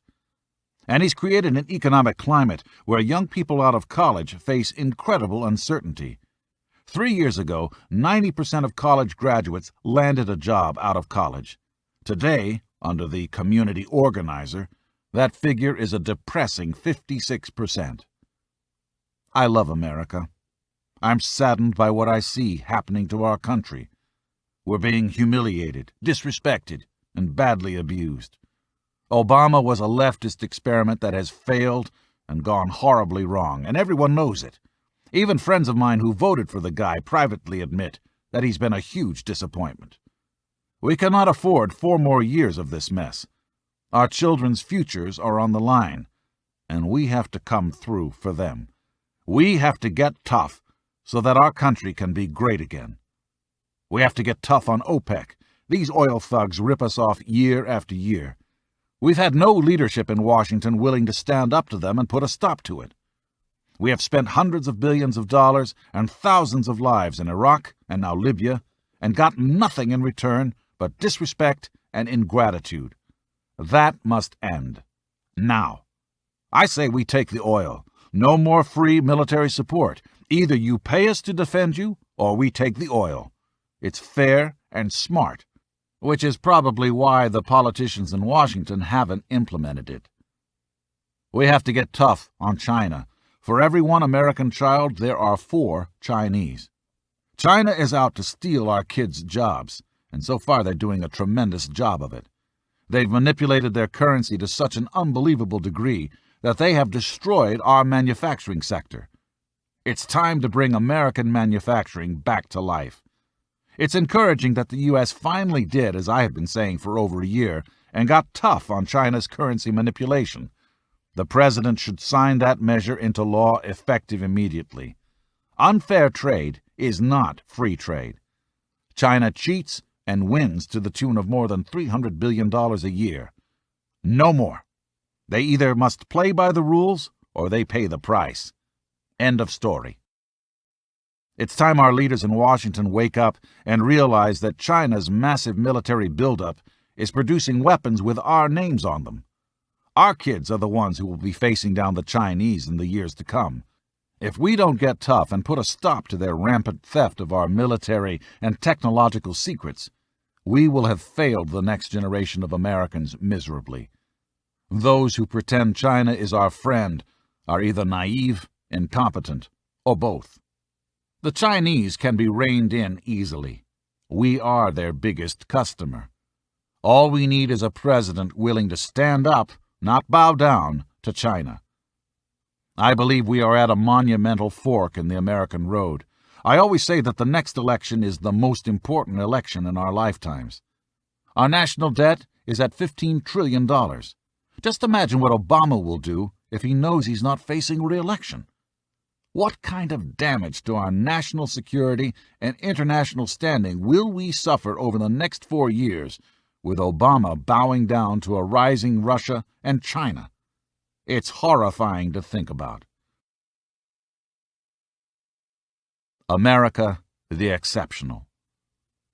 But maybe my biggest beef with Obama is his view that there's nothing special or exceptional about America, that we're no different than any other country. If a guy is that clueless about the character of America, he has no business being the leader of America. Our country is the greatest force for freedom the world has ever known. We have big hearts, big brains, and big guts, and we use all three. In the past, our free market capitalist system has created more wealth and prosperity than any government-controlled economy could ever dream of doing. Because of that wealth, we give more in charity than any other country, and twice as much as the second most generous nation.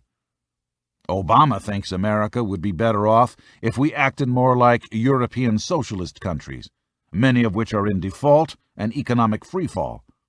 I think America would be better off if we ditch the community organizer experiment and get back to being the America we've been since our founding fathers risked their lives to create our country.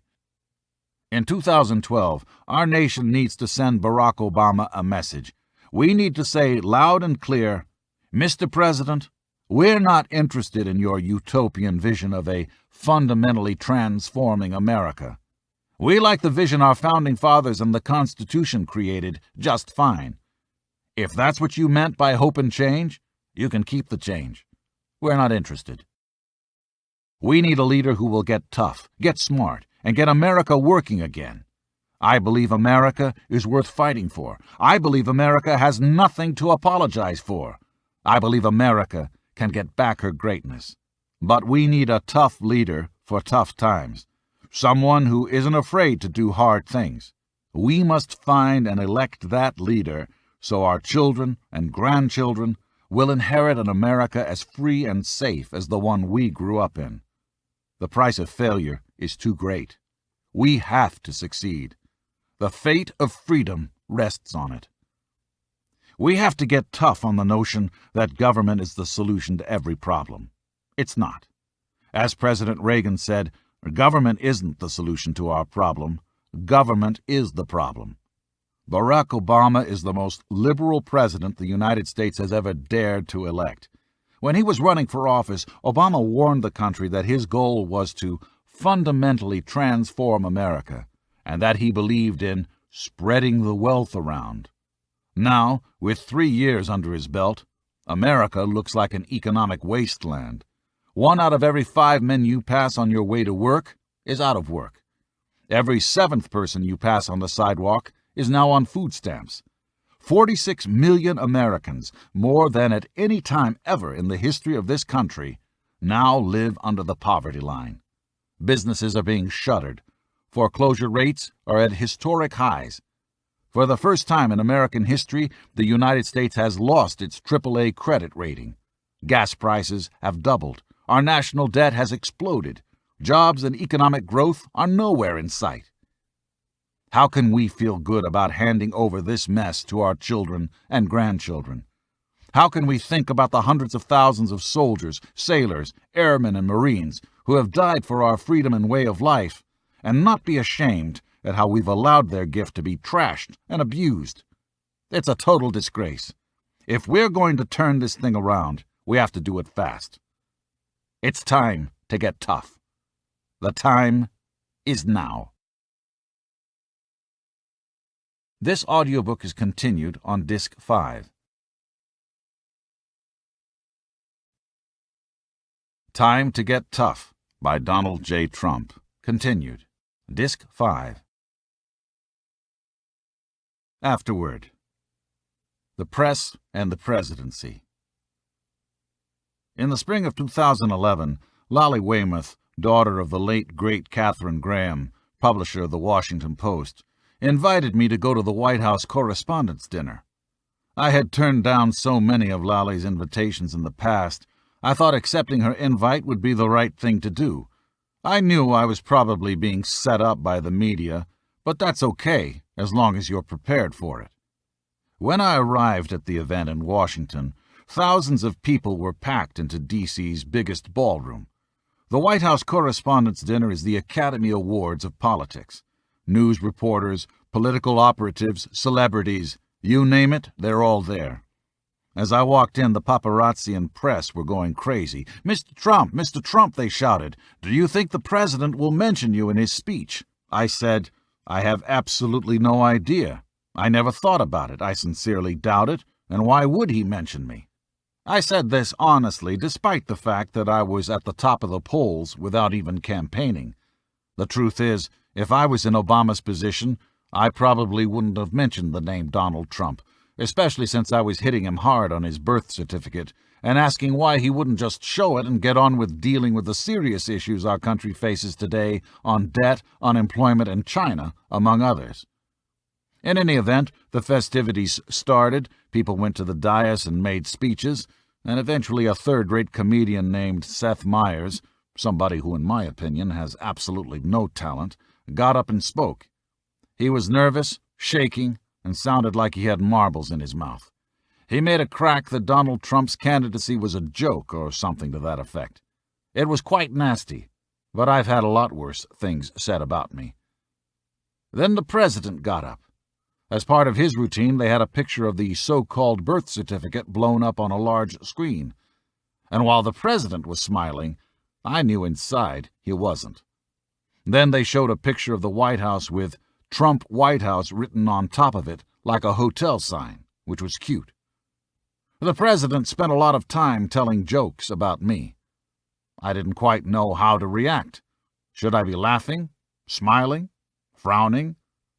I wasn't sure, so I decided to keep a straight face, with a few little smiles every once in a while, because I knew the cameras were on me. The fact is, I loved the evening, and I loved what the president was saying because even though they were jokes, he was telling them in a nice and respectful way, and he did a good job telling them. And while I shouldn't admit this, I don't mind being the center of attention, especially on such an evening.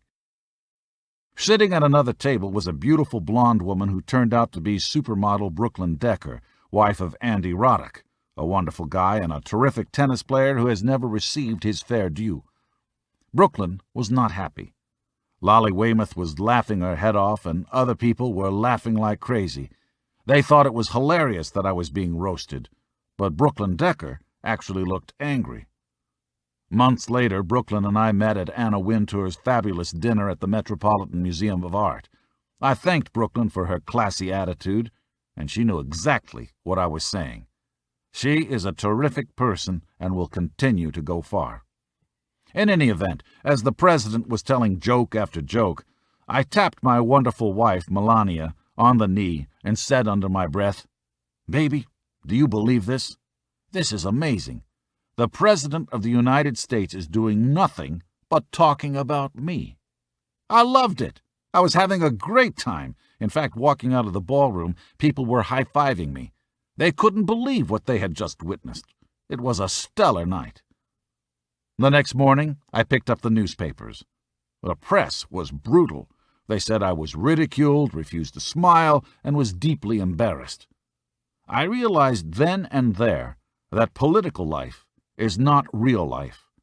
The media can distort the truth, and everyone thinks that's what really happened. I had a great time, but the press made it seem just the opposite. So for the record, the White House Correspondents' Dinner was a real highlight for me, and I loved it immensely. The press. What I don't love are wannabe journalists who are obsessed with protecting Obama and reporters who try to ride my coattails to make a name for themselves and compensate for their lack of talent. Take, for example, MSNBC. They have this guy called Lawrence O'Donnell whom I seldom watch, and neither does anybody else. His ratings are terrible. So bad, in fact, that they just moved him from the 8 p.m. time slot because Bill O'Reilly was absolutely killing him. This O'Donnell guy's hatred of me was absolutely laughable. He would rant and rave about me like a total lunatic. I don't think he has a huge career in television. At least I would be very surprised. A year ago, he had strongly picked Tim Pawlenty to win the Republican nomination. Obviously, that turned out wrong. His media bookers, who are very nice, keep calling my office begging me to do his show. Our response is simple. I only do shows that get good ratings. I don't want to waste my time. One bright spot on MSNBC is Joe Scarborough and Mika Brzezinski on a show called Morning Joe. I don't always agree with what they say, but it's a vibrant, entertaining show. They have a great future in television or anything they want to do. My only suggestion for Joe and Mika is that they be more forthcoming, because often last year, Mika and Joe would call me to say they were making a speech to a big audience and wanted to know if it would be okay if they could call me on my cell phone so I could say a few words during their speech. Whenever possible, I would agree to it. Mika usually would be the one to call, and I would be speaking by cell phone to hundreds or thousands of people. Mika said to me, and I'm sure she won't deny it, that every time they make a speech, all the people ask about is Donald Trump. They want to hear about Donald Trump. They want to know what it is Donald Trump thinks. The only problem is they don't say that on the air. In fact, recently, there was a beautiful picture of Mika making a speech holding up her cell phone, and Joe alluded, "Oh, look at the cell phone. I wonder what is going on there." Mika, knowing exactly what Joe was alluding to, said, well, something. And that was the end of it, and they went on to the next topic. That doesn't change my love for Joe and Mika. They are great people and they are very talented, but they should be a little bit more open about how I help them.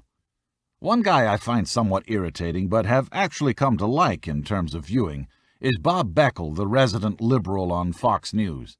I don't know the guy, but every time in the past when my name was mentioned, Beckel would say, "Well, what does he know? He went bankrupt." When I heard this, I asked one of my people to call Fox and explain that I never went bankrupt.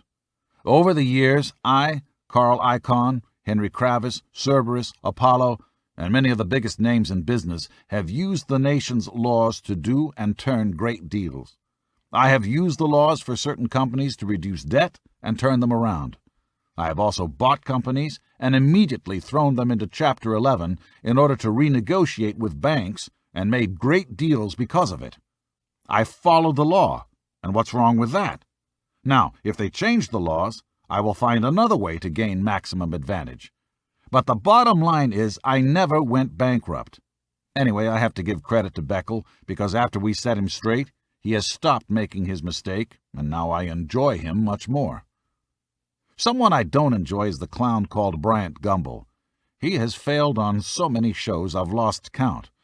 At any rate, Gumbel goes on HBO to cover the amazing story of a golf course I am building in Scotland. Trump International Golf Links is being built on the largest dunes in the world. When completed, there won't be anything like it. In fact, I and others predict it will be the greatest golf course anywhere in the world. It's a spectacular project, but it's been controversial because some environmental groups are opposed to developing the Great Dunes of Scotland, which I happen to own. So Bryant gets on HBO to do a story on the amazing golf course and goes off on a rant about me and Obama and tries to paint me as some kind of racist, which I am the furthest thing from being. Here he gets this big story on almost 2,000 acres along the North Sea in Scotland being transformed into the world's greatest golf course, and what does he do? He launches into a temper tantrum about Donald Trump. What a jerk! About the only thing I admire about the guy is his taste in real estate. He bought a couple of apartments in one of my many buildings. Far better than Bryant Gumbel is Piers Morgan. After winning Celebrity Apprentice, Piers Morgan became a star and took over for Larry King on CNN. His show is terrific. One day Piers called me and asked me whether I would call into his show, a privilege I receive that few others get because they'd rather have me on the show by phone than not at all. So I told him I would. It turned out that he had a guest that night who was, of all people, then Congressman Anthony Weiner. Interestingly, this was shortly before he imploded with his death wish antics of sending nude photos of himself to women he had never met. Think of this, a celebrity politician, well-known, doing such a thing. What a loser. About a month prior to doing the show, Anthony called me. I knew him somewhat. He asked me to support his bid for New York City mayor. I told him strongly that I liked Mike Bloomberg, who would not be running again, and that it was a little early to start thinking about it, but sure, he could come see me if he wanted to. We had a very pleasant conversation. In fact, it could not have been nicer. So when I called into Piers at about 9:10 p.m., I learned that Anthony was in studio and would participate in our conversation. They asked me if that was okay, and I said it was fine. Piers started off by asking me a question, and then all of a sudden, out of nowhere, I heard this maniac Weiner ranting and raving with great anger about all sorts of things. He said I would never be president. I said to myself, wow, is this the same guy that just called me about campaign contributions? Then I attacked him because I always believe when attacked, hit your opponent back harder and meaner and ideally right between the eyes. Weiner said in a snide voice that he was on pace to be New York City's next mayor, whether I liked it or not. I told him that wasn't happening, at least not according to the polls and what people in the city were saying about him. He rambled for a bit, and then I said, "A lot of people are leaving the city if you end up winning." Little did I realize that a few weeks later this moron would explode, and my prediction that Anthony Weiner would not be mayor of New York City would be so prophetic and be proven correct so quickly.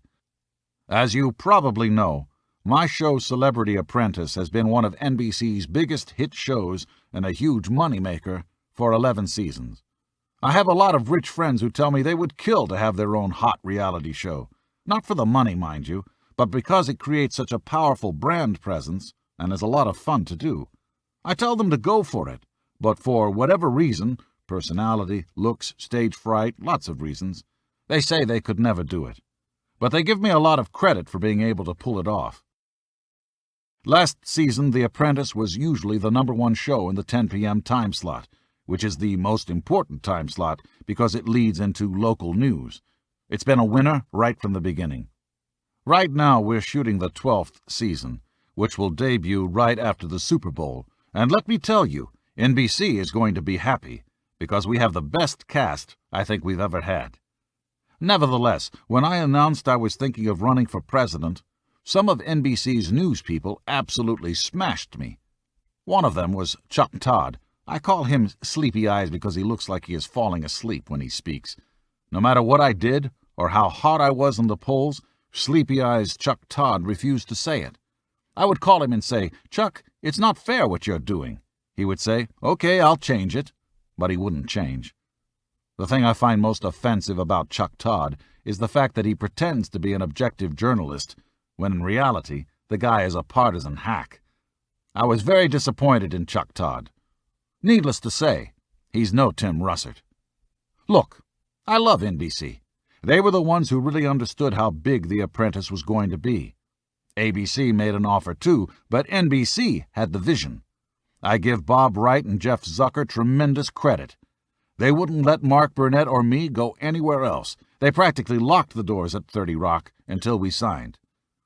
I also think Bob Greenblatt will do a fantastic job with Primetime, but they need a lot of help. Steve Burke and Brian Roberts of Comcast are going to be amazing. I already see a big difference. So I love NBC. They are very special to me, and I want to see them succeed. I'm sure they will, in spite of lightweights like Lawrence O'Donnell, Sleepy Eyes Chuck Todd, and that goof Ed Schultz. I don't say that with mean-spiritedness. It's just that lackluster talent offends me. People like Matt Lauer and Jim Bell's Today Show team are great. I hope NBC will be able to re-sign Lauer when his contract comes up, so he will continue there for many years to come. I also think David Gregory is doing a fine job filling some awfully big shoes over at Meet the Press. David's been tough but fair, and that's all you can ask. I do, however, think NBC made 2 big mistakes recently. One, they let CNN steal Erin Burnett away. I don't think Erin will be as successful on CNN because it's very hard to do well in certain corporate cultures. Letting Aaron get away was a big loss for NBC. Second, they named Brian Williams' new show Rock Center, a horrible name for a show, and names of shows really matter. Brian is fantastic, but Rock Center will never work, and if they get 4 or 5 million viewers a night, it will be a lot. I hope it works out, but I think it's going to be a very long, hard road. Now, if they did it in Trump Tower and called it Trump Tower, it would, of course, be a smash hit. One person who was very critical of me last spring, but who hasn't spoken up lately, is Karl Rove. I didn't know Rove, but he asked to see me quite some time ago, way before I talked about running for president. He came to my office and asked for money for his PAC. I think I gave him $100,000 or maybe more. When I was giving him money, he was a very nice guy. "There's nobody like you, Mr. Trump," he said. But then I decided, without consulting him, I guess, to consider a presidential run. I was quickly number 1 in the polls, and Rove said something to the effect that mine was a clown candidacy. He already had a favorite candidate, so he felt he had to torpedo me because I was a threat. I really went after Rove. Since then, he's become nice and respectful, but I would say this. If he attacks me again, I'll go after him like nobody has ever gone after him before. I didn't mind his statements about me, but I thought it was a terrible move after I gave him a 6-figure donation. Life doesn't work that way, not in my world. Very stupid, very disloyal. Plenty of media guys like George Stephanopoulos are big Obama fans. I like George a lot. But it was incredible to see how overprotective reporters got toward Obama when I simply said what everyone in America was thinking. Where's the birth certificate? I didn't actually bring up the whole birth certificate question at first. I wanted to talk about how China and OPEC are ripping us off and how we need to get tough on Iran, taxes, reckless spending, and repealing Obamacare. But when George brought it up during an interview on Good Morning America, he literally sprang out of his chair and started screaming at me for even questioning Obama. It was amazing. If the president were a Republican, the press wouldn't be so protective. But Obama? He must be guarded and treated with kid gloves. I never understood why Obama would allow the question to hang around. Why not just produce the birth certificate and be done with it? Get it out there and move on. So I was very proud that I was able to finally get him to do something that no one else had been able to do. For the record, I'm not saying Obama wasn't born in the United States. However, multiple questions still surround the hospital records, his grandmother's statement that he was born out of the country, and his family members' statements that they weren't sure which hospital he was born in. As for the birth certificate I got him to produce, some people have questioned whether it's authentic. Maybe it is, maybe it isn't.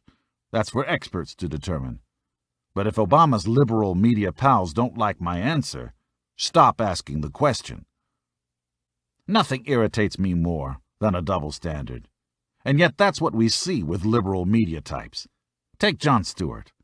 I actually enjoy the guy, but when he did a segment mocking presidential candidate Herman Cain and used a very racist and degrading tone that was insulting to the African-American community, did he get booted off the air like Don Imus? No. Where was the Reverend Jesse Jackson? Where was the Reverend Al Sharpton? Where was Sleepy Eyes Chuck Todd to provide hard-hitting journalistic analysis? Nowhere. Stewart should have lost his job, at least temporarily. But he didn't, and he won't, because liberals in the media always get a free pass, no matter how bad their behavior. Disappointing behavior by people in the press occurs on both sides of the aisle.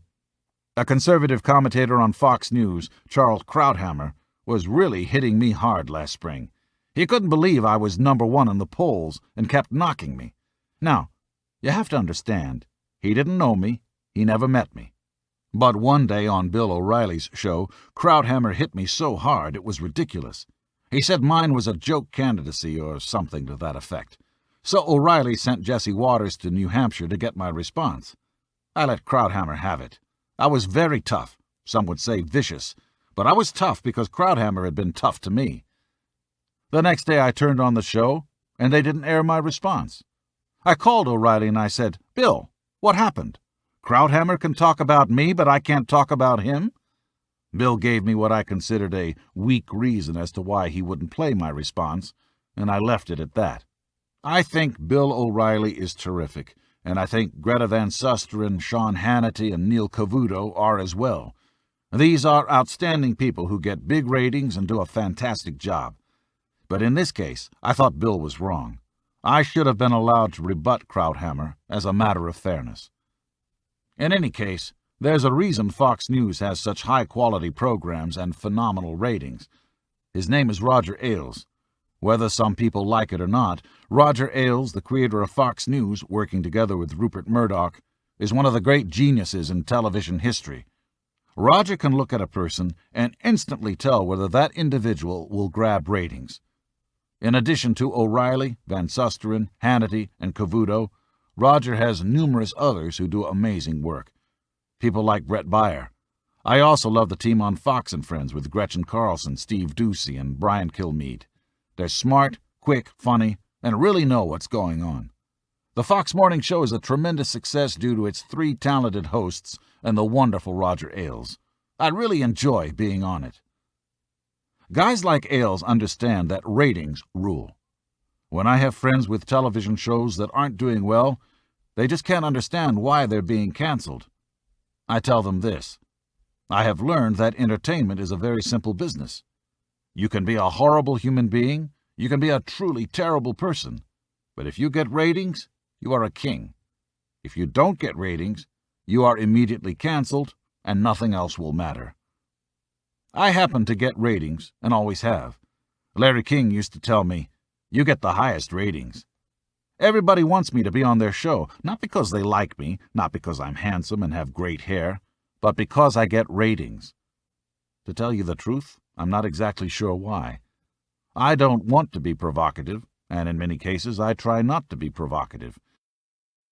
But I think the reason millions of people follow my views on world events is because they know I understand that our country is being ripped off by OPEC, China, and other countries. They know America is in big trouble if we don't get back on the right track, and they know I'm not afraid to tell it like it is. It's not that they like or love me. It's that they respect what I have to say, believe the same thing themselves, and know that I'm right. I'm also told that many people have a general interest in the details of my life and the people I work with in show business, particularly since they've seen all the amazing talent I've had on Celebrity Apprentice. It's always fun to see the kinds of questions people ask in the letters and emails my office receives. I enjoy working with stars and seeing their careers grow. One of the most interesting and special people I've gotten to know is Lady Gaga. About 5 years ago, when she was a total unknown, Lady Gaga was the entertainment for the Miss Universe pageant, which was held that year in Vietnam. I own the Miss Universe pageant and have made it very, very successful. One day my people came to me and told me about a young woman they called Lady Gaga who nobody had ever heard of. We put her on as the entertainer in the middle of the pageant, which was broadcast internationally. I thought, wow, she is really, really good. The next day, it was crazy. Everybody was talking about how good Lady Gaga was. Who is she? Where is she? She's going to be someone big. She's amazing. Well, she became a big star. And maybe she became a star because I put her on the Miss Universe pageant. It's very possible. Who knows what would have happened without it, because she caused the sensation. A couple years later, she opened in New York and was hotter than ever at Radio City Music Hall. I was there and happened to be sitting with a large group of very major celebrities. I won't mention their names because I'm not looking to embarrass anybody. Gaga gave a fantastic performance, and after she was finished, her manager came and shouted, "Mr. Trump, Gaga wants to see you, but only you. Nobody else can come." Now, here you have major singers, musicians, and television personalities, and the manager is shouting to me, "Mr. Trump, only you and nobody else." I went back with my wife Melania and talked to Lady Gaga for about 45 minutes. She's a fantastic person, solid as a rock, and I'm very proud of her success because I really believe I had at least something to do with it. No matter if you're talking about media from the entertainment world or news shows, the media bookers all try to get me on their programs to help boost their ratings. Because I operate in both entertainment TV and current events shows, I have a keen understanding of how various moves affect ratings. For instance, I told Jeff Zucker, who previously ran NBC, "Jeff, don't move Jay Leno. He's number one in the evening, and when you are number one, you don't move. In fact, not only is he number one, he is a strong number one. Don't move Jay Leno. It is a terrible mistake." I warned them that it would be the first time in history somebody's going to be taken out of the number one position and moved, and told them it would turn Leno into the equivalent of a lame duck president. In any event, they did it, and Conan went on. To put it mildly, it didn't work. Jay went back to his original time, and has never been the same again. His show's ratings are way down from what they were. He has never fully recovered. I was actually doing the Jay Leno show the night he was told that this move was going to be made, and even though it wasn't going to take place for 5 years, I could see that he was devastated, confused, and didn't know why they were doing it. I didn't either. It turned out to be possibly the greatest mistake in broadcast history. Politics and television are nasty businesses. When the two collide, things get even nastier. As an example, Jay Leno, he knocks the hell out of me on the show, but always wants me to be on. The interesting thing is, even the ones that really go after me want me on the show for one reason and one reason only. I am a ratings machine. Still, no matter how good your ratings are, sometimes you can't stop the press from running stories that are totally false, but that they know will grab viewers or readers.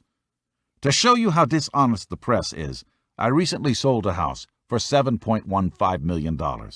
It was a house I had built at my great Trump National Golf Club in Los Angeles. The home is in a beautiful location fronting the Pacific Ocean with views of the course. This house was originally built for someone else who was unable to get financing from our country's wonderful banks and defaulted on $1.5 million. The house, which is one of 75 lots I own facing the ocean, cost me very little above that amount, so I had the house for almost nothing. I listed the house for $12 million, knowing I couldn't get anywhere near that, but figuring it's a great way to negotiate. The buyer paid me $7.15 million, which was a substantial profit on that individual parcel. The dishonest press smelled blood. Headlines raged that I had taken a major haircut on my home, as if I were selling my own personal house, not one of many in the development. In actuality, I had only been inside the house one time for 5 minutes to check it out. But it didn't matter. We tried to correct the newspapers, but the Los Angeles Times and others got the story totally wrong. In fact, one reporter told one of my lawyers that he knew we were right, that it wasn't my personal house, and that he knew the sale was almost all profit. "So why did you write it that way?" my lawyer asked. "Because it doesn't make for a good story," the reporter told him. That's how dishonest the press can be. The presidency. In all my years in business and participating in politics, I've never seen the country as divided as it is right now, and I've seen bad times. Voters' hatred of both Democrats and Republicans is beyond anything I have ever witnessed. A great leader can bring America together, but unfortunately for us, Barack Obama is not a leader. So who can the country turn to? I have been saying for a long time that it is very hard for a truly successful person to run for political office. Your rivals in the press will take every deal you've ever made, even the best of them, and make them look bad. You could have built a $7 billion plus net worth, but it doesn't make any difference because they will make you look as foolish as possible. A guy like Obama has it much easier. He had never done a deal before except for the purchase of his house, which, in my opinion, was not an honest transaction. A smart investigative reporter should definitely look into that, because any objective examination of the facts reveals there was definitely something fishy going on. But that was the only deal Obama ever did. He hasn't done hundreds of deals like very successful people do, where we employ thousands of people and have to manage numerous complex enterprises. So he had an easier go of it.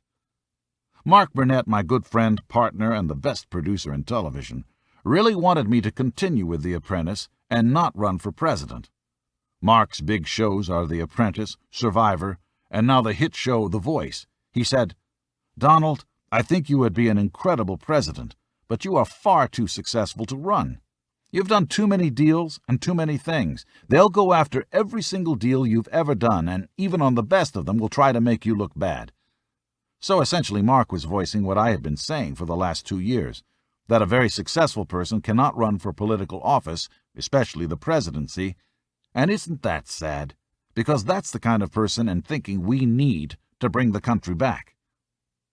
Either way, when I was leading in the polls, I committed an unforced error. I was asked by a friend to make a speech in Las Vegas in front of a small group. I agreed. A couple hundred people were expected, mostly Republican women, and it was no big deal, or so I thought. But when they announced that I was going to speak, thousands of people showed up. The owner of the hotel, a great man named Phil Ruffin, one of the smartest investors around, told me it was the most people they had ever packed into the ballroom at the hotel. The place was mobbed. Everybody was happy. They were thrilled, and in the room you had lots of good, tough Las Vegas people who I can't believe will ever vote for Obama, especially after he told people not to go to Las Vegas. We had thousands of people there. It turned out to be wild, and I made a mistake. I catered to that crowd. They absolutely loved the speech, and I used some foul language which, with that crowd, went over phenomenally well. But unfortunately, they had cameras in the room which I didn't see, and only those parts of the speech where I used strong language ended up being shown through our nation. I wish I hadn't done it. It got a lot of press, but some people were turned off by it. I'm not a big cursor, but it did take place, and I will say the people in the room loved that speech because we're not living in a baby world. It's a rough, mean world where everybody's out to get everybody else and where other countries are out to get the United States, and they are doing a pretty good job of it. So I got fired up, and the crowd did too. Of course, Joe Biden dropped the F word in front of the entire media on a stage with the president, but Biden gets a pass because he's with Obama. And as we all know, Obama can do no wrong in the media's eyes. In my opinion, our president is totally overrated, both as a person and as a campaigner. The press has given a false impression of him as a brilliant student, which he was not, a brilliant leader, which he is not, and a campaigner the likes of which we have not seen in many years. Yet now, many Democrats are suffering buyer's remorse and wish they had elected Hillary Clinton instead. Regardless, the Republicans are going to have a very tough race. Obama is harnessing all of the negativity he created and flipping it back on the people. A very smart, if cynical, strategy. I've never seen anything like it. The guy is willing to rip the country in half to win. Sadly, it may prove to be a winning strategy. If I were doing as badly as he is, I would realize it is my only road to victory. I love my life and businesses, so I would rather not run for president. When people say I should run as an independent, I remind them that it's very hard for an independent to win, though perhaps easier than ever before. Still, if the economy continues to be bad, which I think it will due to incompetent leadership, and Republicans pick the wrong candidate, which I hope they won't, I can't completely rule out a run. Most people have never heard of a very stupid law called equal time that prevents someone with a major television show from running for political office. So Obama is allowed to go on television every day and can fly around the country anytime he wants at taxpayer expense, but I'm not allowed to do The Apprentice and run for office at the same time. You tell me, is that right? Were it not for that ridiculous law, I would probably be running for president right now and having a good time doing it, because America has tremendous potential, unbelievable potential, and it is being wasted. I distinctly remember when I made my decision to sign for another season of The Apprentice, which put my run for the presidency on hold. It was a Friday about 7 p.m., and Melania was watching Entertainment Tonight, Access Hollywood, Extra, or one of the various entertainment shows she enjoys, and frankly, so do I. I sat down at the dinner table with the television blaring and watched as some of the biggest actors and actresses in Hollywood were hoping that their networks would pick up their show for another season. You see, the following Monday, NBC was having its big upfront, where they and the other networks announced their schedules for the year. So it was a tough time for actors, because they wanted to know if their shows were going to be renewed. As Melania and I were watching, I'm seeing these big stars saying, I hope they renew our show. Our show is so great. Our cast is so amazing. The ratings are okay. Everything was, I hope, I hope, I hope. And I'm watching these major actors almost begging. That's when I said to my wife, "You know, baby, it's amazing. I have a show that is a big success, and I have the president of the network calling me all day long saying, 'Donald, Donald, we want you. We love you.' In addition to that, I had a great guy named Steve Burke at Comcast saying to me something like, 'Donald, we'd like you to renew. We'd like you to go for another season, or whatever you want. Please, renew.'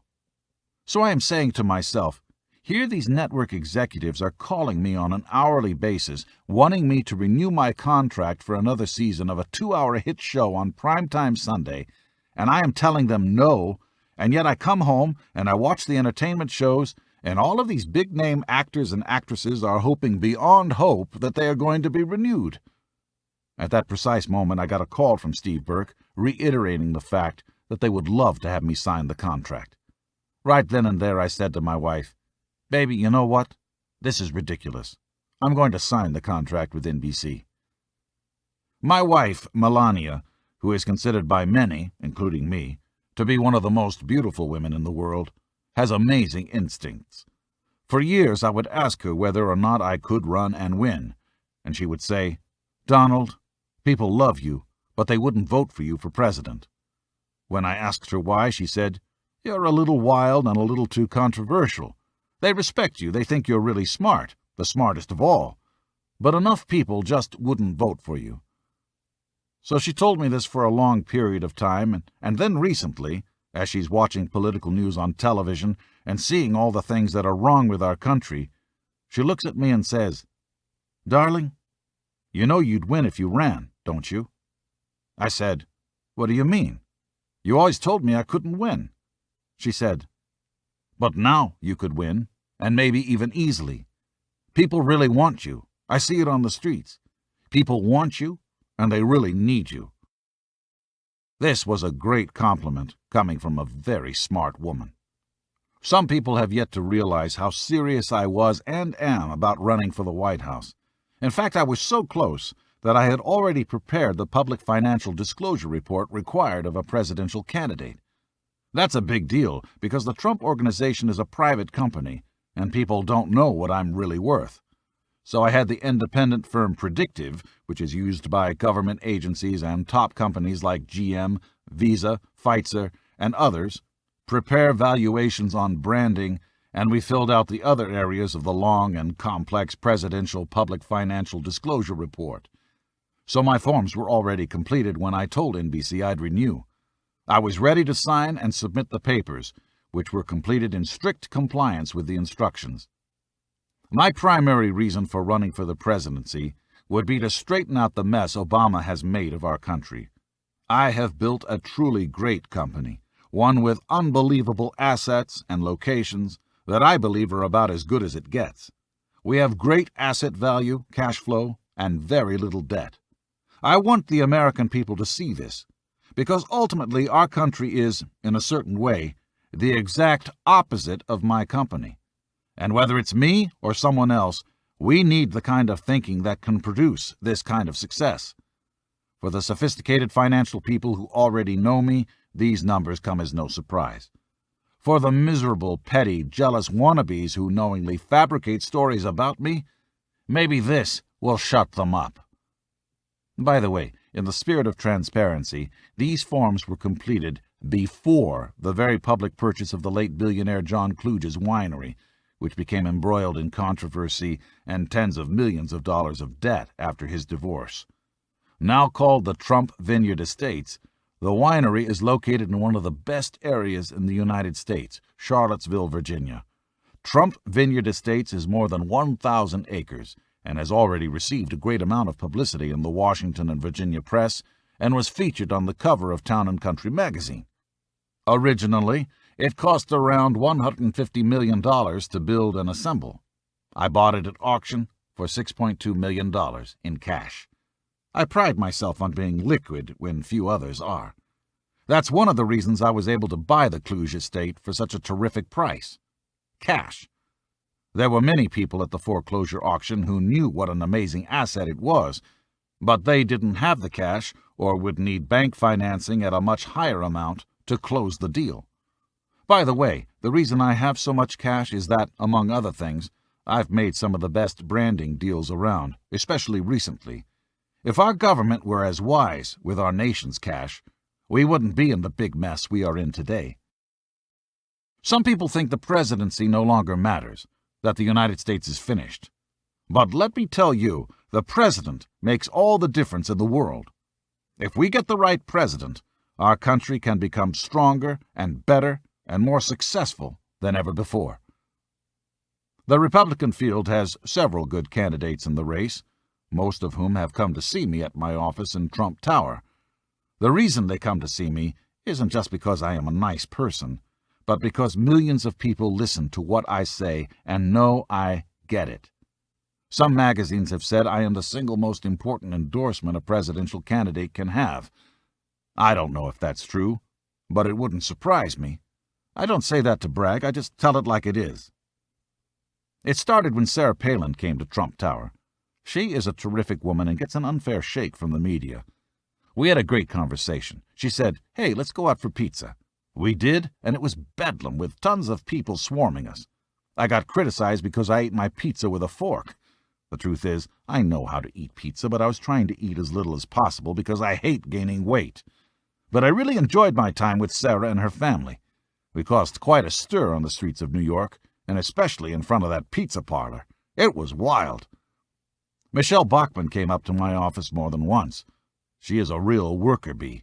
She started low, shot to the top of the polls, and then dropped down again, probably because Rick Perry came in and stole a lot of her thunder.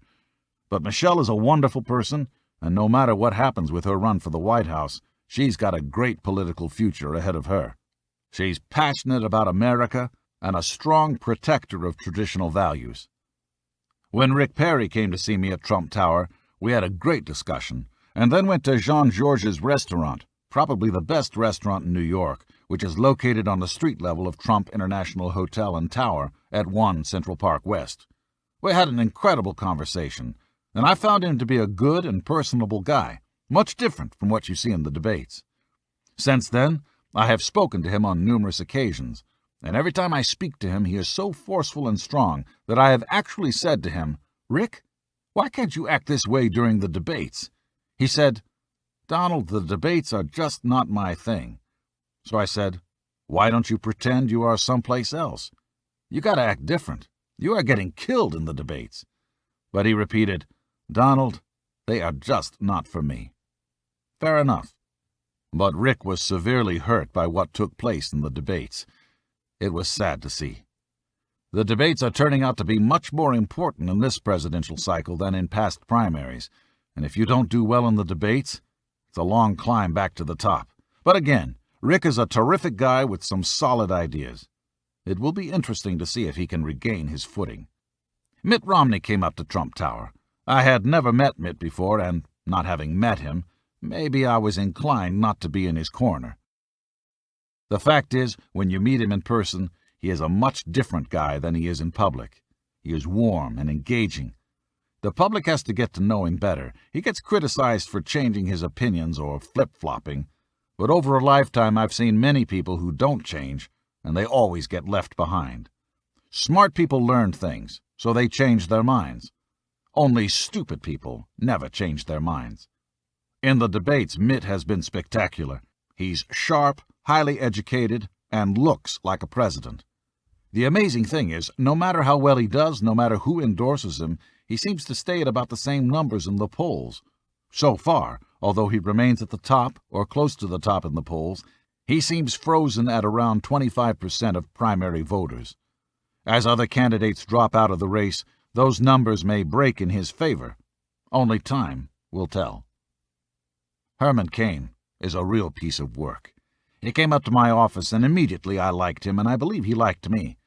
He's a terrific guy with a magnetic personality. He also happens to be a great singer.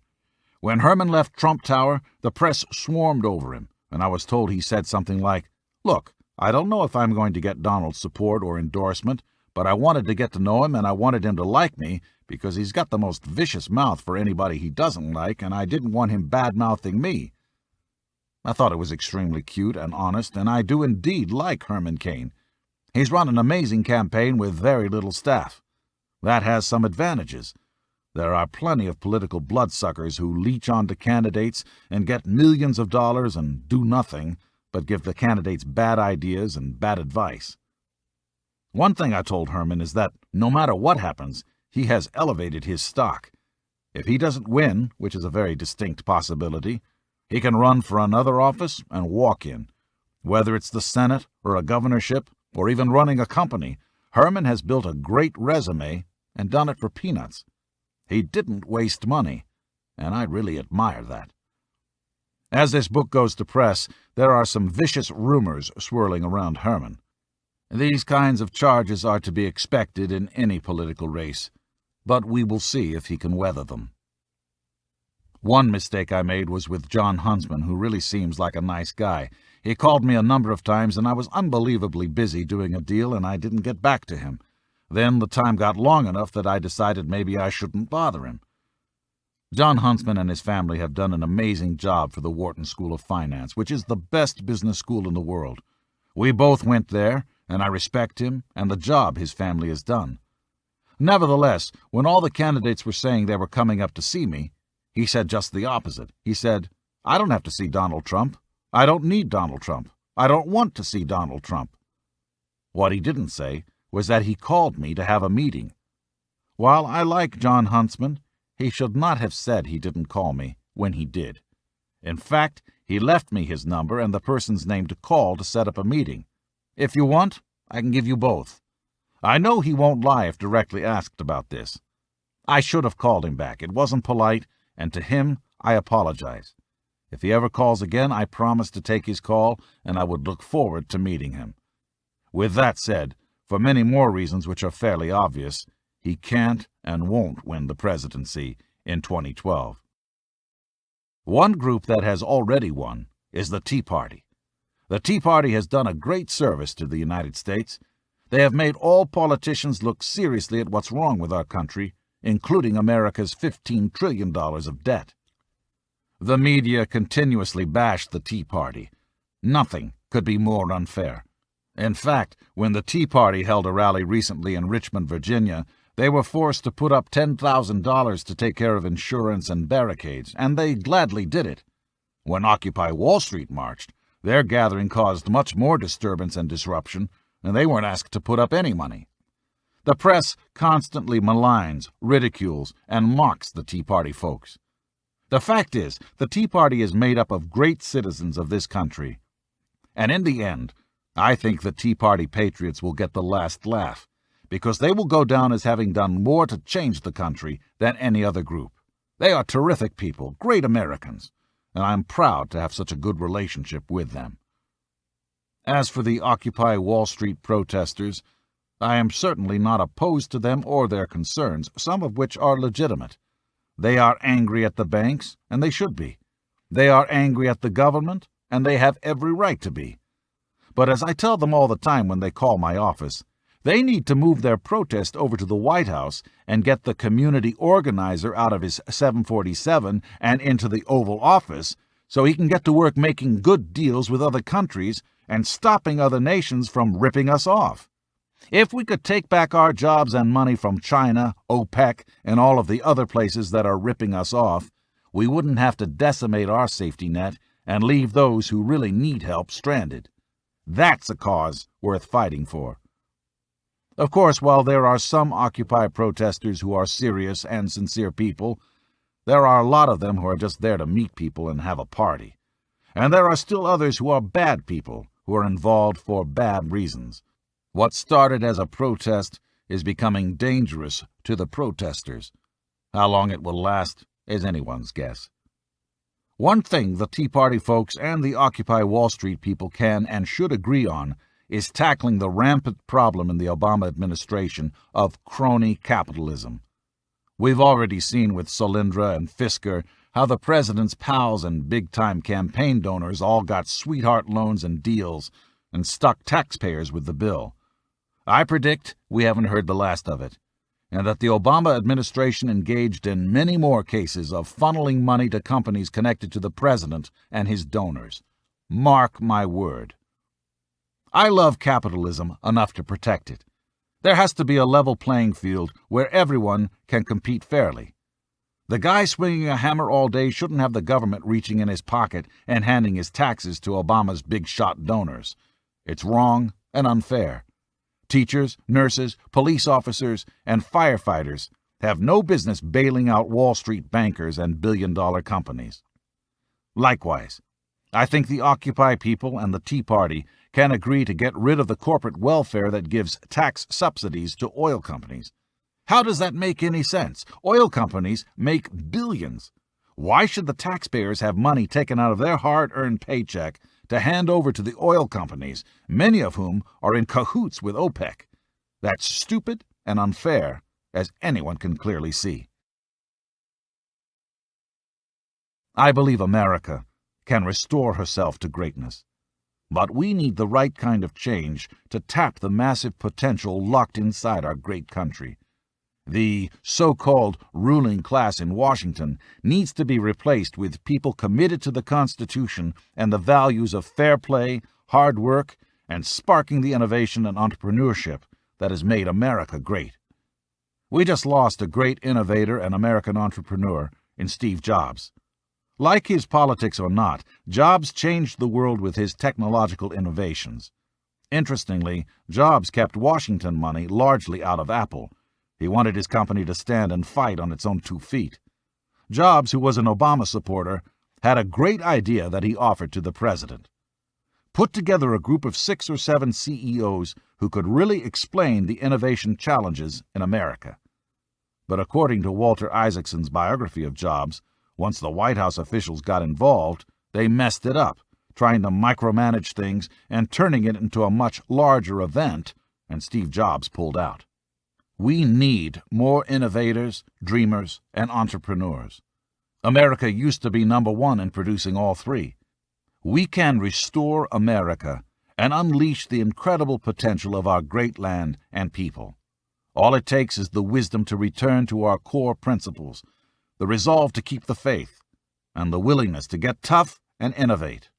Take, for example, the X Prize Foundation.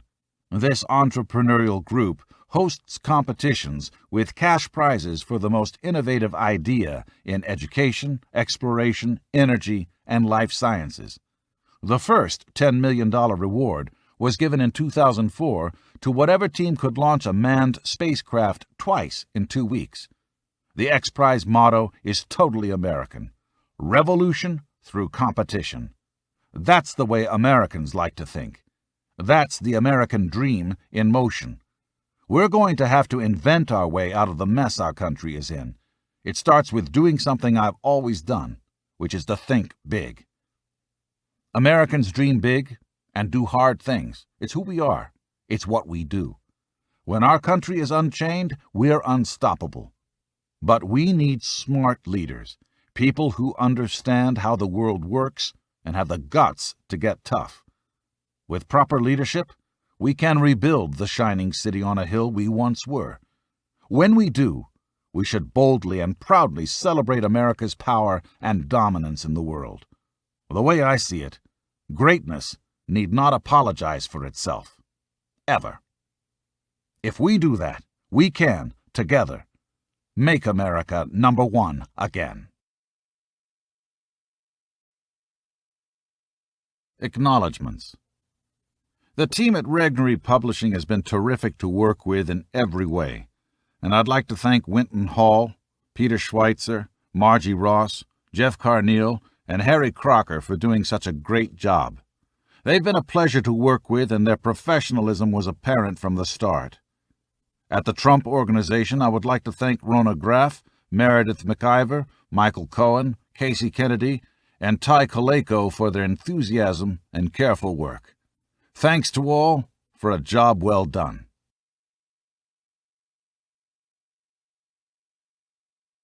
This concludes the reading of Time to Get Tough, Making America Number 1 Again by Donald J. Trump. Copyright 2011 by Donald J. Trump. This book was read by Malcolm Hilgartner. This unabridged recording was published by arrangement with Regnery Publishing Incorporated and was produced in 2011 by Blackstone Audio, Inc., which holds the copyright. Neither this recording nor any portion of it may be reproduced or used for any purpose without prior written authorization from Blackstone Audio, Inc. If you would like to obtain a monthly update telling you about new releases, call 1-800-SAY-BOOK. That's 1-800-729-2665. For a complete listing of our titles, visit our website at www.blackstoneaudio.com. Thank you.